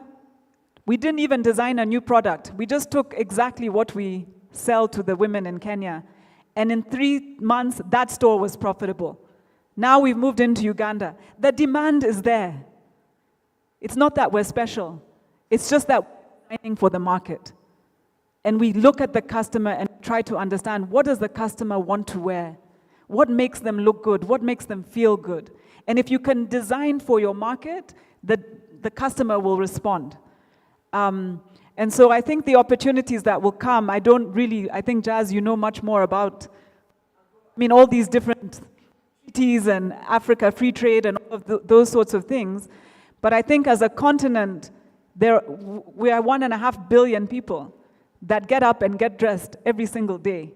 So I think we need policies around the apparel side of things as well, and to really support local brands, local production, local design. In Rwanda now, they don't have a lot of secondhand clothing. That has started to build the local industry. You're starting to see local brands coming up, retail outlets starting to carry locally produced clothing. That never used to happen. So I think in Kenya, we also have to start looking at some of these things a bit more seriously, and also to allow for the things that are imported, there will always be need to import some things, but let it be done properly and officially. Because right now, all the fabric that you see out there, all this African, what we call kitenge, it's coming from China. And it's coming through illicit borders. The proper taxes are not being paid. So I think we need to tell the truth about what's really going on and what is really being sold in the market. And a lot of it, the government is losing the taxes and we're not creating the employment. So we need to look honestly. Great, wonderful. So that just brings me now to Director Lubanga. You're the head of the Fiber Directorate, and I'm sure today you have a strong position on what's happening with cotton, but I'd like to see you talk a little bit more about alternative fibers outside of cotton. We've already heard from Jazz that there is a need for synthetic, Tejal as well as CEO of Rivertex. So how is the Fiber Directorate thinking about positioning Kenya and AfCFTA regarding fiber, and how will you support a more holistic value chain beyond just natural fibers? Okay. Thank you.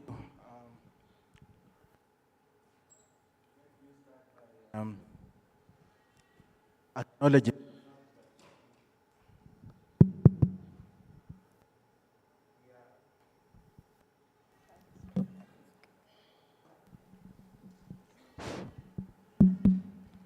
yes, we are in the phase of cotton revitalization.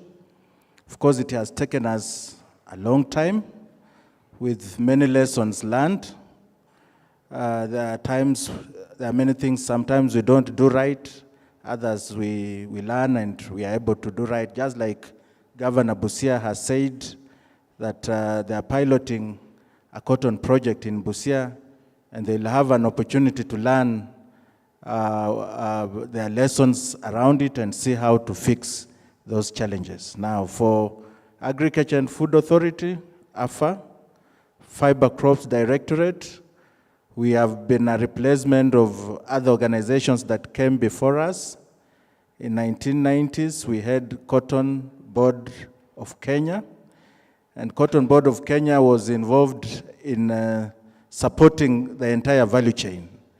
And when we embraced the phase of liberalization, the policies of liberalization, then government agencies were not supposed to do business, and they were to leave business to business people.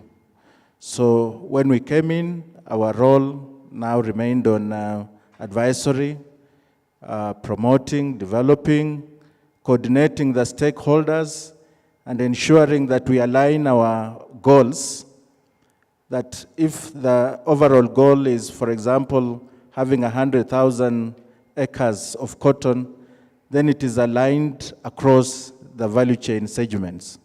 And this is the role that we are playing. We are regulating the industry, providing standards right from the production level to the marketing, collaborating with the county governments in terms of capacities to ensure that the extension service providers have the right capacities to deliver messages to farmers on cotton. We are also setting research priorities based on our experience of how the crops are performing and collaborating with research institutes. We are collaborating with the county governments in building the capacities of cooperatives, because they are at the center of marketing of seed cotton and lint. And therefore, they are very key to the success of the cotton value chain. And therefore, we want to integrate the value chain through those coordinational activities, and that is what we are doing at the moment. And in addition, perhaps finally, we are doing catalytic support of seed and inputs just to spur production. I'm happy to register, I want to register appreciation to stakeholders who respond to our calls to support farmers with inputs. And Thika Cloth Mills, Rivertex, and others have been in the forefront of responding to our calls whenever we want them to support farmers. Thank you. Thank you, Director. Since we're well over time, I will heed the call of the Master Ceremony to open the floor for questions. We have a mic here. Please raise your hand. We have a fantastic panel. So, wow, okay.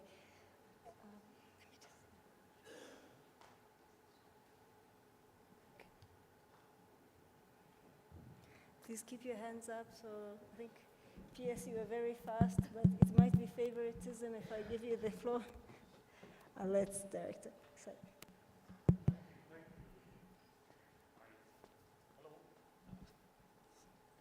Hello? Okay. Yes, let me thank the panelists. They have done a good job, and we've done a good work with all of you. I've been in this space for 1 year, and I have been to many of the counties. The governor of Busia has been extremely supportive. We have done quite a bit of work all the way down to Lamu and Katana River and Kilifi and Kwale.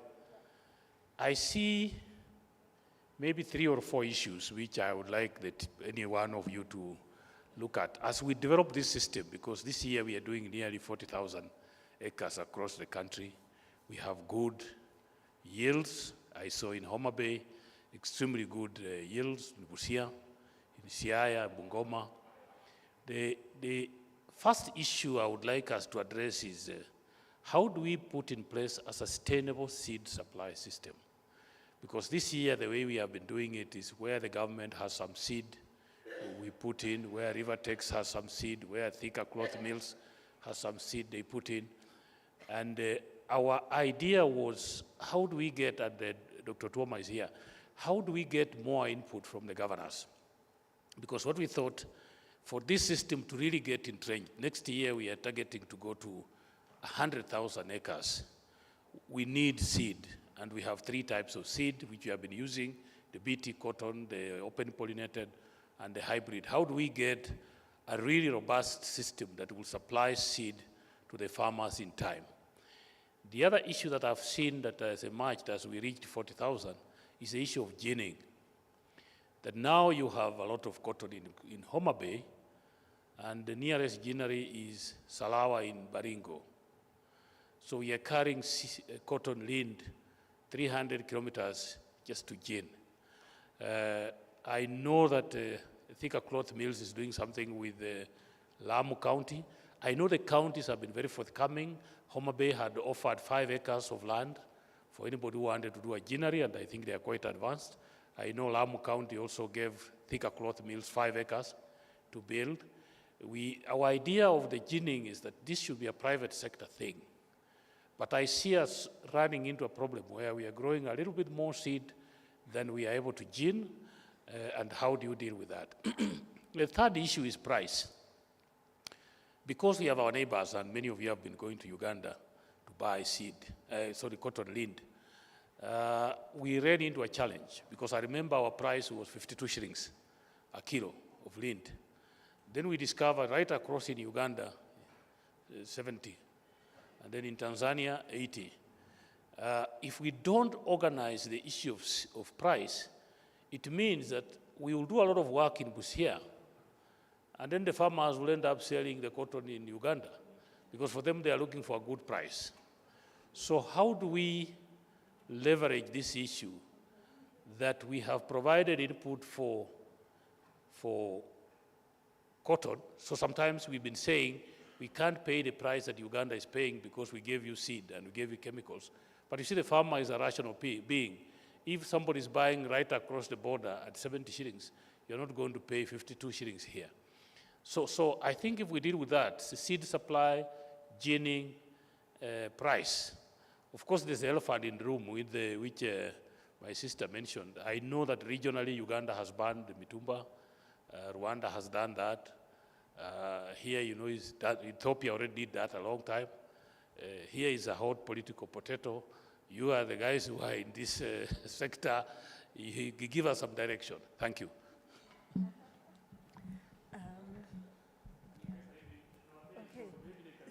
There's several hands. So should we just get a few questions and then we respond, just to make it quick?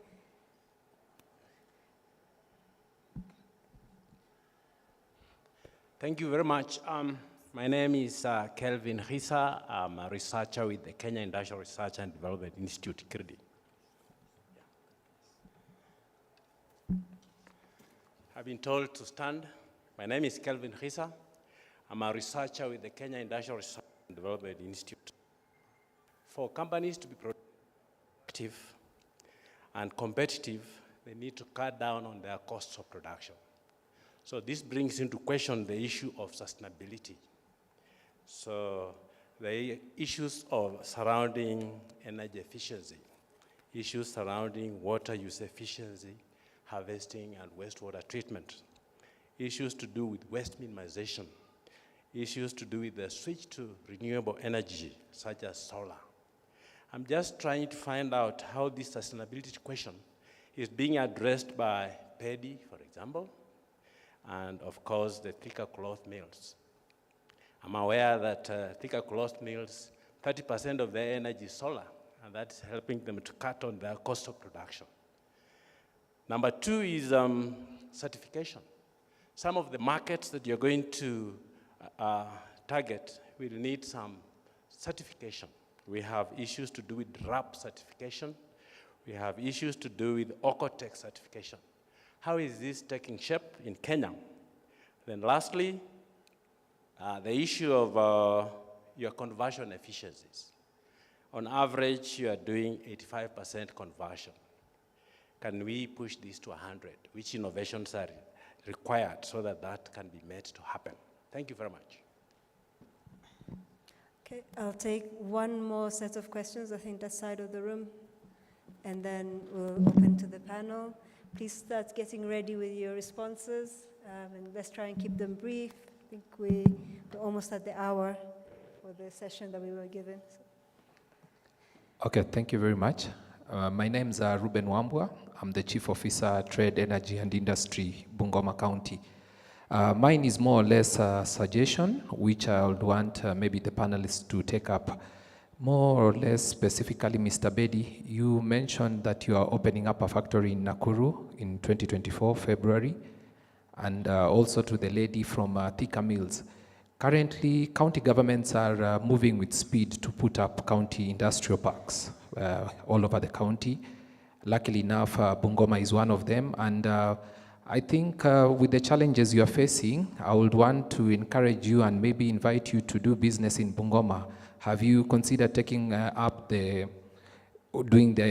factory in one of those industrial parks? Because as you've seen, I can see Western Kenya, we are heavily represented. I've seen my counterpart from Busia. From Bungoma, we are also represented. I think we are ready for business, and if you look at some of the initiatives we are putting also on the ground, including working with local institutions to have the expertise.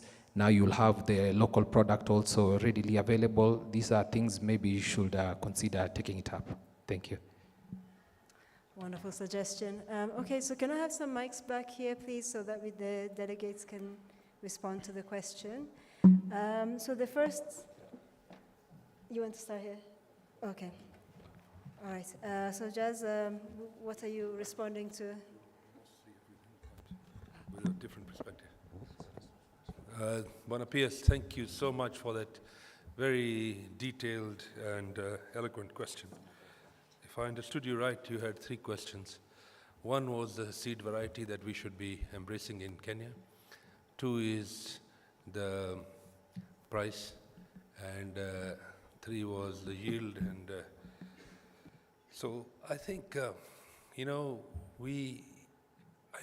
cotton is a very emotional subject to everybody, because cotton gave a lot of people a lot of livelihood in the 70s. But the landscape from the 70s to today, 2023, has changed a lot. I know the other day somebody was trying to get cotton seed from Burkina Faso and Mali and all that to bring it into Kenya. And I said to them, hey guys, what are you doing? Cotton is a tropic crop. Tropic crop meaning that whatever is grown in the tropics is what can grow in equator where we are.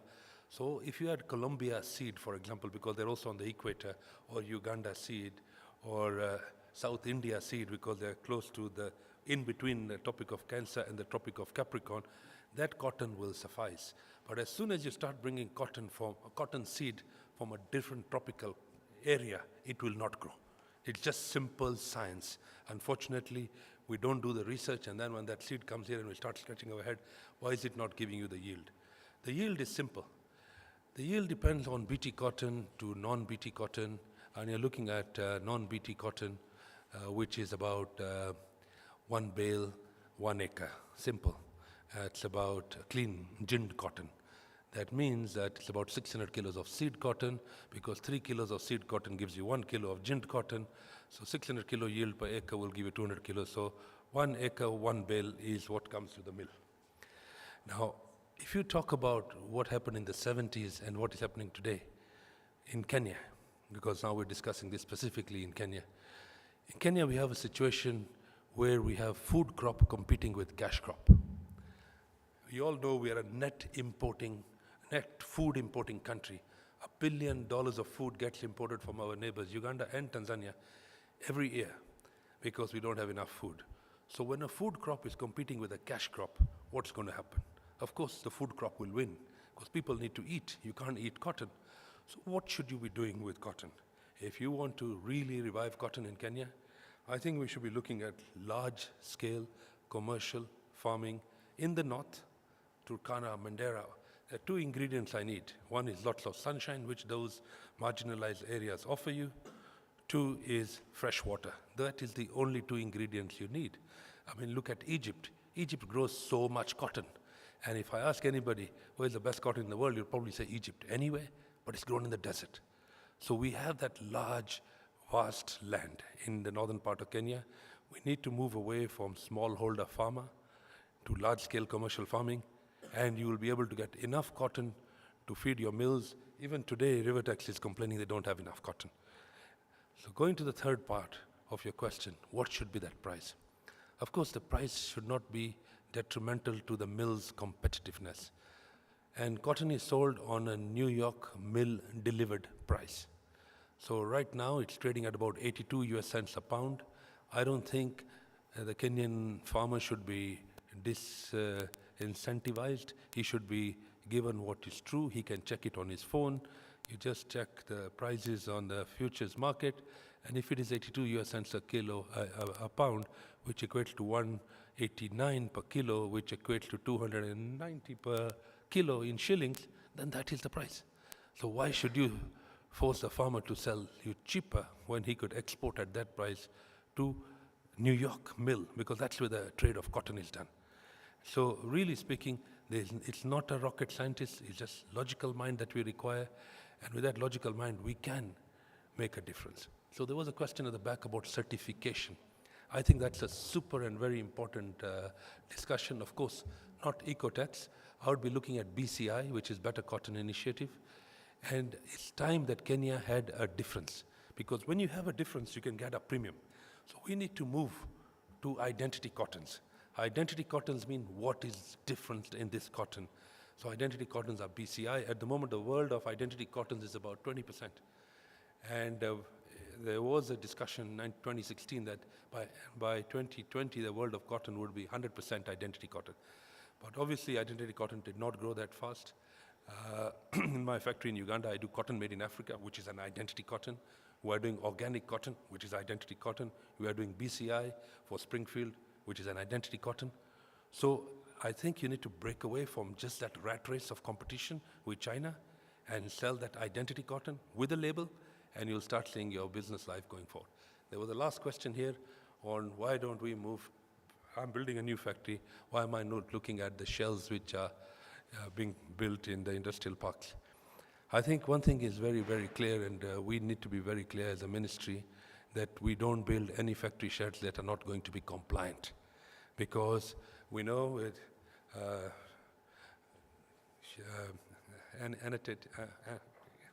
Antoinette here, Davies here, that if the factory is not compliant, you could have the best product. If it doesn't have a number of toilets, for example, I was building a new factory in Nakuru, and the Walmart standard was for every 20 workers, I need a toilet. I was going by the Kenyan standard. For every 25 workers, need a toilet. So I built this huge factory on a Kenyan standard. I went out to sell out there, and auditors came to inspect my factory. And as soon as they inspected my factory, they declined me for production. They said, not good for production. And I said, why? Fortunately, I knew the MD of Walmart. And I said, why did you fail my factory? It's such a beautiful factory. He said, son, if you want to do business with Walmart, make more toilets. I said, what do you mean? He said, our standard is 20 toilets per worker. Kenyan standard is 25, but we'll go with lower of the two. So I think we need to start thinking when we are doing those parks that they are compliant to buyer regulation and buyer demand, because the buyer is supreme. He's the most important person in the room. I rest my case. Thank you.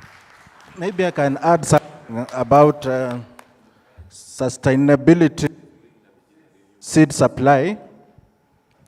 Yes, the way Jazz has mentioned,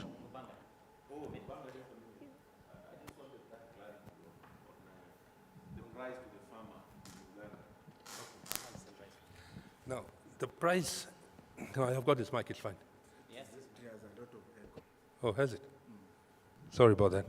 So, Governor, the price question is not a difficult question.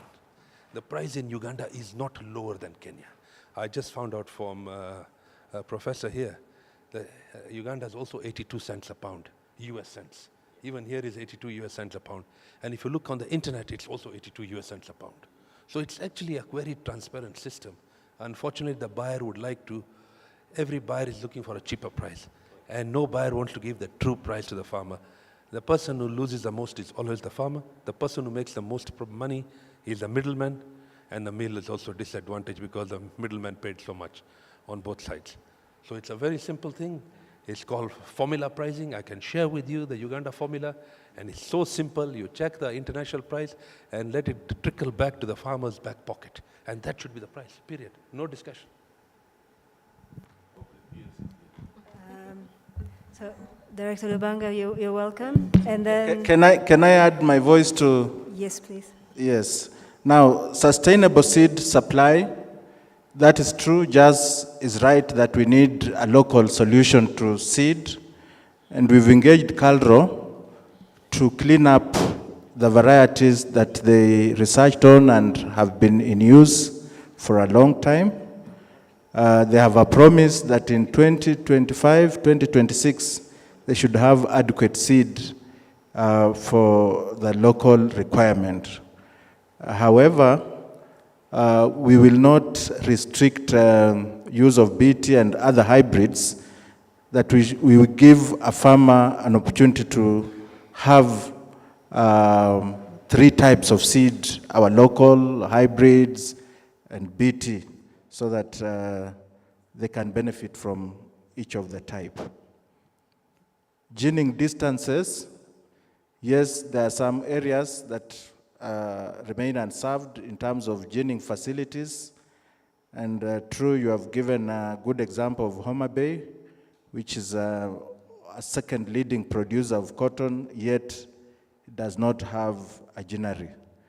We have approached development partners, and we have a hope that we should be able to invest. There is a development partner who is keen, and perhaps I'll share more information on this to the PS so that we continue engaging. Price, the lind price is transparent, but the byproducts that come from seed cotton may not be, the prices may not be published anywhere, and I think I stand to be corrected, that seed and its products. So that is an area we want to use and leverage on to add value and have this value trickle down to the farmers. And in the recent discussions, PS where you send as your experts, that is what we used to enhance the price from 52. That was the point that we used, and Tejal is here to confirm that. Yes, we agreed on 65 shillings per kilo. Perhaps it should have been better. I hope it will be better in future. But lind price is transparent, and usually there's very little we can do about it. The PS Agriculture signed that communique today, and that's why I have the confidence to talk about it. Otherwise, I would fear to communicate it. So it was signed today, and the circulation will be done. So, distinguished guests, this is a very emotive subject. I almost want to urge the ministry, we need a whole conference, preferably 2 days, to discuss cotton textiles and garments in the future. I hope you'll heed our call. But with that, I would like to thank all the panelists for your input today. Unfortunately, we are really eating in the leather section's time, but since you're here, we can definitely take the line offline, off the stage. Let's leave.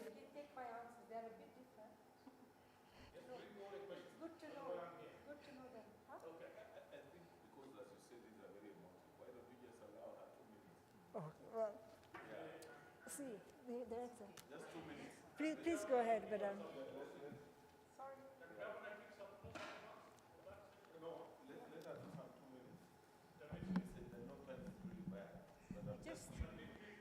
We can't argue with the governor.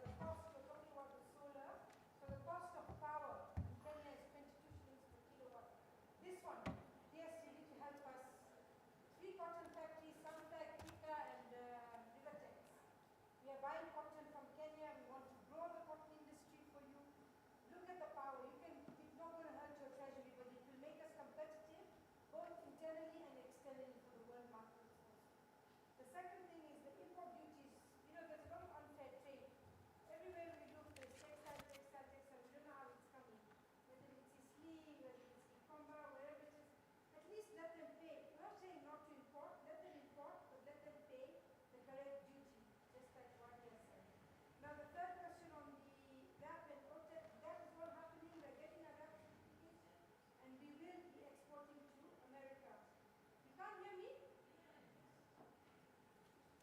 can use this one.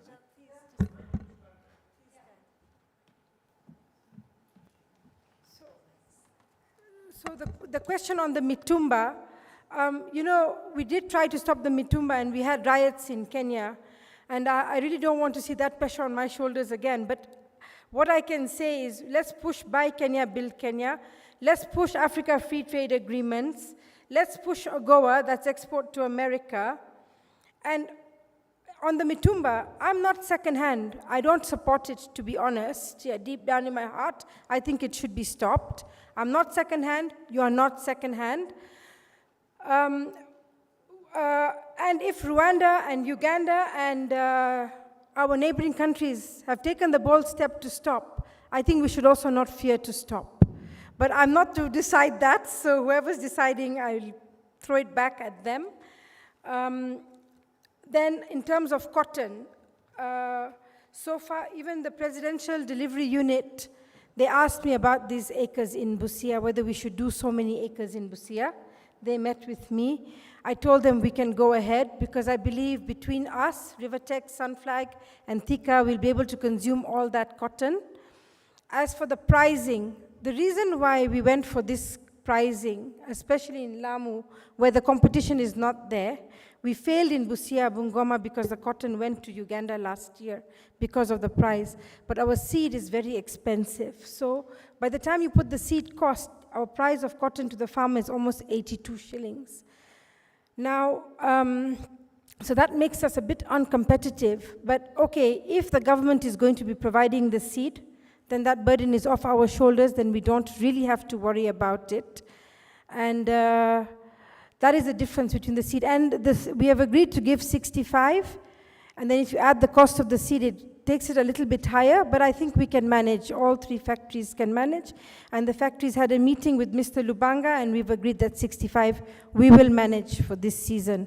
The other problem is cotton farmers need to be educated when the price is high, because now what Betty is saying, the price is determined outside. Now, that's not bottom-up economy, because it's being decided by very big people, and then we are all a part of that. So when the prices are down, we all go down together. But what happens in our models here in Africa is the farmer is the one that pays that. It's not the middleman. So it's a bit of a problem. So for me, when we decided to go with Mr. Lubanga to the ground, we already signed the contract with the farmers that we are coming back to pick up the cotton at 52 shillings. Now you are taking us back to the old model, which is making us do this. And when you do this, one day the farmer will be very happy, another day he will be unhappy. So as Kenya, we need to decide whether we really want to still follow this or whether we want to go this way. But I will leave those discussions open as we move along. But for now, we are good. Everything is well. Thank you. Thank you. You can see how emotive this subject area is. Now we invite His Excellency, the Governor, to give us the closing remarks. We beg your pardon, the other group. Thank you so much for that privilege. First of all, I was not even supposed to be one of the panelists, but thank you for that privilege. I think we have really discussed this topic on textiles and how we can revive our textile industry. All the players are here. We are here to represent the counties, basically who are the farmers, because agriculture is a devolved function. And as counties, we are here, as it has been evidenced by the participants who are here. The industry is also here, which is very important. And of course, the policymaker, the government, through the PS, you are also here. I think one of the quickest things we realize is that there's a lot of opportunity for us to revive cotton.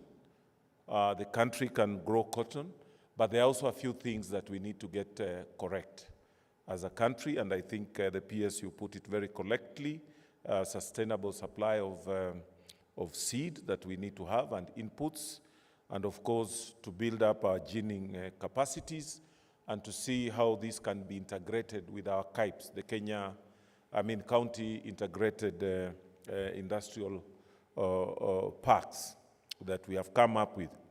I think the issue of energy needs to be looked into. we have had challenges where we are going to produce this or manufacture textiles so that we are able to be competitive. But I still tend to think the elephant in the room is still about the price. And I've been given a formula here, and unless proved otherwise, I think we may need to start from there because we have just been told the price of 65 that tentatively, maybe as you say, is that now authoritative? But he said he could authoritatively talk about that. But using the formula that we have here, if we go with that price, we still find that we are losing around 2 cents, something like that, for the farmer. And that's why I'm saying it's still an elephant. The issue about whether it's a bottoms-up approach on it, in an open market, we also need to look at other parameters. And I have been given this future here, New York Cotton Futures Index Price on ginned cotton. We may need to embrace that formula and work backwards so that we are sure. And the PS, I think, if there can be one takeaway from this meeting, is how we come up with a price. And if the global trend, because we are not isolated from that, then we need to pick up from that formula, we work backwards and see what can be best for us so that we are not in uncertainty as we have seen. Because with the price you have given, just working it out quickly, we are still seeing some loss somewhere. And we must get this thing correctly because we are all agreeing that this is the future. It has got a lot of economic value in terms of backward integration, in uplifting the bottom-up economic approach. Because the farmers, when we are dealing with the producers, regardless of what it is, to me, I think that reaches out to the larger population. So I would really urge that one of our take-homes here is to work from this formula, unless somebody gives us another formula, and there are researchers here. I think there was a researcher, it was Ken. Kerik. Oh, he moved out. He's no longer, I thought it was you. Yes. So I tend to think there's a topic for research here that we need to embrace, that how do we get this correctly so that we can have this thing take off. Otherwise, thank you so much, and thank you, all of you, the panelists, for your inputs. We want to thank you. Our moderator, asanteni sana, tunawashukuru nyote. As you say, it's an emotive issue, but you have handled it very well. We are grateful and we are privileged to be part of these discussions. Thank you. Asanteni.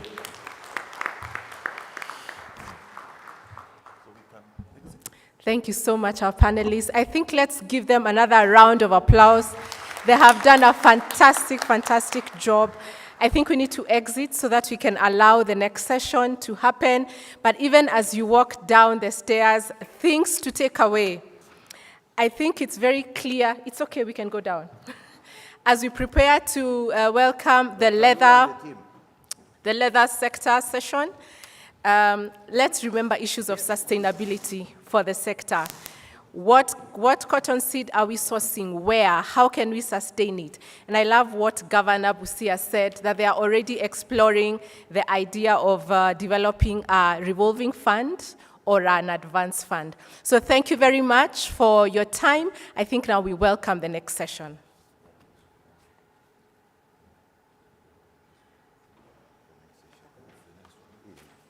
Thank you so much. Thank you. Let us give them another clap as they leave.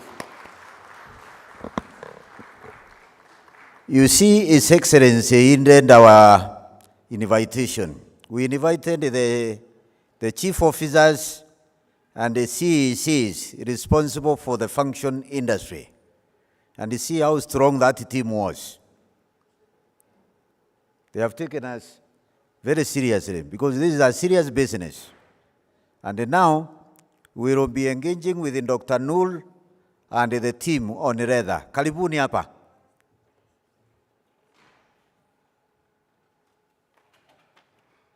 And we beg your pardon, we have eaten into your time. We will allow you to also, no, not really, but to push.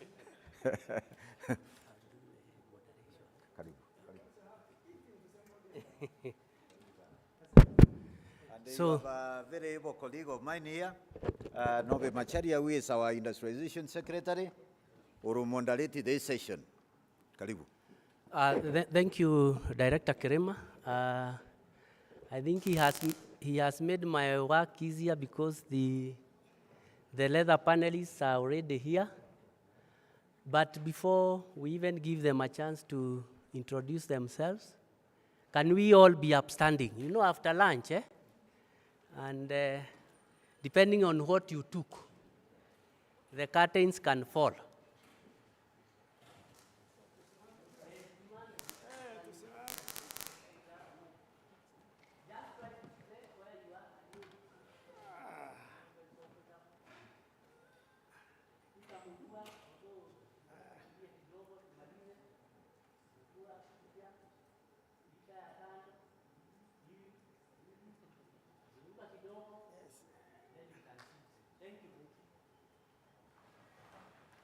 So we are going to delve into another value chain that is as critical as the one that has been concluded.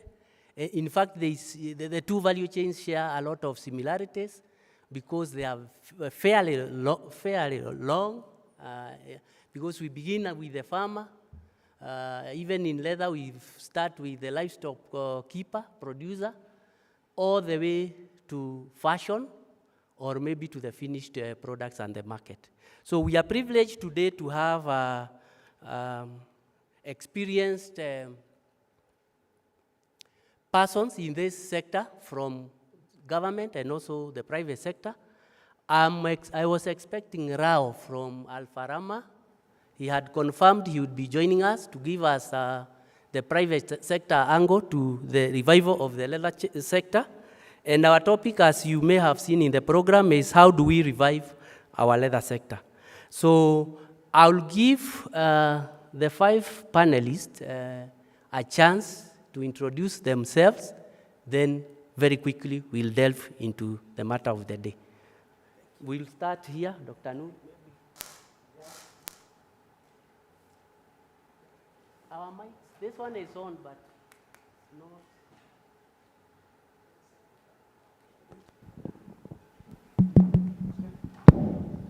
If you don't mind, if you see a problem, you can use this. You have realized they have a challenge of this. I'm avoiding the movement. Okay, okay. Okay, thank you. My name is Dr. Mohammed Noor, CEO, Kenya Leather Development Council.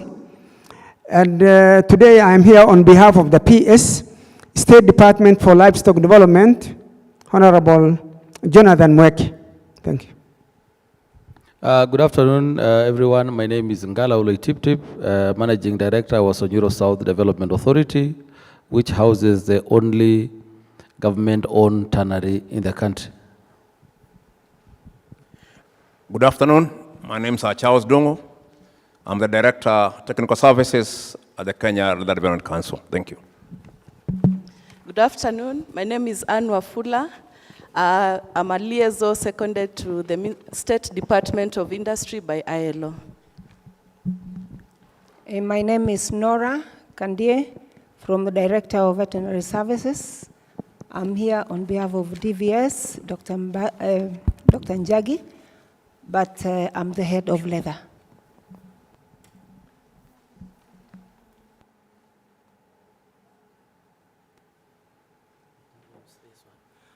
Okay, very well. So we have 5 panelists before you who will be delving into the issues of the leather sector. Just as a way of introduction, the leather value chain is one of a critical value chain which is at the core of our government development agenda, and indeed it is the same for Africa as a whole. Leather is globally ranked among 25th most traded product.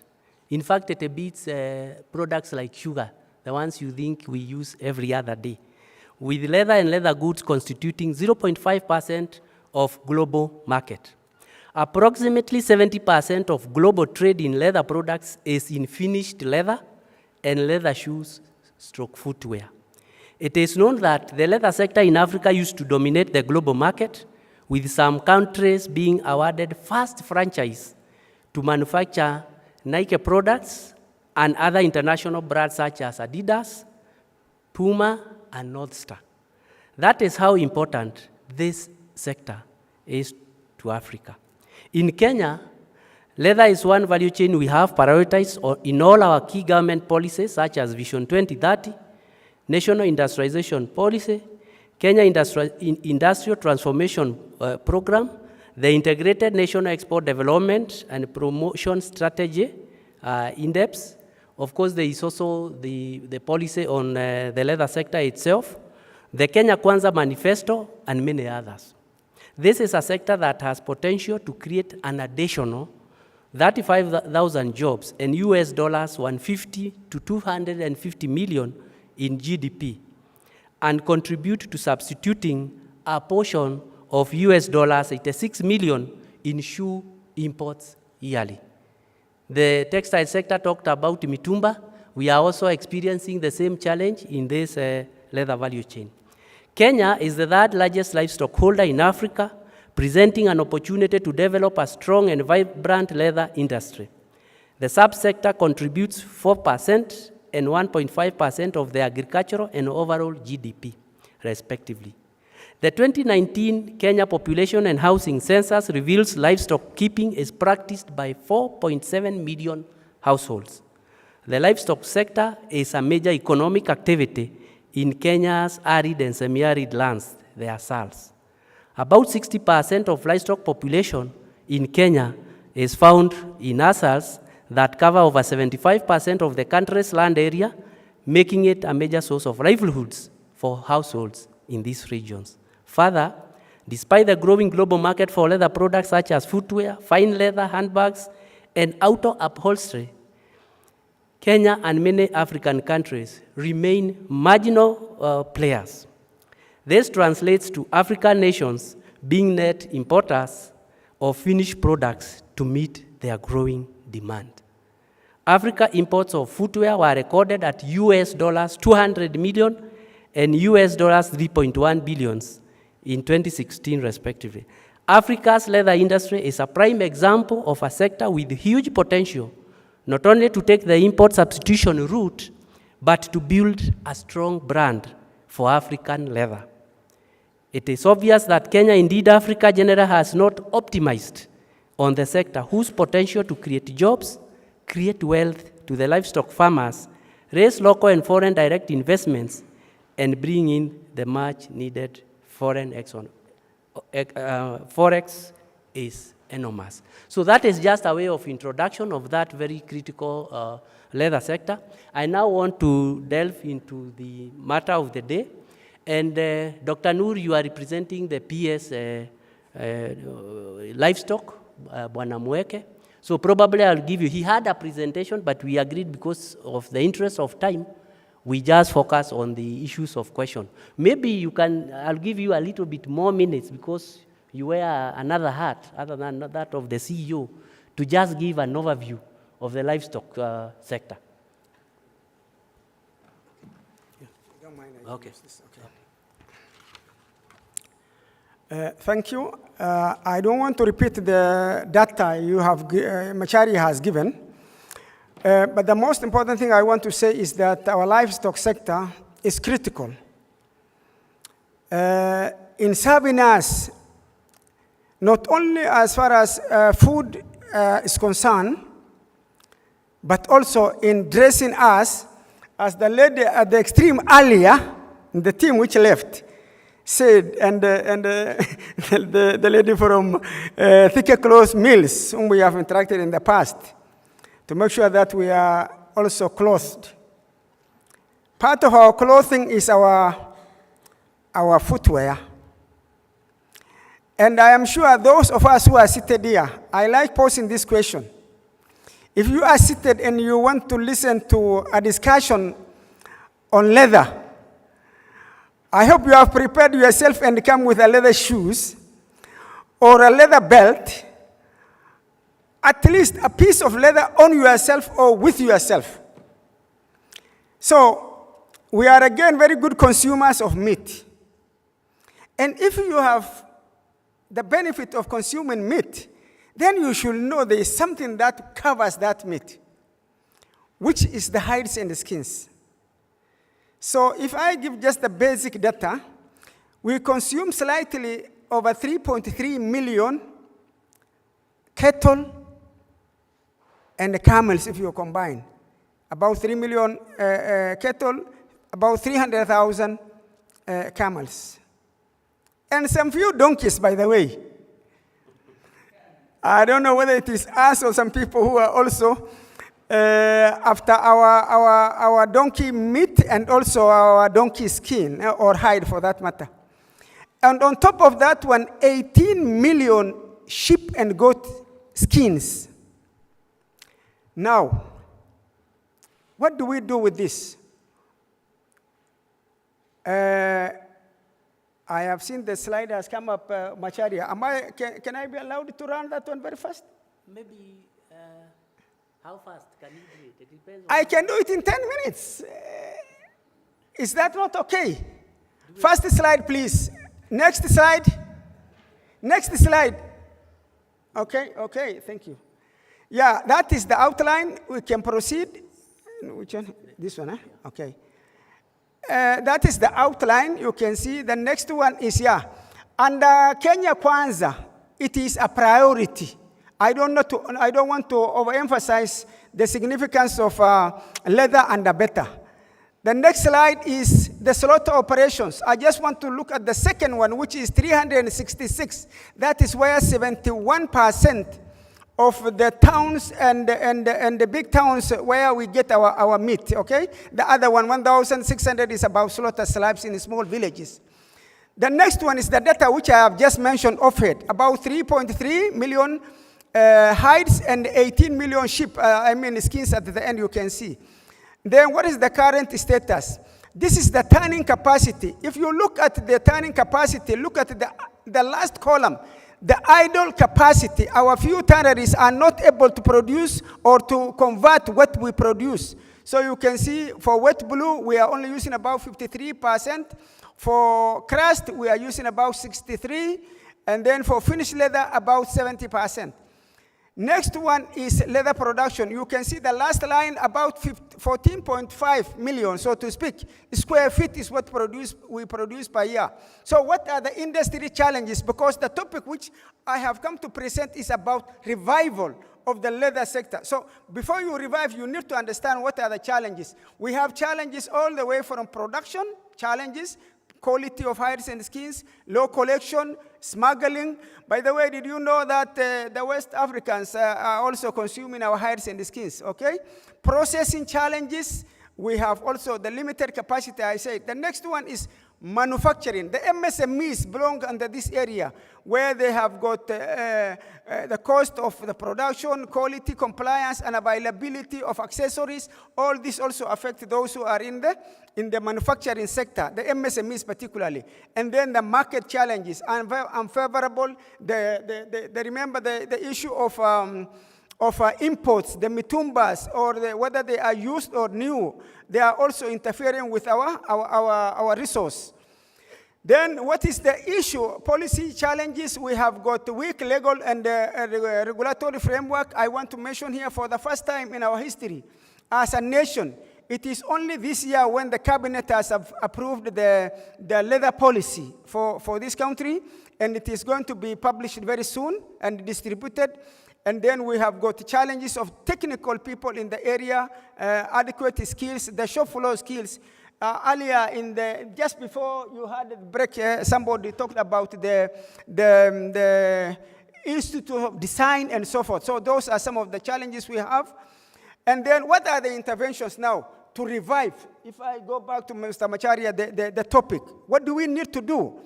As government, what we are trying to solve is the policy and regulatory framework, skills development, hides and skins quality improvement. The director, veterinary service will mention something about that one. And then collection and preservation of hides and skins is another major challenge. And then the tanning capacity and market development, those are some of the issues. So in a nutshell, the other issue is about policy and regulatory framework, how we can do it, I have said the policy has been approved. There is a livestock bill which is going to also convert the institution, the organization I lead, into an authority very soon. So we are doing a lot of that one. The next one, we are talking of skills development. We are collaborating with AHITI, that is Animal Health and Industry Training Institute, the TVETs, and so forth, so as to align or harmonize our curriculum. Somebody mentioned earlier about the Training and Production Center for Shoe Industry. That is what is shown in the slide as TPCSI. That is an institution which was initially put in place by United Nations Industrial Development Organization to help in skills development in the 1990s. The next one is hides and skins quality improvement, slaughter operations. Most of the damages in hides and skins are done in the slaughterhouses. That's where we are trying to really improve as far as capacity building is concerned, provision of flaying knives, so that we make sure that these things are improved. The next one is hides and skins preservation. This is very, very important. I want to stress this one because once hides and skins are actually, the slaughtering is done, and then you have to transport the hides to a tannery which is far away. The most important thing is that you want to have the bandas or curing premises next to the slaughterhouses. This is what this year with the new bottom-up economic transformation agenda, we are really focusing on this one so that all the major slaughterhouses have got a curing premises, provision of salts in the vicinity so that we can make sure that is done. And then the tanning capacity. This is where I want to take 2 minutes. We are developing the first Kenya leather industrial park in Kenani, Machakos County. We acknowledge that it has taken long, but the council I lead stayed in the State Department of Livestock and the Export Processing Zones Authority, where we were initially together in the State Department of Industrialization. We are working on this one. It's at a very advanced stage. My brother here, the CEO of ENSDA, which is Wasonyiro South Development Authority in Narok, is also doing something very, very critical there. And then increased product manufacturing. We want to go as far as having in the park shoe factories, in addition to what my brother is doing in Narok. We want to have a situation whereby we can produce almost 36 million pairs of shoes a year, on top of the 8 million which we are producing currently. And then technology upgradation. Now, this is very, very important for industry players. Look at the first line. Proposed establishment of a revolving fund for leather development fund is in the pipeline. This is what the Kenya Kwanza government is working on, so that we can really have how we can support the industries to take up some of this benefit. And then market development, route to market. Our colleagues in trade, yeah? Our colleagues in trade are working on this, bilateral trade agreements. Those of our embassies, those who are in the attaches in different countries, are also going to be working on bilateral trade agreements. Yeah, so finally, what do we expect? At the end of it all, we expect to transform the country into regional leather and leather products manufacturing hub, mop up the 3 million and hides and 18 million skins for processing, and then manufacture 36 million shoes, as I said, when we move up the operations of the industrial park, and then drive export through manufacture of high quality, high value leather products, and then grow the value from 15 billion. The market, I mean, the industry is now valued at approximately 15 billion, and then we expect to move to 120 billion, and then finally job creation, currently both formal about 7, informal about 10, that's 17. So in the next few years, we want to reach 100,000 employees. So that is our dream. And finally, that is, just a minute, that is the industrial park, the common effluent treatment plant. 30 seconds on this one. This is the most expensive incentive the government is providing to industry players, the common effluent treatment plant. And then you have the land, that is the warehouses, where we are going to advertise very soon for industry players to take up. And that is some of our facilities in Karioko and the Training and Production Center in Thika. And with that, I said thank you.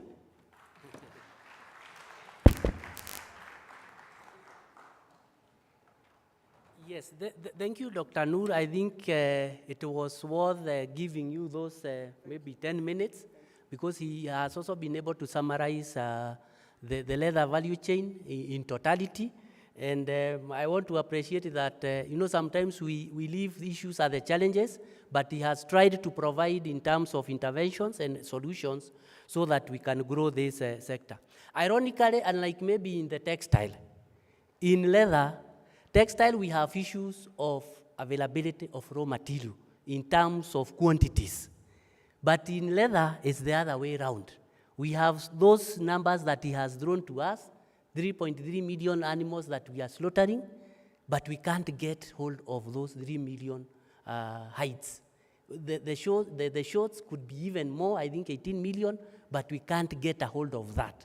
So that is the irony we are in. And it is because our focus as a people is on meat. Then we forget the most valuable product on that animal is the hides and skin. So thank you so much, Dr. Noor. I want to draw now my question to the CEO, Ngala. He is a manufacturer, but a government entity, just like Rivertex. And probably you can share with us your experience in terms of manufacturing. You have a tannery, you also do finished products, and as you do that, you can talk about how you source your raw materials, because this is also very critical. Karibu, Ngala. Thank you very much, Masharia.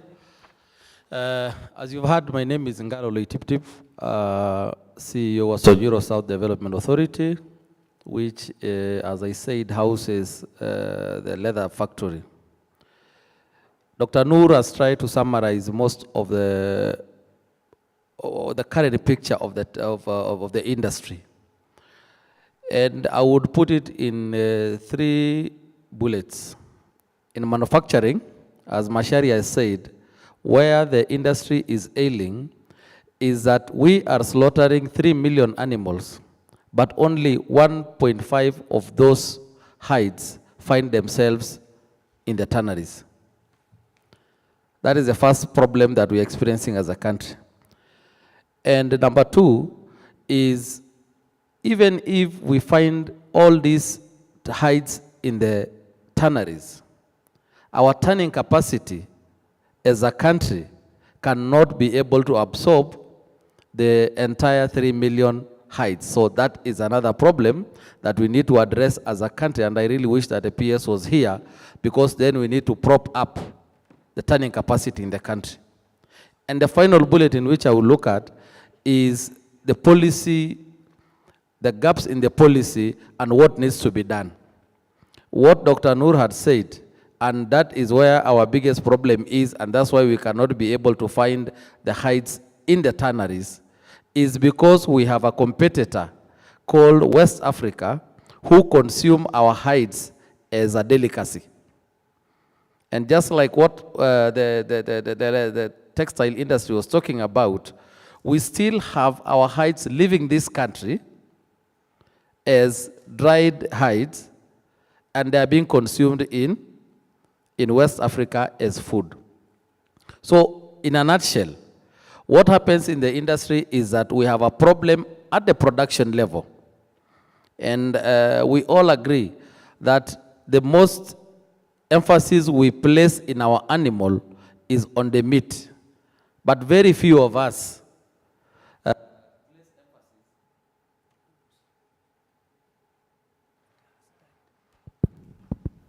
on the hides. And that's why you are finding that in as much as we try to mop up these hides, we have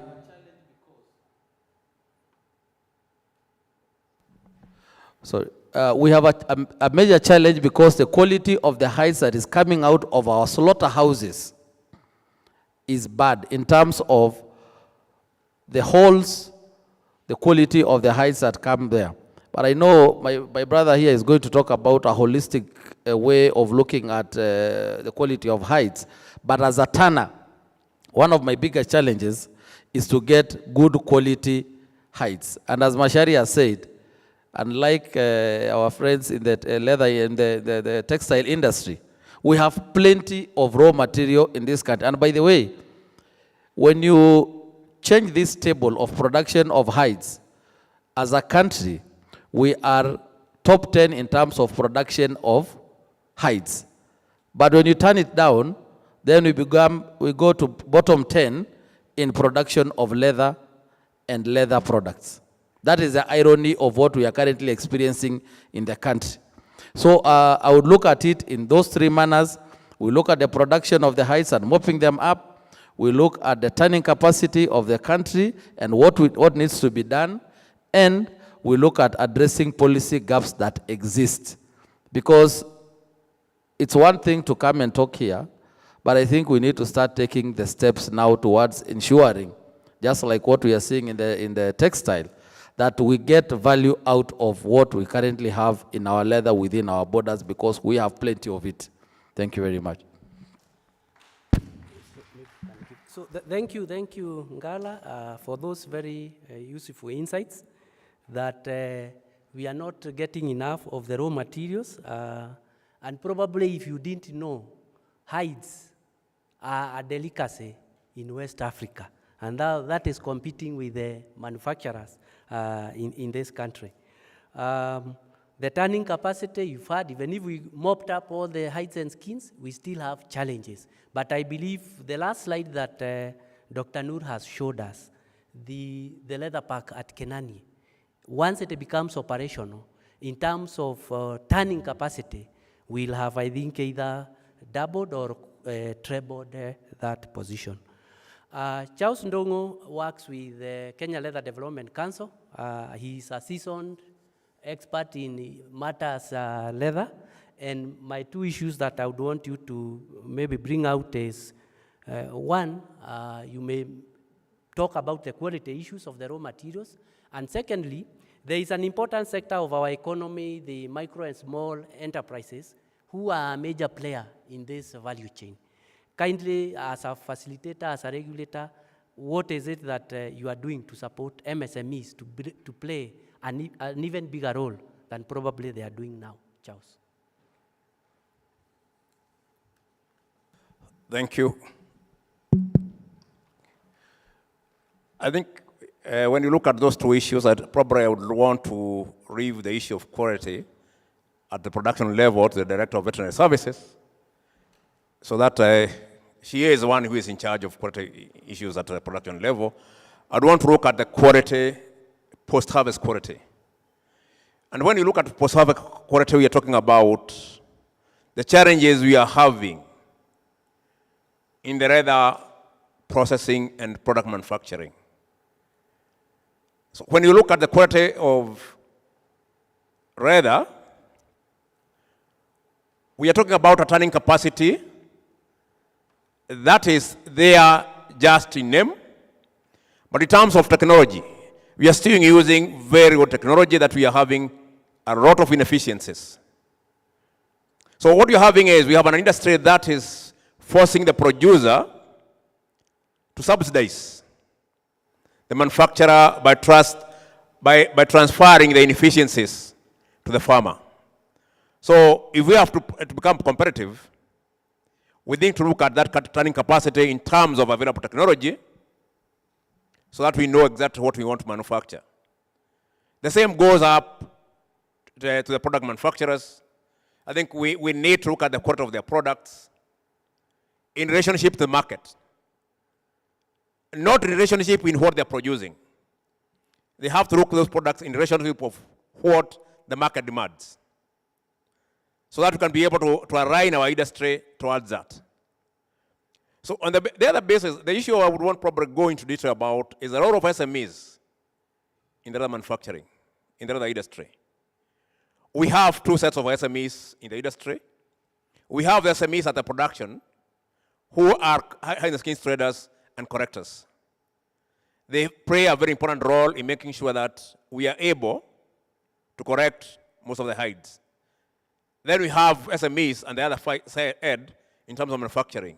I think currently our SMEs account for over 60% of our footwear production, leather footwear production in the country.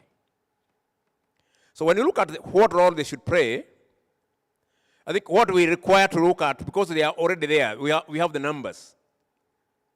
But then why are the numbers not adding up? One of the critical areas is most of our SMEs do not have adequate skills. So they went to the industry, started making shoes, and they are at it.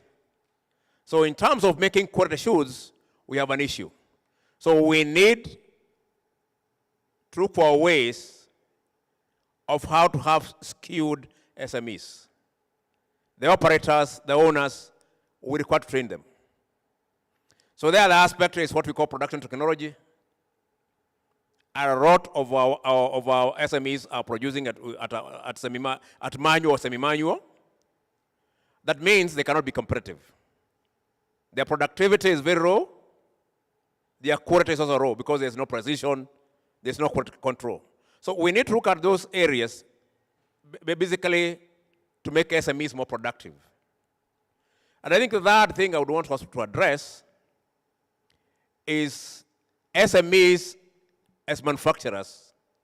We need to revisit the structure. A lot of our SMEs are competing against themselves. They cannot access the market, actually the formal market, so they are forced to operate in the informal market. What do we need for them to go to the formal market? I think this is a discussion that we require to discuss with the manufacturers. They cannot be able to enter in the formal market as individuals. Very few will be able to do that. So we need to strengthen our groups. We need to strengthen the structure and organization of our SMEs to convert them to manufacturers as a group and then probably link them to markets. I think if you look at the general trade, international trade, manufacturing and marketing have become almost different. So what we require is to create a brand, link it to SMEs, and then convert our SMEs to contract manufacturers. That means they don't have to bother about the market. They only have to bother about what they are making. For them to do that, then, they require not only the skills, they require now to bring in quality management in their production. It is not the shoes you make, but the type of shoes you are able to make and for which market. I think if we are able to look at that and see how we can structure that, see how SMEs can be organized as manufacturing units, targeting particular markets, I think then we can be able to help them. Currently, the way they operate is unfortunate because they're even competing against themselves. The mindset of manufacturing in SMEs is wrong. An SME making two pairs of shoes, you think by collaborating with his neighbor making 5, he is competing with him. We have a market of 42 million pairs of shoes. So what sort of competition are we looking at? I think we need to change the mindset and have them look at the industry in terms of manufacturing and who to market for them. That way we might be able to convert them to manufacturers. So the other thing is what we're trying to do in terms of technology transfer. Establishing common manufacturing facilities across the country where SMEs without proper equipment can use government equipment at a fee. We have done it in Thika, we are trying to do it in Karioko. But the challenge is, because of a mindset, they feel by adopting technology, their products are going to be expensive. So they want to stay where they are, and this is a challenge. We have to help them move away from that. Dr. Nur has talked about that 6 million pairs of shoes that require to be manufactured. It is time SMEs are reorganized, their organizations are structured so that they can be able to buy into that market. That 6 million pairs of shoes is purely for the short term. In the medium term, we want to manufacture 80 million pairs of shoes because we have the raw materials to support that.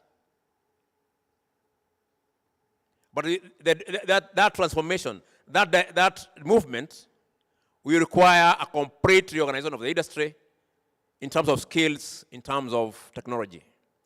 And lastly,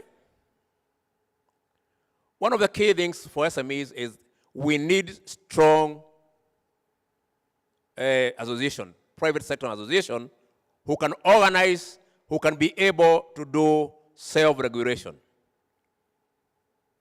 For the quality of our products, especially footwear, from SMEs, the government can help.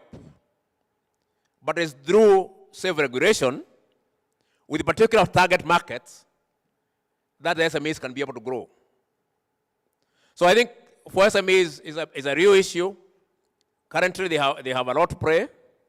We would want them to incubate them to bigger manufacturers by using the facilities that the government is establishing.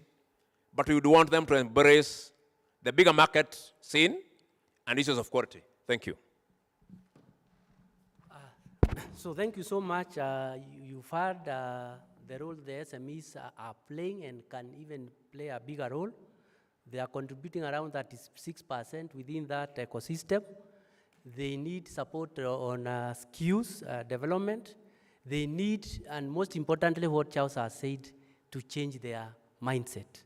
You are not competing with your fellow SME manufacturer, but you should be focusing on the bigger market there. I want to speak to Madam Nora Kandie, who is from the Directorate of Veterinary Services, State Department for Livestock, and I would want her to speak into probably two issues. I think the issues of quality raw materials, what you are doing, you may speak to that. The other one is maybe the issues of policy and legal reforms that probably are being spearheaded by the State Department to support the leather value chain. Karibu Nora. Thank you so much. Is that the one you are using? Thank you. Yes, thank you so much. Nora Kandie, once again, the head of leather from the DVS, Director of Veterinary Services.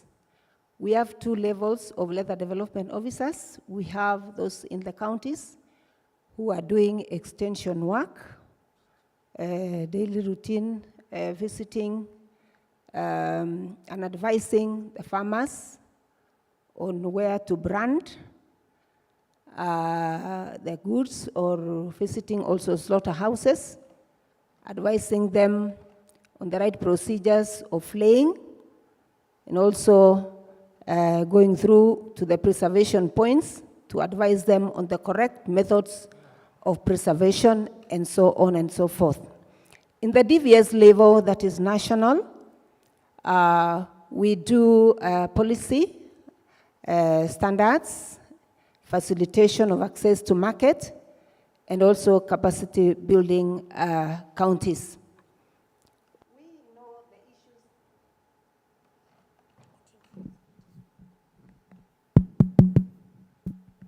Actually, there are so many challenges, as it has been highlighted by the PS, Dr. Noor, and he has actually made my work so easy because he has highlighted the challenges and he has given the remedy. So what are we doing in the DVS? We have a roadmap which we developed recently with a bottom up, and it actually took us a long time to come up with this roadmap because we had to know and understand our challenges so that we know how to counter them, to go around them, and address them. And so that I might not forget, let me just tell this panel that the quality is tied with market. If we have market today, if somebody comes and tells us, I am buying 1 kilo of hide at 150 shillings, and I need grade 1. Tomorrow you will have all the grade 1s. It is true. Because, you know, when there is no market, good market for hides and skins, you can hear the butchers telling them, telling the flayers, can you slaughter very fast? because after all, this hide we are going to throw to the dogs. You see? And we might not take that person anywhere, because as for now, we might not have the correct legal framework to guide. So, if there is market, I want to tell you, the issue of improvement or receiving quality one, we will just get quality ngozi, and we will never talk of even improving of the quality. So maybe we only need to address and deal mostly with market.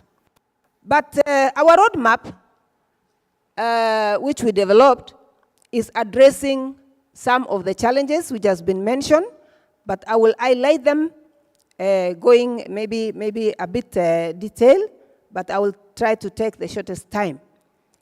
We are now reviewing our CAP 359, which is actually our legal framework that is guiding us. And the year 2006, it was so much mutilated that anybody even doing any wrong now, I'm not able to take him to court. Because some of the conditions, some of the licenses which were there were removed, and we remain only with what is called registration of premises, which has no conditions at all attached. So we are reviewing our law at now. Actually, we are finished. We are about to subject it to stakeholders. And we have tried to bring sanity. We have tried to enhance the law to have a bit teeth to bite and even to have some more meat. We are bringing back some laws which will enforce, for example, grading standards. We have developed so many standards with caps, but we are not able to enforce. So now we are bringing it back to the law that will enforce grading. You have to buy and sell with grading. So that when you buy grade 1, 100 shillings, and then you buy grade 4, 30 shillings, somebody will compete, somebody will work hard to say now we are able to produce good quality so that we get a good market. We are also introducing the power of inspection. We will be gazetting the inspectors who will be able to go each and every time to a premises that is dealing with hides and skins and make sure that the work is done accordingly. You know that our clients are private. In most cases, at times we get challenged even going through to their facilities. But the power now that we are adding up, we are reforming so that we gazette inspectors who will have the power whenever even they suspect a vehicle is carrying ngozi, a premises is dealing with ngozi, or a container is having ngozi, they will have the power to do inspection. We are also adding up on any obstructions of inspectors. That law was not there, but we want to enhance it. If you will obstruct an inspector or interfere with work of inspection, because we are supposed to monitor from flaying all the way to the processing, if you interfere, you will have some problems. So we will also bring on those people who are under declaration or misdeclaration of goods. We have always had that challenge where people underdeclare, and so they don't pay the right taxations that is required. Because as for now, export of raw attracts some taxations, but other people would like to underdeclare, or sometimes they misdeclare. They can say we are carrying wet blue, which is not attracting any taxation, but kumpe inside, they have had what? They have the raw hides and skins, sometimes even have donkeys. So with the powers of the inspection, we will be able to arrest all that. We are also in the law, Cap 359, we are bringing on establishment of provisional body to bring sanity and to guide also leather sector. We are also adding some penalties on smuggling, anybody smuggling, even the ground drying and other methods which we will not prescribe in that law. You know, as for now, ground drying is so rampant, and that is the method people are taking for consumption in West Africa are using, and it is actually an old Stone Age method. It is something that when you just put on the ground, it cracks. You cannot even take it to the tannery. You can never make any leather. So we have putting strong measures on that. Anybody also doing mutilation of hides and skins is becoming an offense, which was not in the law. You know, other people would like to tell the people, kata ndio ikubalike kwamba ni mbaya, so isiende tannery, iende wapi? Uko kwingine. That one, we are putting that law. Others also are cutting so that they export it as splits, or they export as what? What do we call? As trimmings. So that one, we are putting that strong law. Our policies, directions, as concerns development of skills, and even we are working on harmonization of curriculums of TVETs and IT, so that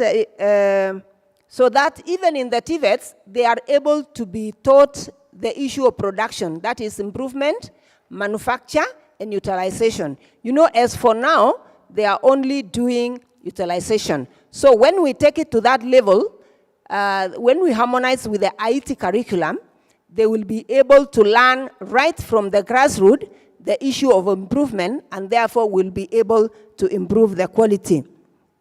We are also supposed, as a national, we are supposed to capacity build the counties, and so we have earmarked to capacity build the traders, the meat inspectors, all the flares in the existing 21 or 2 slaughterhouses, and we will be giving them also the correct tools of improvement. That those are affordable knives and other tools, because mostly the tools is always a problem when it comes to slaughtering.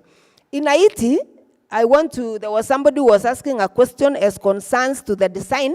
Haiti recently, Haiti Kabete, introduced a certificate course called Footwear and Design, and it is only 1 year if you want to learn more about design. We have also talked about the policy direction, about mopping up. The government is ensuring that all hides and skins, through an initiative called Lindangozi, collect, preserve, and deliver to the tannery. In the tannery, the government will ensure that we have done what is called even contract tanning, and after we have done the finishing, we'll be able to give to the SMEs so that they buy at a cheaper, affordable price, which will make them now more competitive. We have already mapped all the existing tanneries. For example, the one, it used to be 19. Now the active ones are like 7. But the ones which are not working at the moment, we have mapped up and we have known their capacity. And maybe once we get what is called a leather development fund, which you have already completed the concept, maybe those are the tanneries now we might use as we wait also for Kenanye and others to operate, and even the county processing zones. We have also challenges of staff. It has been mentioned. As for now, like 22 counties do not have leather development officers. That one also is another challenge. Without, even with the roadmap, we are doing capacity building on the roadmap, the counties, but the implementers are really required. And that one now, it is for the government, national, and the county government to make sure that they employ these officers to carry on the implementation. As in Kabete, political goodwill and the GOK, actually we have seen that. It is not bad. The goodwill has enhanced even our budgetary allocation. We don't complain because that is what has always affected us. We could not even move. We could not even have vehicles to reach one point to another. Even the leather development officers in the county cannot even move. But at least we are seeing the goodwill that the government has given to this Ngozi. We hope it will help us to implement and then to revitalize. So for that, I rest my case and I say, Linda Ngozi, Ngozi ni mali. Thank you, Nora, for giving us a snap preview of what legal areas you are looking at in terms of CAP 59, the review, to make sure that we really look at the revival of the sector. I think the issues of skills, you've spoken into it very well. We need to support our TVETs to produce the best leather development officers to support the leather value chain. The issues of footwear and design, I think it was also touched on by Charles. It's good now we have made that step. Probably it's not enough, but that is the beginning. Finally, not the least, Anne Wafula is from ILO, and we know that development partners have a role to play, not just in the leather value chain, but in very many other value chains. And therefore, I would want to ask Anne probably what role the development partners are playing in this journey of reviving the leather sector. And probably, as you wind up, you'll tell us what ILO is providing, what support or interventions they are doing in this leather value chain. Karibu, Anne. Thank you very much. I think generally we all are aware, about what development partners can do. We have partners who are supportive when it comes to providing technical assistance in terms of helping review documents, the input into whatever discussions are to be had. There are those that will give you financial assistance depending on what it is that is aligned to their mandate. So specifically, because I don't want to speak a lot about the other partners, so just know that the partners are there, and I think we all know at the mainstream. But specifically to ILO, the gaps that have been identified in the value chain, I want to speak to what ILO can do in terms of supporting. When we talk about the skills that are lacking, when you look at the whole value chain, whether it is from the raw materials, whether it's the animal husbandry, when you come at the processing, the kind of skills that you have, when you come at manufacturing, lack of the design skills. These are interventions that ILO can support, both in terms of bringing expertise that can help with our SMEs, as he had mentioned, the SMEs. A lot of capacity building.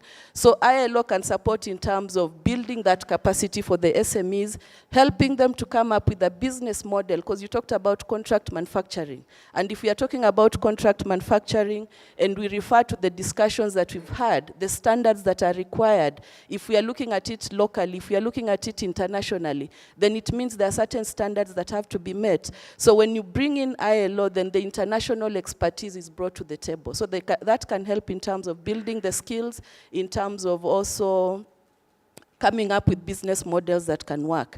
Similarly, on skill development, I think yesterday the Juakali sector talked about RPL, recognition of prior learning.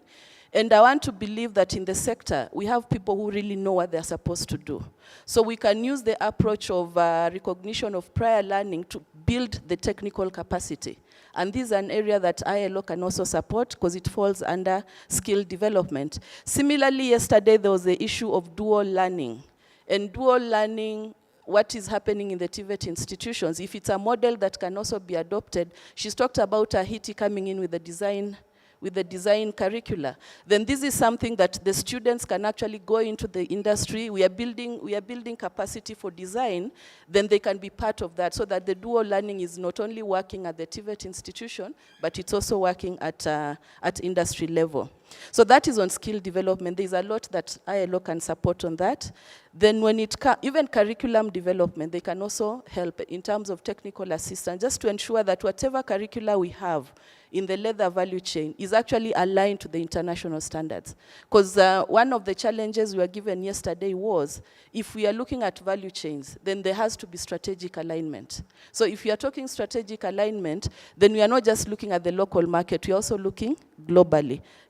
CAM talks a lot about global competitiveness. So we need to get it right from the value chain. We need to make it, we strengthen and make it competitive, and that's ILO can support on that. Now, when you look at the operations, when you look at the business side itself, the enterprise development, there is a model that ILO has, it's called SCORE. I think Caro, when she comes in the next session, she can talk more about it. But basically what it means is building or working on the mindset of the SMEs, of the people in the leather value chain, so that they are looking at this from a business perspective. They are looking at it in terms of how productive can we be, what is our bottom line, how can we make this sector competitive. So basically not having the mindset that bora nipate ya siku I'm okay, but looking at it in terms of longevity, in terms of creating businesses that even their grandchildren can be able to run those businesses. So you're looking at matters to do with operations, and when you talk about operations, what are the technologies that are being used out here? And I know that's an area that can be supported, especially when you talk about knowledge and information sharing, which has been identified as a gap, because there's a lot of data, there's a lot of information out there, but it has not been synthesized. So the users at the end of the day are not getting that information. So a system can be developed to ensure that is brought into a central location that the SMEs can easily access. And that ILO can support on that. Then also in terms of just lean manufacturing was talked about a lot. Something as simple as the 5 S's. This is something that SMEs can do, building capacity in that area. Then when you look at, in terms of productivity, wastages, because you're talking about the technology is not so good, so we're having a lot of wastages. So those can be looked at. Over lunchtime, there's a discussion I had with somebody I had met some time back, and he talked about packaging. And I think we haven't seriously thought about packaging our brands as Kenya. So this is something we can incorporate. So as we are working our business model, then what support can be brought in to help with the thought process when it comes to this packaging. And then finally, on matters to do with HR, because one of the things that we are looking at raising the workforce from 17,000 to 100,000. That means we have to make it competitive. So it means then we have to have decent workplaces, the kind of environment, if it is matters to do with occupational health and safety, if it is matters to do with fair wage and fair work, fair wage, looking at all those. And these are areas that ILO can be able to support. Oh, sorry, there is the final one I had said, sorry. There is the aspect of regulation. I've had a lot of talk on policies, and there are gaps in that policy. And this is where also ILO can step in, both in terms of technical assistance and mobilization, just to ensure that whatever gaps are there, the public participation has happened, the review has been done, validation has been done, and we have a policy that actually guides the leather value chain. Thank you. So thank you, Anne. I think for those in the room and also our panelists who are also in government, you've heard what you didn't know. I think for Charles, ILO has a lot for the SMEs in terms of support, and we need not allow that to fizzle out. Once we are done here, I think we'll have an engagement with Anne so that we get that support to the SMEs. I had reserved for each one of them to give us a parting shot, but I was to donate that to the audience. We can allow only 3 questions because we need to move to the next panel discussion. PS Karibuni, His Excellency Governor, you've missed a bit of it, but we'll package it for you as we move on.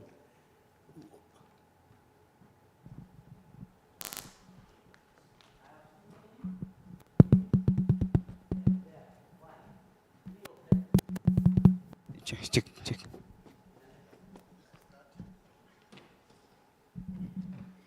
Thank you very much for that.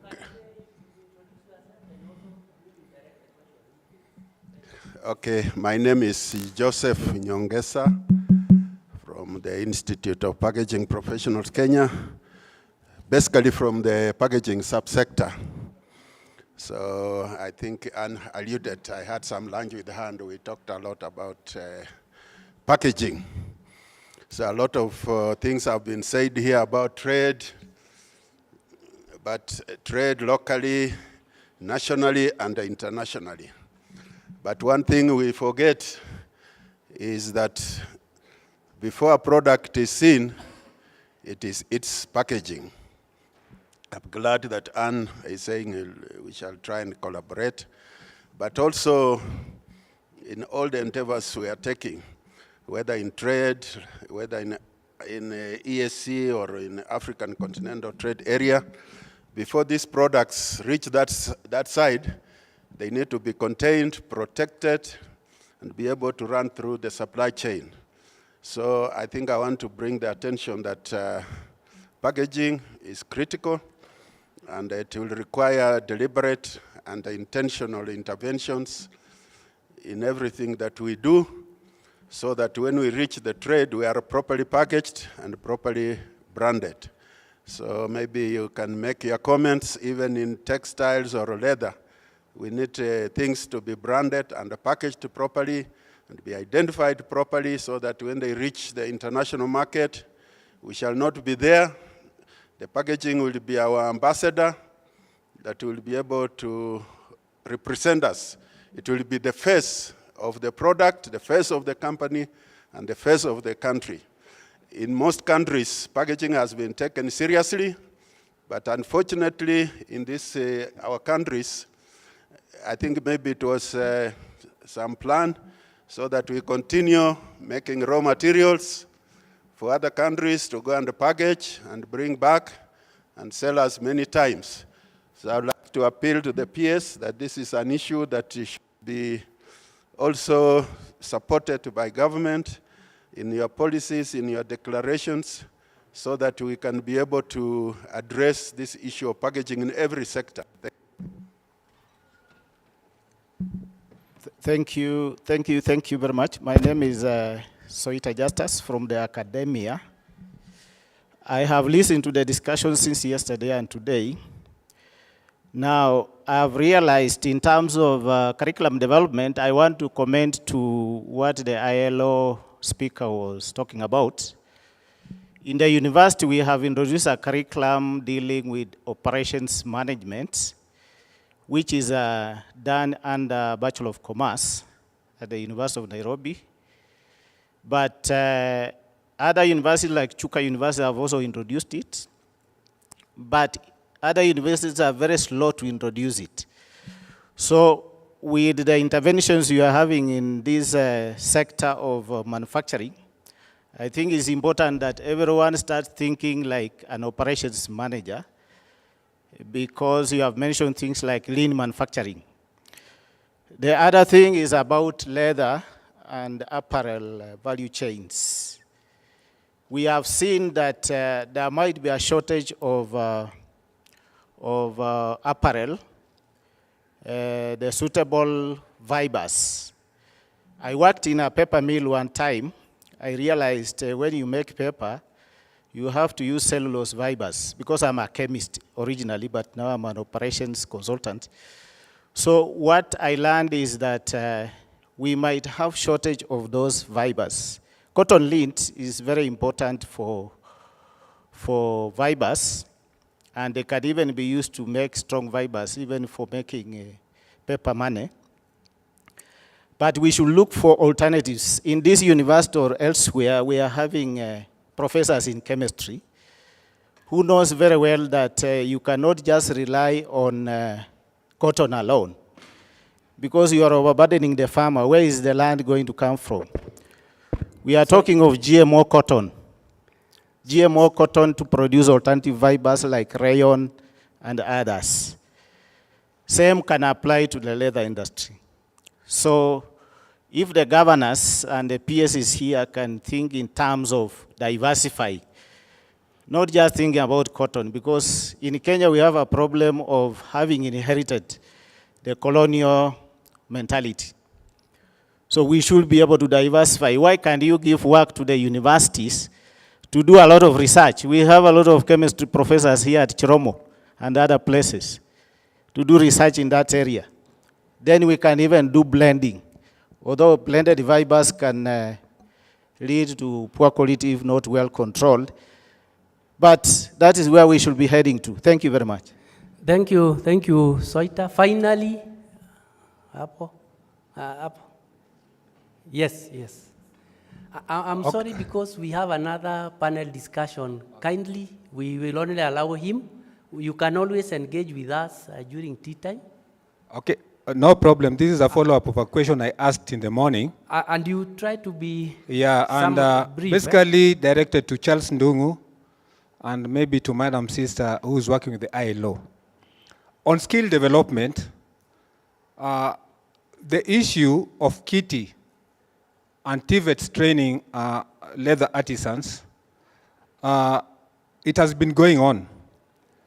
But the countries that have excelled in the world, I know Daktari, the Leather Development Council knows that India has an apex leather training institute called FDDI.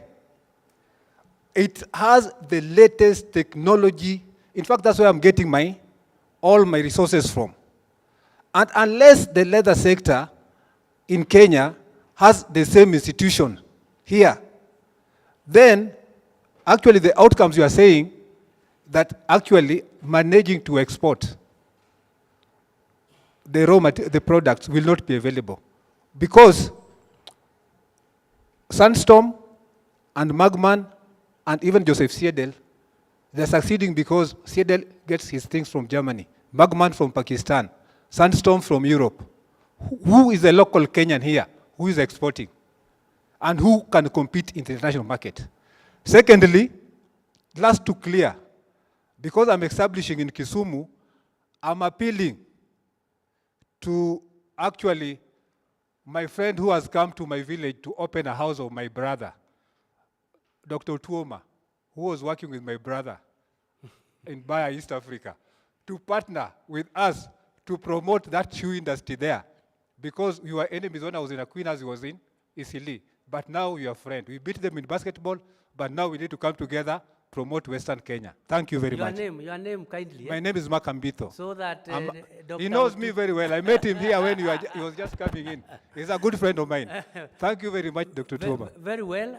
I think for Nyongesa and Soita, those were comments, and we really value them, especially on packaging. That is about market access. So anybody wants, Charles, you want to speak to the issue of the training institution? Thank you. We appreciate your concern. One, we have tried to look at the leather industry in terms of productivity and competitiveness at the global level. What do we need to do? And one of the key things that we have done, and this is continuous, is to evaluate across the value chain, the production value chain, what skills we need where. We have universities that are training leather technologists. So the first question I ask myself, how many leather technologists do we require in this country? So if you have 3 universities producing leather technologists, it's a good way, but I don't think that's where we need to go. For every 1 leather technologist, we require around 6 to 7 technicians in the tannery.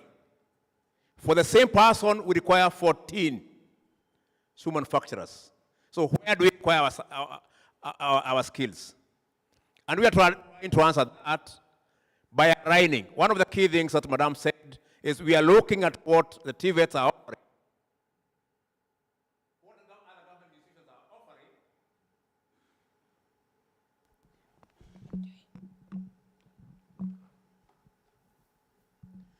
So that we can be able to plug in. India has that FDDI. We collaborate with them. We know what they are doing. We are looking for a formal engagement to see how they can be able to train our trainers. Because when you are able to establish, when you are able to map the labor requirements, then what we are asking ourselves is, do we have the trainers to impact that skill? And this is why we are looking at internationally, what is it that is being done. So we are trying to align the current institutions, whether TVET, whether HITCABETE, whether TPSI, to what we are referring to shop floor skills. Can we have enough people to do stitching? Can we have enough people who can cut shoes? Can we have people who can assemble shoes? And then we go to the next level of design. And the question probably we need to ask ourselves is footwear design a skill that can be given by very many institutions? How many designers do we require in a particular field? So we are looking at it from that time. Also appreciating design is science. You cannot get anybody and tell him you go to a design class. So we are looking at all that holistically. We are ready to partner with the institutions. I'm very glad about Madam from IRO. I think we are going to have a long discussion with her so that we can fill those gaps. Because that is what we are looking at. The other issue is technology. Design has moved away from really physical to technology-based. And at the moment, footwear technology design is very, very expensive. We have to look away of reinvesting in skills development in our institutions. It is not necessary. It is not, when an institution says we are offering rather, we do want to establish what are you really offering. So that probably at a time, we would want a single institution that have all the technology, modern technology. I think those people who are conversant with shoe design, currently we have the Atom footwear design. A single unit of that Atom design is going for 46 million. How many institutions can afford that? So we need to consolidate all that so that we can know who you house that. And then you train our designers. But it is important for all other institutions to look at where the labor is required, where more skills are required, and that is on the shop floor. If we get that one right, we can bring a designer as an expatriate for a few years, but we cannot bring workers, we cannot bring stitchers, we cannot bring cutters as expatriates. Thank you. Thank you, Charles. And just... Okay. Sorry, Bwana Moderator, sorry. Just in addition to what is being done locally, from a design perspective, because as you said, it's a science, this is where ILO can come in and bring the expertise for that knowledge and skill transfer for a certain period. And we pick a select number who can now do the train of trainers approach. And in doing that, then we start building our design and our product development, and we become competitive. Pole for taking that. Asante, we were going to miss that. I am going to ask you to all be upstanding to appreciate the panelists.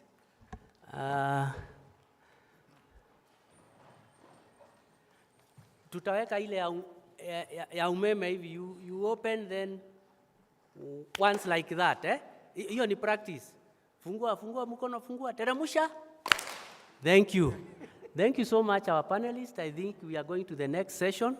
I'm happy that being an MC or a moderator, you can ask your boss to stand up and clap without fearing of getting a show cause later. Thank you so much. Let us escort that team with another clap. Thank you. And now for our last session today, I have the privilege to invite His Excellency the Governor once again. He is representing the would have been chair then. Is Our Excellency Honorable Susan Kiika. So now our guest, His Excellency Governor Otuoma, is here with us. Karibu sana sir.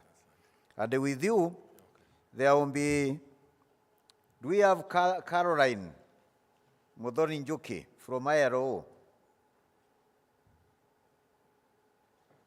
Is Caroline here with us?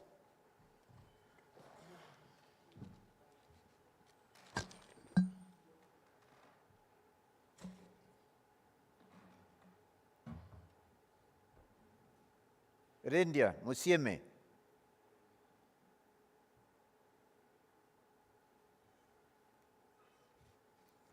And Rendia will confirm to us whether we have UNINDO.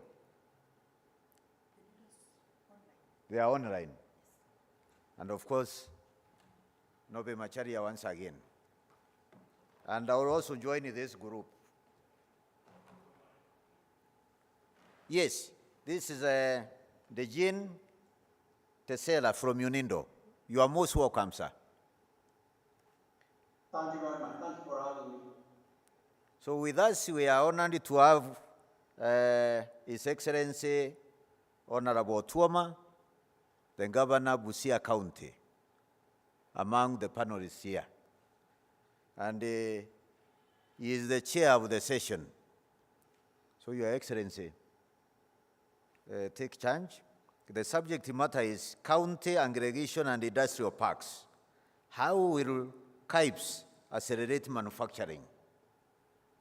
This is the subject for our discussion. We will be kicked off by India. What are KIPES? And what are they meant to achieve? India.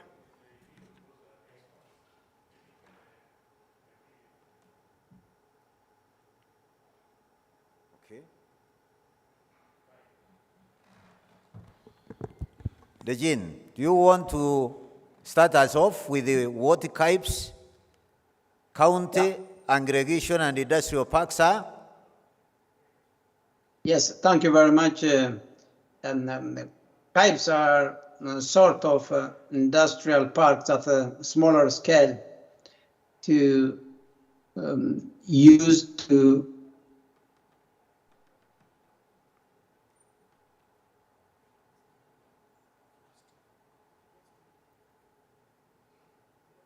our technical team, Saudi. Market outlet for large number of farmers. As we know, Africa is blessed with resources, but most of the processed food is imported from outside, which is estimated to be about $80 billion per annum. So these KIPES actually will try in a longer term to substitute imports of processed foods. In the meantime, increase agricultural production and productivity, at the same time transforming the agricultural system in Kenya and in Africa in general.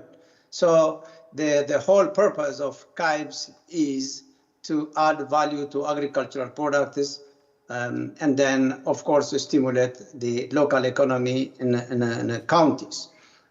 This is, in short, the purpose of the KIPES. Thank you for that very clear explanation of what county aggregation and industrial parks are. Now, I invite the colleagues here, starting with His Excellency the Governor. These county aggregation and industrial parks, they are being sited, they are being constructed at the counties. How are the county governments prepared to support this initiative? And how do the county governments see them as opportunities to industrialize the local level? Thank you so much. I think as it has already been explained what KIPES are, I want to say that in early last year, when the new administration came into place, both nationally here, there was the issue about economic revitalization. Because for a very long time, Kenya as a country, we have not had industries that have got a lot of impact on rural communities. And a lot of rural communities are basically agricultural communities. And if you looked, as it has been said, we also happen to produce quite a bit, but because of lack of value addition or control of post-harvest losses, we end up sometimes losing as high as sometimes even 40% of what we are producing. So when the government, both nationally, decided that they can team up with the county government, this was a welcome opportunity for us because, as I had said earlier, a lot of agriculture is a devolved function and we need to work with the farmers. So the idea is conceived both at the national level and at the county governments. And early this year, we were able to roll out the county aggregation industrial parks in quite a number of counties. As I speak now, there are almost, I think, 42 counties. And as I sit here today, I think tomorrow, we will be signing again with the Ministry of Industry an agreement of around 18 counties in terms of those who are already ready to take off, those who have already started building. But more important is also to work integration backwards with the Ministry of Agriculture and even the Presidential Economic Team, the so-called PETS team, where we have been looking that we have mapped out the whole country and looked at which region is best for what.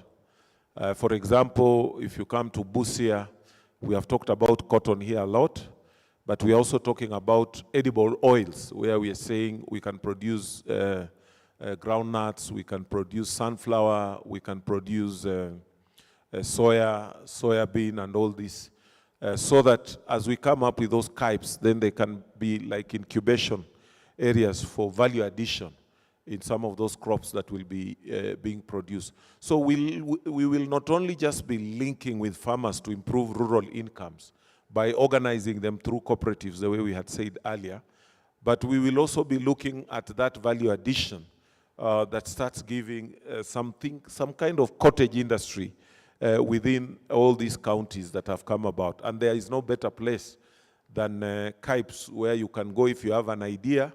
The facilities are provided, there's power, there's road infrastructure, there's water, there's wastage management, there's accreditation through either Kenya Bureau of Standards and all this, so that your job there, if you have an idea and you have a crop, is just to do value addition and you bring your forces together. In terms of the wastages that we used to get, like even for perishable horticultural or products, you'll find that now we'll be able to avail storage areas in some of those places whereby you can come with your ton or 2 tons of tomato, mangoes, or whatever you are doing, fish, and you are able to have that facility that can aggregate them together and look for a market and also do, again, as we said, manufacturing activities. And this is what we are looking to KIPES. And secondly, for us, is also the job employment opportunities in rural areas. Because you remember there is a period this country went through what we used to call rural-urban migration.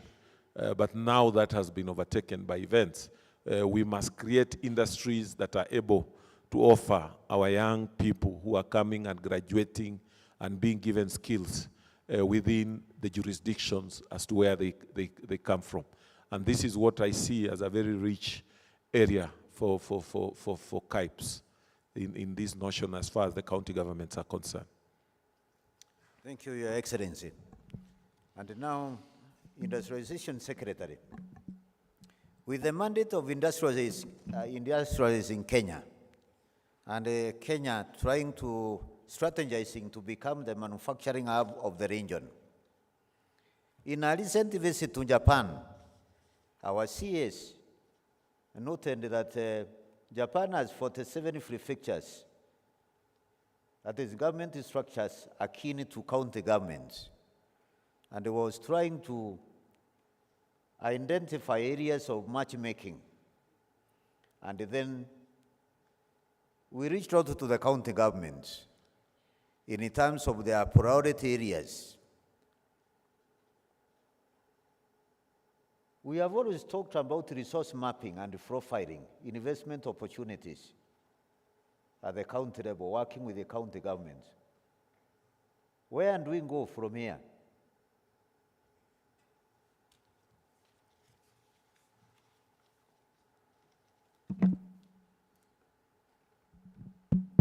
So thank you, Director Kremer.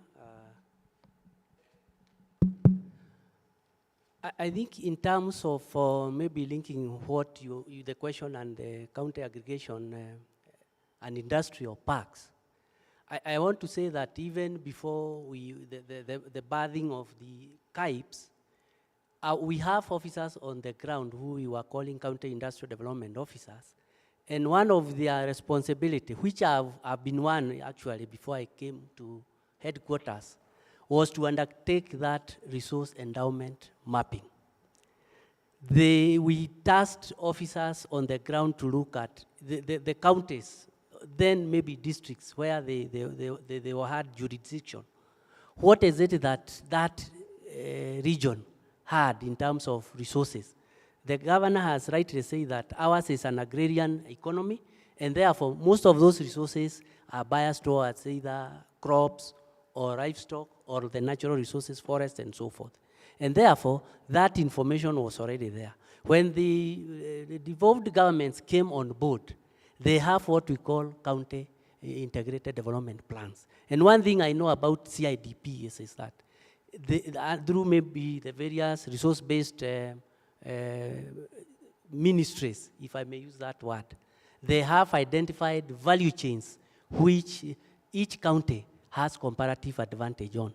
And when now we talked about KIPES, one of the things that we ask the governors is that they need to identify at least 5 value chains which they have comparative advantage on and which now can be part of the first journey in terms of investment in these so-called KIPES. KIPES, I think one other thing that probably I need to top up on what the governor has said is about having a centralized, what we'd call serviced industrial land. In this country, maybe 20, 30 years ago, in each urban center, you'd hear of an industrial area. I think that is no longer there. We have either consumed every land that was there as industrial land, or we have turned warehouses that were in those industrial lands into just sheds. And what is now happening before maybe the KIPES came into being is that an investor would come and, because there is no set area where industrialization can happen, he will go to a farmer, buy 5 acres or 10 acres, and turn that into a commercial entity, and now started building industries. What that means is that the surrounding environment are residential areas. We could have education institutions around there, and therefore that environment is not normally very good. In fact, after a while maybe the community surrounding there were happy that an industry is coming up, if it is those that are very cause pollution, they start complaining. So I think we need to appreciate the thinking of both the national government and the county governments in terms of coming up with county aggregation and industrial parks, because this will address the issues of centralizing industrialization. That was also a criteria that as a State Department we were looking at when we were identifying and working with the county governments in terms of saying, where do we site these KIPES? Is it the best site that you can have? Because we were looking at all those factors. The catchment area, how does it affect the people surrounding that KIPES and so forth. Lastly, I want to mention that aggregation is very key, and one of the things that will happen in those KIPES is that we'll have what we call cold chain facilities. What the governor has said is that ordinarily we depend on the rain to grow our crops. So my tomatoes, Lydia's tomatoes, will find ourselves in the market at the same time. What that does are 2 things. One, the prices will go down because there is a glut. Secondly, the demand may also be low, and what that leads us to post-harvest losses. For very perishable products, we are talking about between 40 to 60% post-harvest losses. The cold chains that will be put up in some of these CAIPs will address that issue of post-harvest losses. Thank you. Thank you, Ayes. Lindia, you participated in an exercise in which we sincerely want to thank UNINDO for their support in documenting the resources and profiling them ready for investment. That was Nyamira. Would you want to give us an insight of exactly how it was? Just the salient features and what can be replicated in the other counties?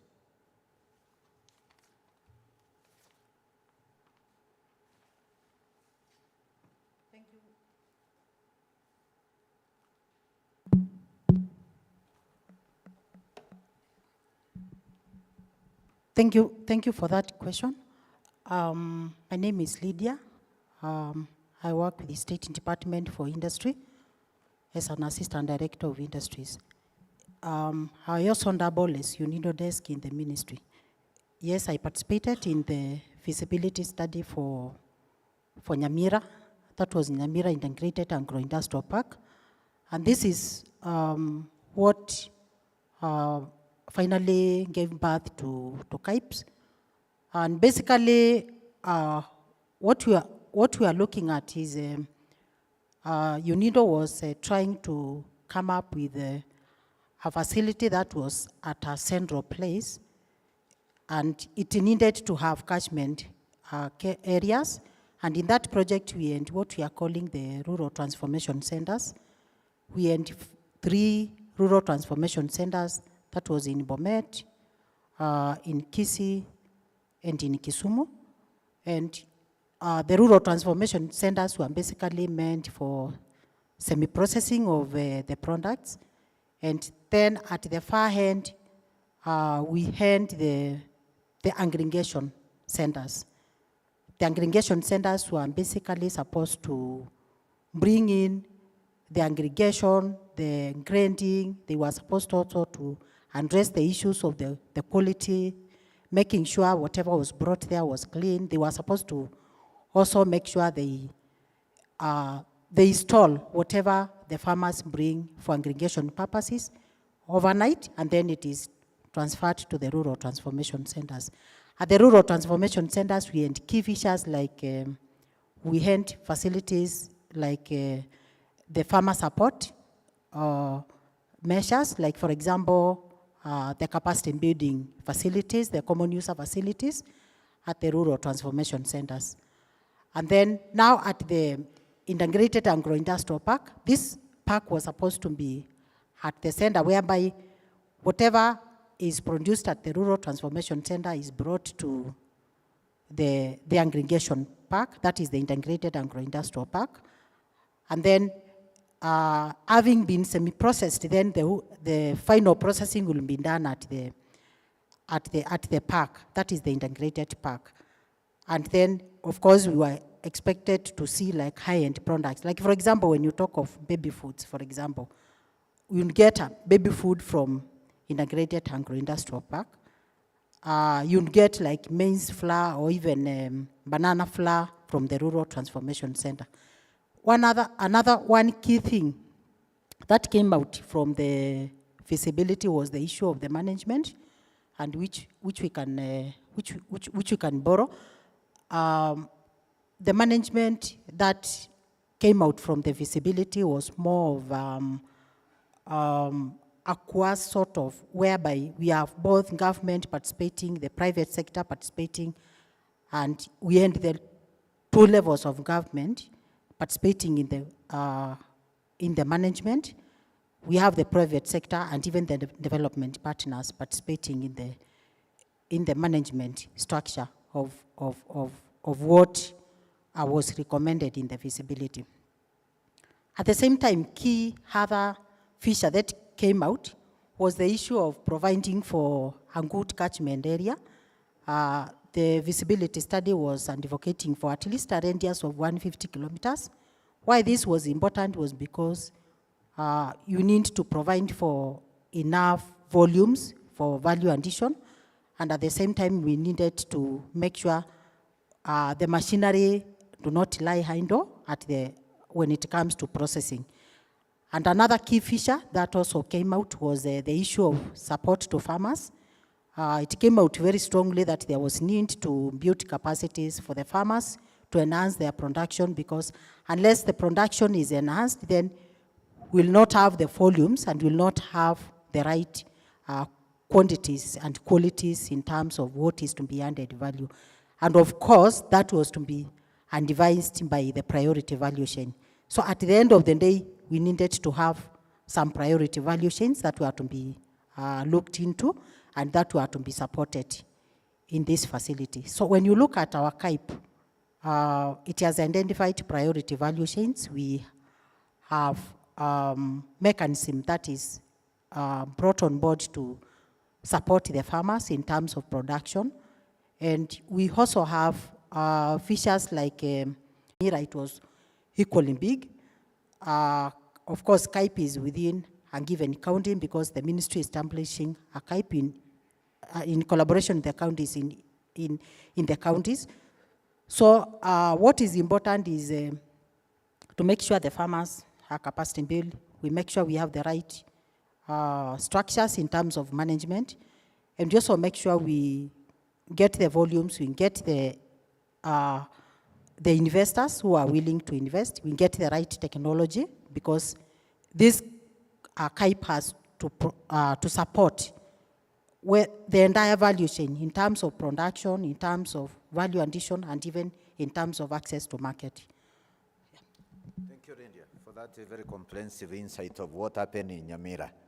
So this KIPE, colleagues, will be a center for aggregating and manufacturing, where in the past industrialists used to agonize about drawing raw materials from various places to make meaningful quantities for processing. They just need to site their operations at the KIPE. And the products will be brought there.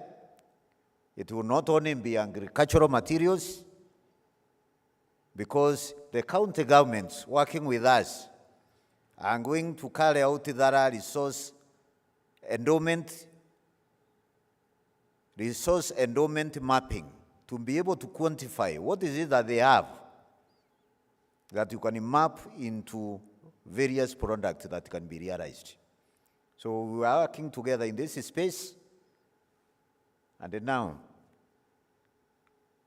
for the sake of time, allow me at this juncture to prompt these people to pose a few questions related to what this panel has presented. Starting from there, then here, and then Daktari there.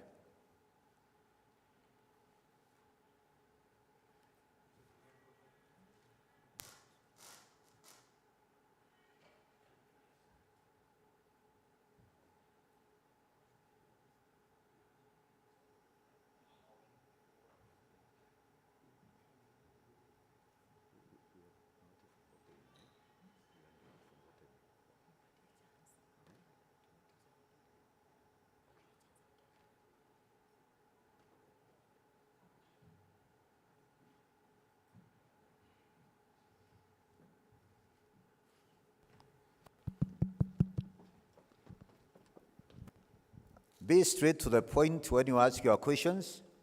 We have our colleague from Unindo Honeyline. You would want to get it clear what you have put to us. Thank you. Thank you. My name is Mutibo from Bungoma County. I don't know if institutional memory serves me well. The secretary gave a chronology or the background information on KIPE and the history, that historical background. But then, as the governor will agree with me, I think when he was serving as a member of the National Assembly in 2013, they approved the construction of county industrial development centers. Now, with KIPE coming in place, have we run away? Because I do know that there are those CIDCs in the counties. Some are operational, have been handed over to MSEA, others are not. And they was handed over to MSEA, and MSEA, you know, is not directly under the management of the counties. Therefore, what happens with these non-operational CIDCs? Is the ministry going to hand them over to the counties so that the counties can see what to do? Because we can have mini industrial parks away from the main industrial park. Thank you. Thank you. Number 2 is here.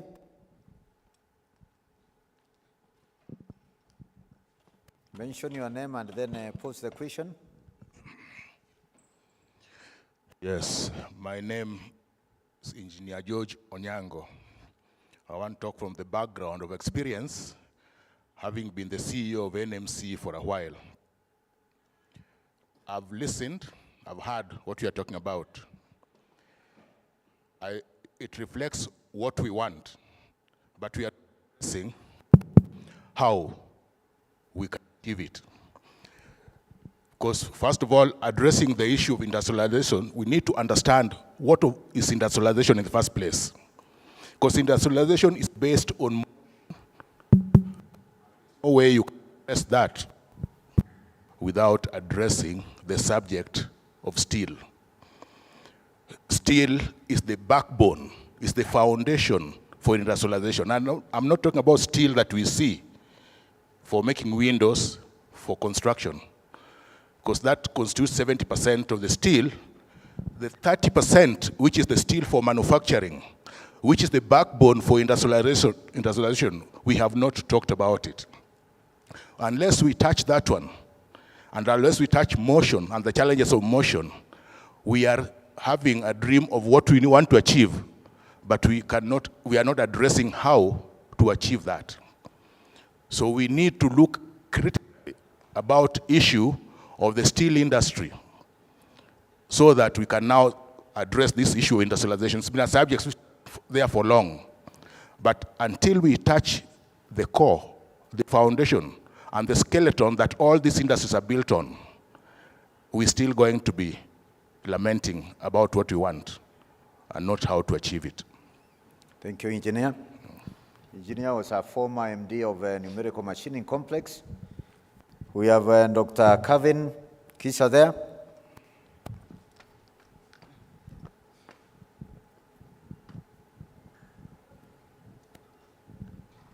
Thank you very much. Is it okay? Thank you very much. I just have one observation to make. In order to attract green foreign direct investment, especially as seen from the eyes of climate change, then our KIPEs must be designed to be green at the very beginning. We therefore need to move away from the traditional industrial park approach to start embracing eco-industrial parks. Those are the ones that are going to drive us towards a green economy that is characterized with low carbon, resource efficient, and socially inclusive, decent green jobs.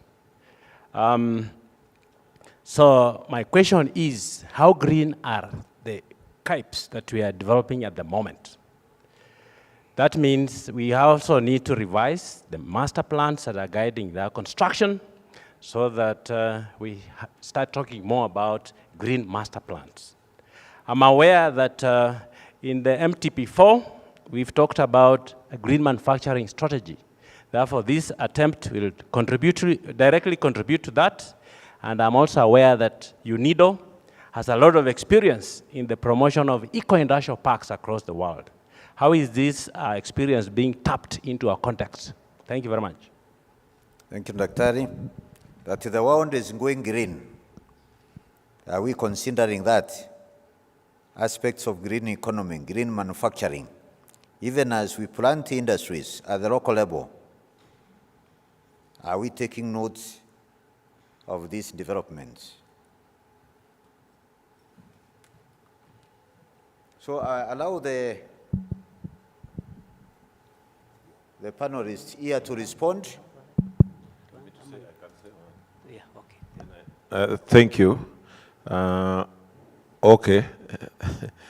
I think the question was asked that were in the assembly at that time.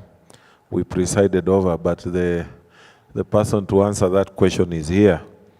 But in my view, like just the experience of what we have been doing in Busia County is that, yes, we are having the KIPES, but we are also coming up with aggregation centers in the wards. That's how far we are going, because basically when the country was being administrative boundaries or political boundaries were being established, they were based on a number of issues, including population, those geographic features. So we relatively find that we have got wards that are almost, in terms of population distribution, in terms of land size, they are more or less like in our places, they are almost the same. So when you plan maybe to say that for a population of maybe 20 to 30,000 people, because we are just around 1 million, and you segregate, and we say we are going to have those aggregation sort of centers that now feed in the main aggregation at KIPES. And this we are trying now to work closely and revitalize our vocational training centers. Because previously there has been attempts, and I know of so many parks, and I think this ministry is involved in those enterprises. But we found problems, especially nowadays, there's some affinity that has developed for land. Even where people previously donated land to public institutions, all of a sudden you find them telling you now, this is my land, and yet you have put a very serious public facility. Like, for example, in my place there, I've seen these aquaculture centers and milk processing centers. So we just thought that why don't we then use our public institutions, which are basically in the vocational training centers, which are also supposed to be skilling people for enterprise, which is also based on our needs. And we see them as aggregation centers. And I was thinking that just to add on this, that also was passing through my mind on some of those county industrial development centers. Some, I think, had been put in Pasab County in some places. They were Pasab County. That means that they are at least bigger than the wards that we are using. And that's how we are thinking of utilizing some of them to feed into the industrial park. I think I'll leave the other questions to my panelists here to respond, and maybe even enrich what I had just said. Thank you, Dr. Utuoma. Yes, am I audible? Yes. Okay, very well. Through CIDC, my friend from Bungoma, I happen to have been part of the team that was implementing that. I worked in Nyeri, Samburu, and later Embu on the same. So I really understand the issues of CIDCs.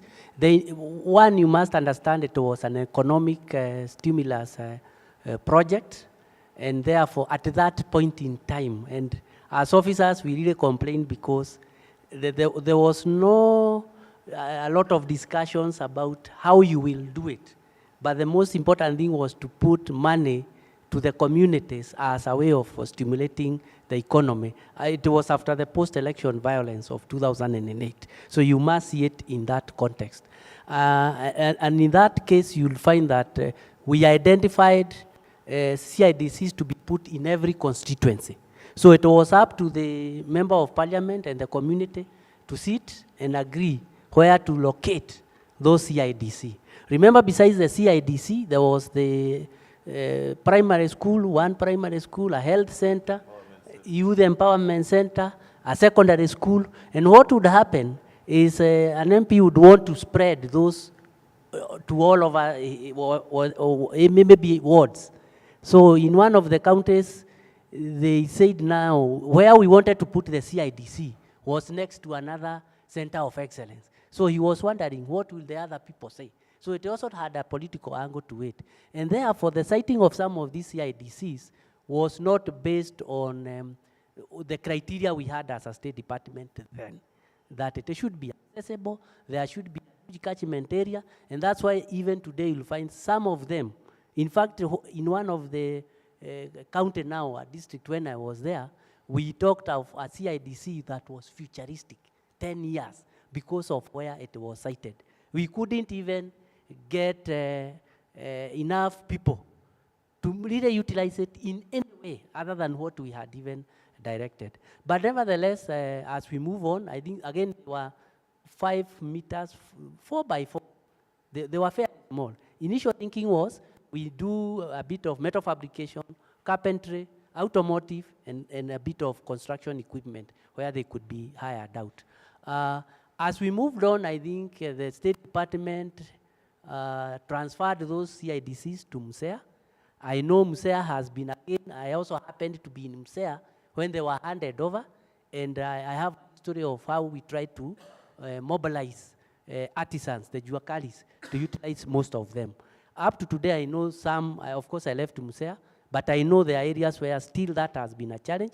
But with the KIPES, as Governor has said, we are toying around an idea where can they be, because when you are talking of aggregation, you need collection centers even before you move the produce to the KIPES. So these facilities are some of the facilities we identified as collection points where the farmers can bring their products, aggregate even for cotton, for example, before they are taken to the mill.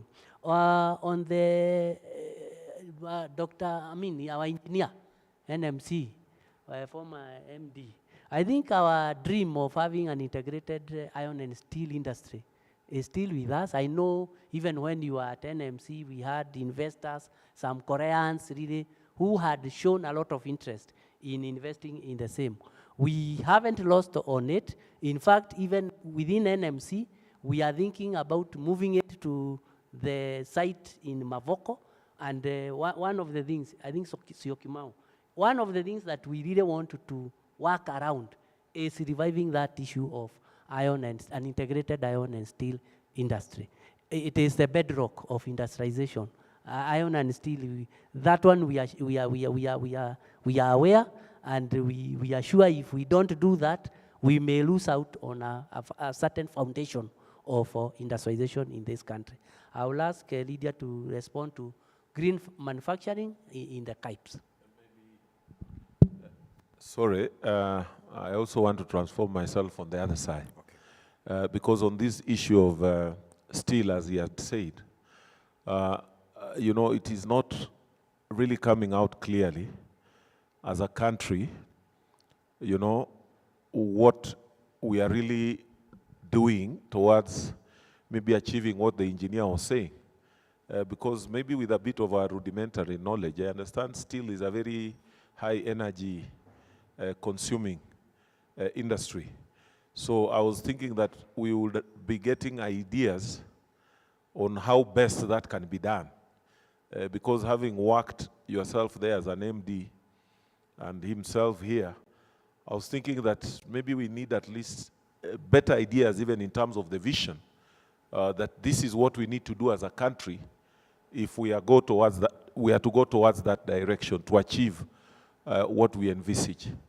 It still is not, even as I'm seated here, I'm not seeing that vision on what we really require as a country to be able to sort out this issue of steel. Because I remember the few countries like I visited, and one of them was that South Korea.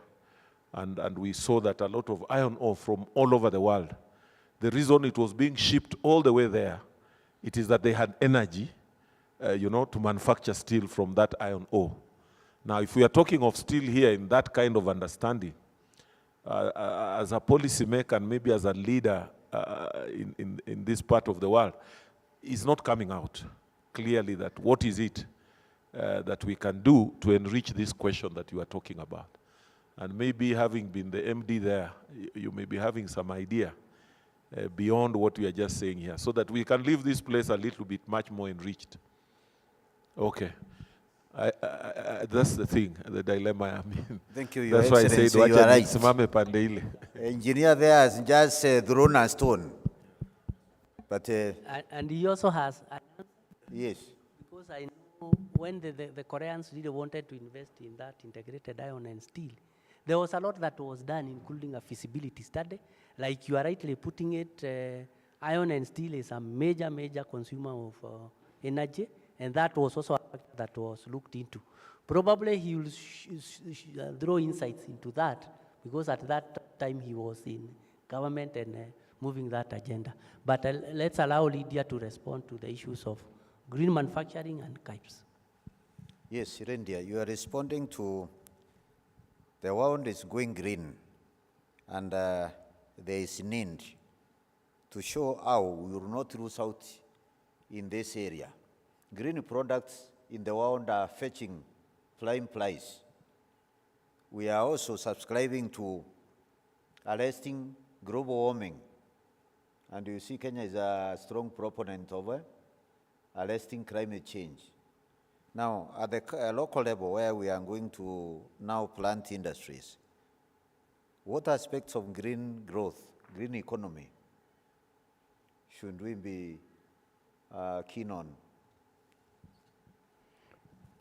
Thank you.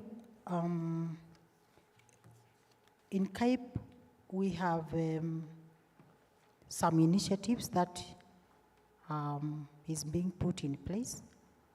When it comes to issues of, like for example, lighting, we are promoting solar energy where we have such, that is more of renewable energy. We are also, where we are setting up common user facilities, we are also recommending installation of energy efficiency machinery, because at the end of the day, once we have that, it will help in greening our products.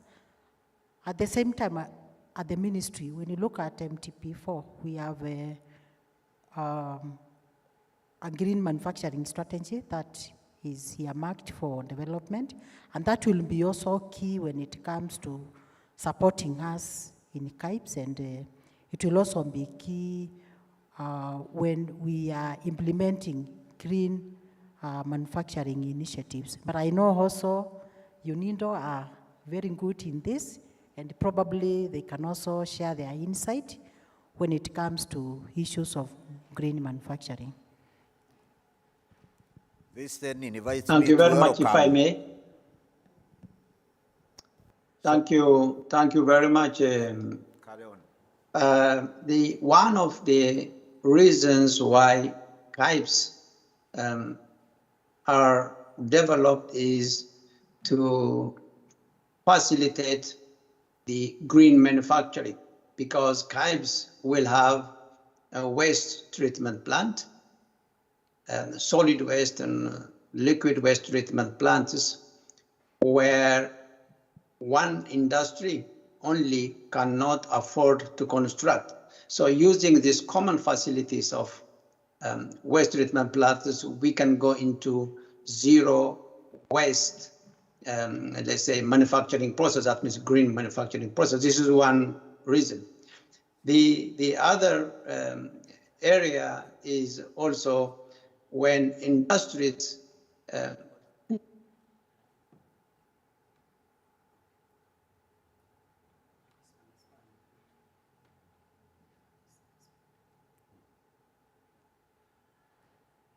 Sound? Economy, thereby capturing value and at the same time protecting the environment. Just to add to what my previous colleagues have said is also, these KIPES are not only value addition processing centers. These are also platforms for interaction of different value chain actors, from agricultural input supply, like agri-chemicals, organic fertilizers, and organic pesticides and so on, will be introduced through these KIPES to the smallholder farmers. There will be greenhouse technologies will be introduced in the catchment area of the CAIFs, including the aggregation centers.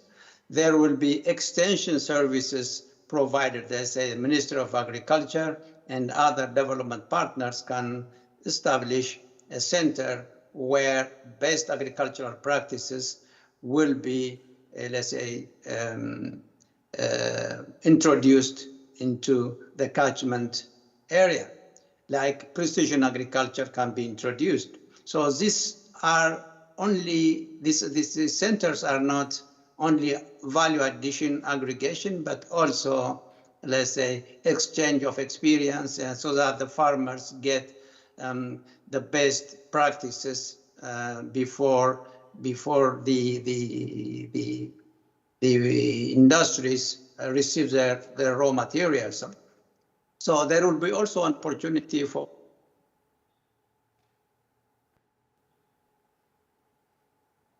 Sound?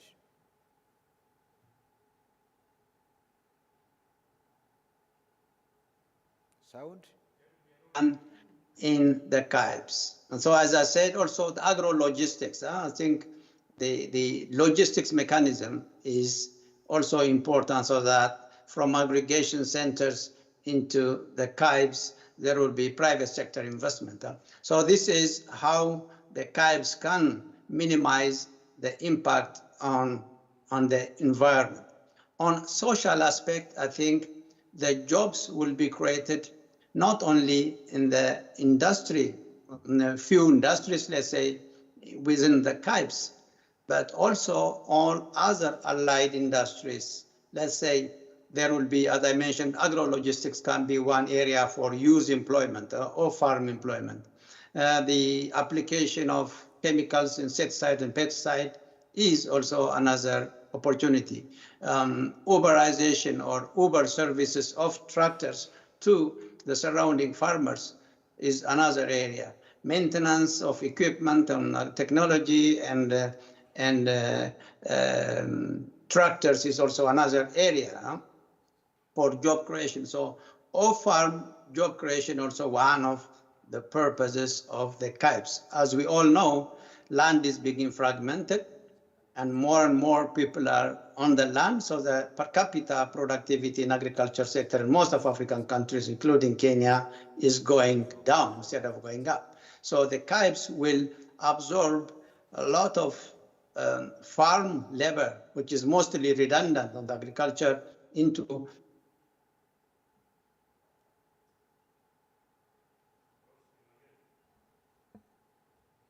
We can't hear you, sorry. Sound.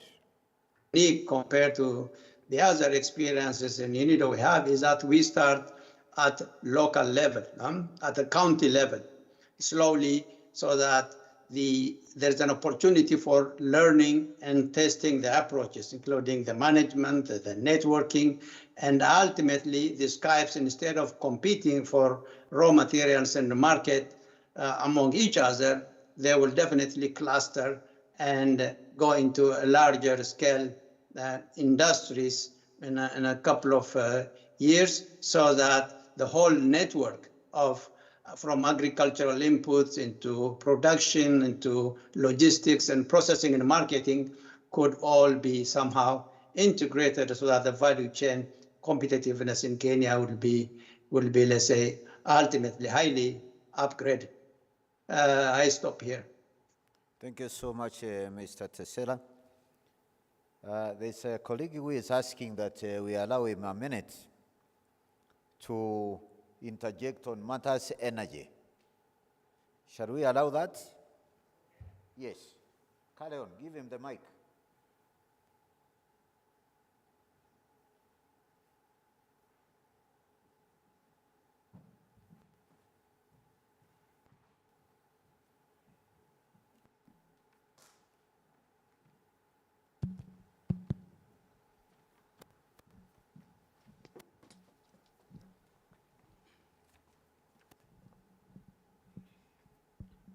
Thank you very much, the Ministry of Industrialization, Trade, for organizing the first inaugural conference on industrialization. My name is Engineer Joel Suter from the Engineers Board of Kenya. I've been following this program since yesterday morning. And like Engineer Onyango, I share the sentiment that we have done so well in the planning, and we need now to look at the how. One of the very big issues that he has raised is the steel, but I'm not going to concentrate on that. I think there is something in Kenya that we are not talking loudly and clearly about: the source of energy for us to move and to go to the industrialization. Let me give a very small a comparison, a brother, South Africa. South Africa is doing 58 gigawatts, which is 58,000 megawatts of electricity, and Kenya is doing 3,000 megawatts. The difference is 55. The domestic consumption for electricity in South Africa is about 5,000 megawatts, meaning the 54 go to industry. And let us be very honest. Most of that electricity in South Africa comes from coal. And to be very honest with all of us, we will not industrialize using renewable energy. We have to face it. So the moment we realize that we need to move to the coal in Kitui and commercialize it and make sure that we have about 10,000 to 20,000 megawatts of electricity, I think this will remain a pipe dream for me. So unless we seriously think for the smelting, for the processing of steel alone, the reason why somebody told you that all iron ore was being moved to Korea, to Japan, and to China, is because China has 1.4 trillion gigawatts. That is 1.4 trillion megawatts. They have enough energy to work on that steel. So as we do this as a country, and as we move to industrialize, let us consider exploiting the coal which we have in Kitui. Let us not fear about this carbon issue, because we cannot move out of where we are without being deliberate. Those guys went to coal, spoiled the environment. Now they are working on renovating it. So they cannot tell us that let us increase mini hydros. Geothermal is almost going to a peak. They are saying it's almost 5,000 maximum. We will no longer have our forests are declining. The levels of water are no longer there. So the only way that we are going to move is to go to these fossil fuels for us to develop. And then for these KIPES, these are very brilliant idea. And I think for purposes of realizing the full potential of KIPES, let us start it stepwise. Like the 18 counties which are on board, let us realize that they go full potential before engaging the others. The others can still collaborate. Like if you are in a region where His Excellency Dr. Otuoma comes from, then if we have a serious KIPE in Busia, people around Kakamega, Vihiga, and Kisumu can use that initially so that we make it a full potential before moving to just create so many others, then they become white elephants.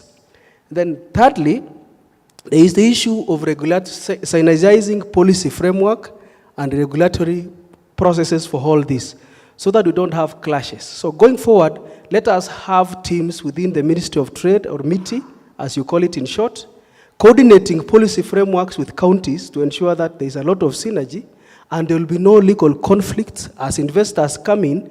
It is just very synergizing. Like the way the counties have already done the collaboration, that is okay. But now at the phase of implementation, let us look at all the laws which we need to amend, all the policies which we need to formalize together so that we move together. Otherwise, as a start, this is very important conversation. I think we realize so much when we become deliberate, especially on where we are going to get the source of electricity. Thank you. Thank you so much. The need for reliable, affordable source of energy cannot be overemphasized. It is essential for us to realize high temperature industry like steel, cement, and others. And of course, even at the county level, we surely need a reliable, affordable source of energy. So I want us to conclude this conversation. Otherwise, we are at the point where the musician said, this thing we started, we can't stop, because it's getting better and better. Your Excellency, allow me to thank your team very sincerely. We thank also the participants for your very enriching engagement. This is the start of the conversation that will continue. Shall we give a clap to this team? And another one to ourselves. And this concludes our discussion for today. Welcome for tomorrow's sessions. I'm told there is tea. So as you leave here, also join us for a cup of tea. Thank you and good evening. Thank you.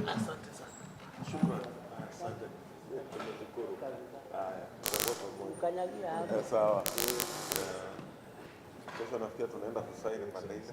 Thank you so much. Utapatana na huyu. Nyinyi mtakuwa hapa. Nasema nyinyi wengine mtakuwa hapa. Yes, sisi tutakuwa hapa. Thank you.